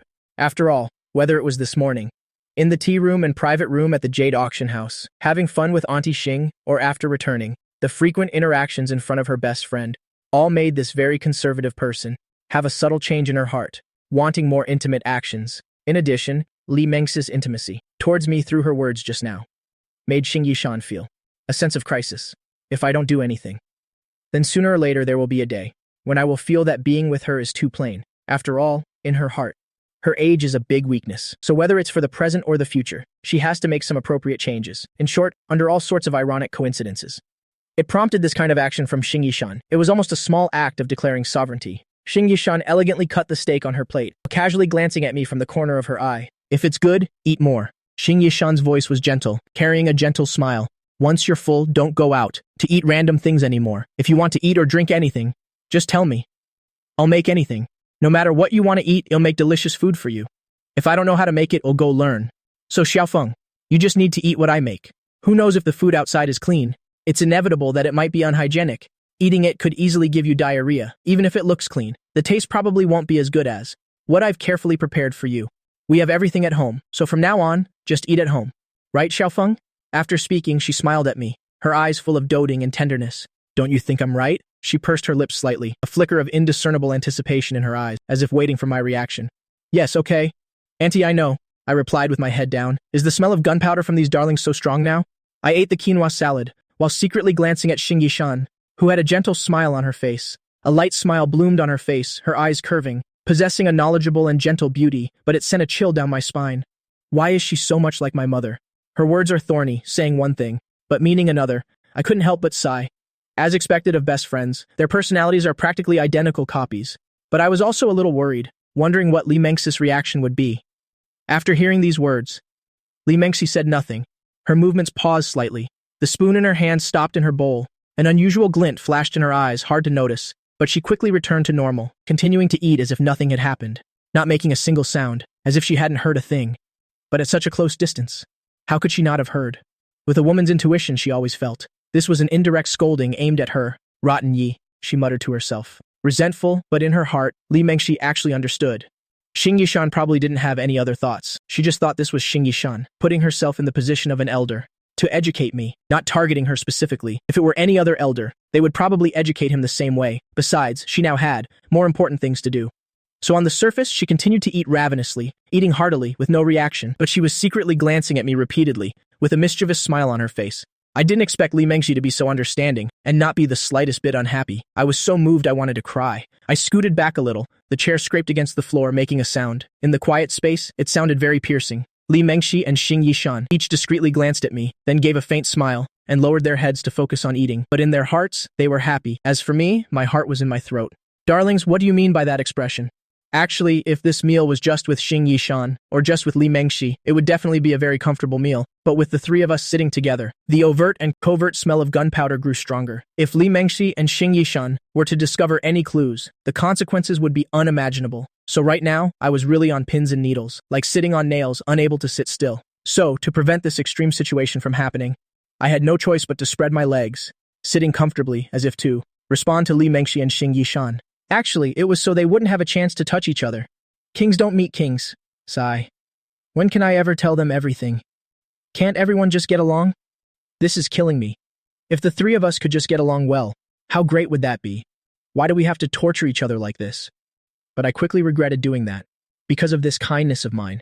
In the eyes of Aunt Xing Yishan and Li Mengxi, it was seen as me being completely sensible. Therefore, every bold action from Aunt Xing Yishan and Li Mengxi made me jump in shock. My soul nearly left my body. Help, I'm going to die. I'm dying. I'm dying. System, where are you? Hurry up and save your father. But no matter how much I prayed to the heavens, it was useless. Besides, there wasn't enough time. Seeing that things were about to be exposed, I suddenly trembled. My heart almost skipped a beat. I forced an extremely awkward smile, put down my bowl and let out a satisfied burp. Auntie, I'm done eating. Aunt Xing, Aunt Li, you two take your time. I'm so full. I'm going to rest for a bit. As I spoke, I frantically placed both hands on my stomach, looking as if I was rubbing a full belly. But in reality, I was trying to hide it, preventing the risk of them touching each other. But could I really prevent it? In that instant, Aunt Xing Yishan's cheeks quickly flushed with a gentle look. She never expected that I would eat up the entire quinoa salad, causing a strange sense of joy to well up in her heart.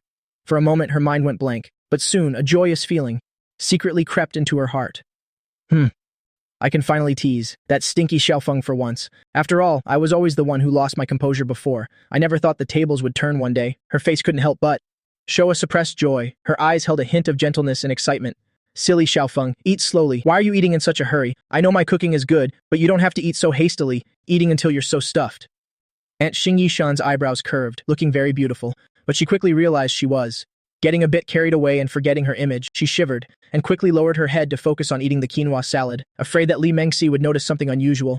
As for Li Mengxi, her beautiful eyes lit up, and a mischievous glint sparkled in them. In her view, this was all her doing.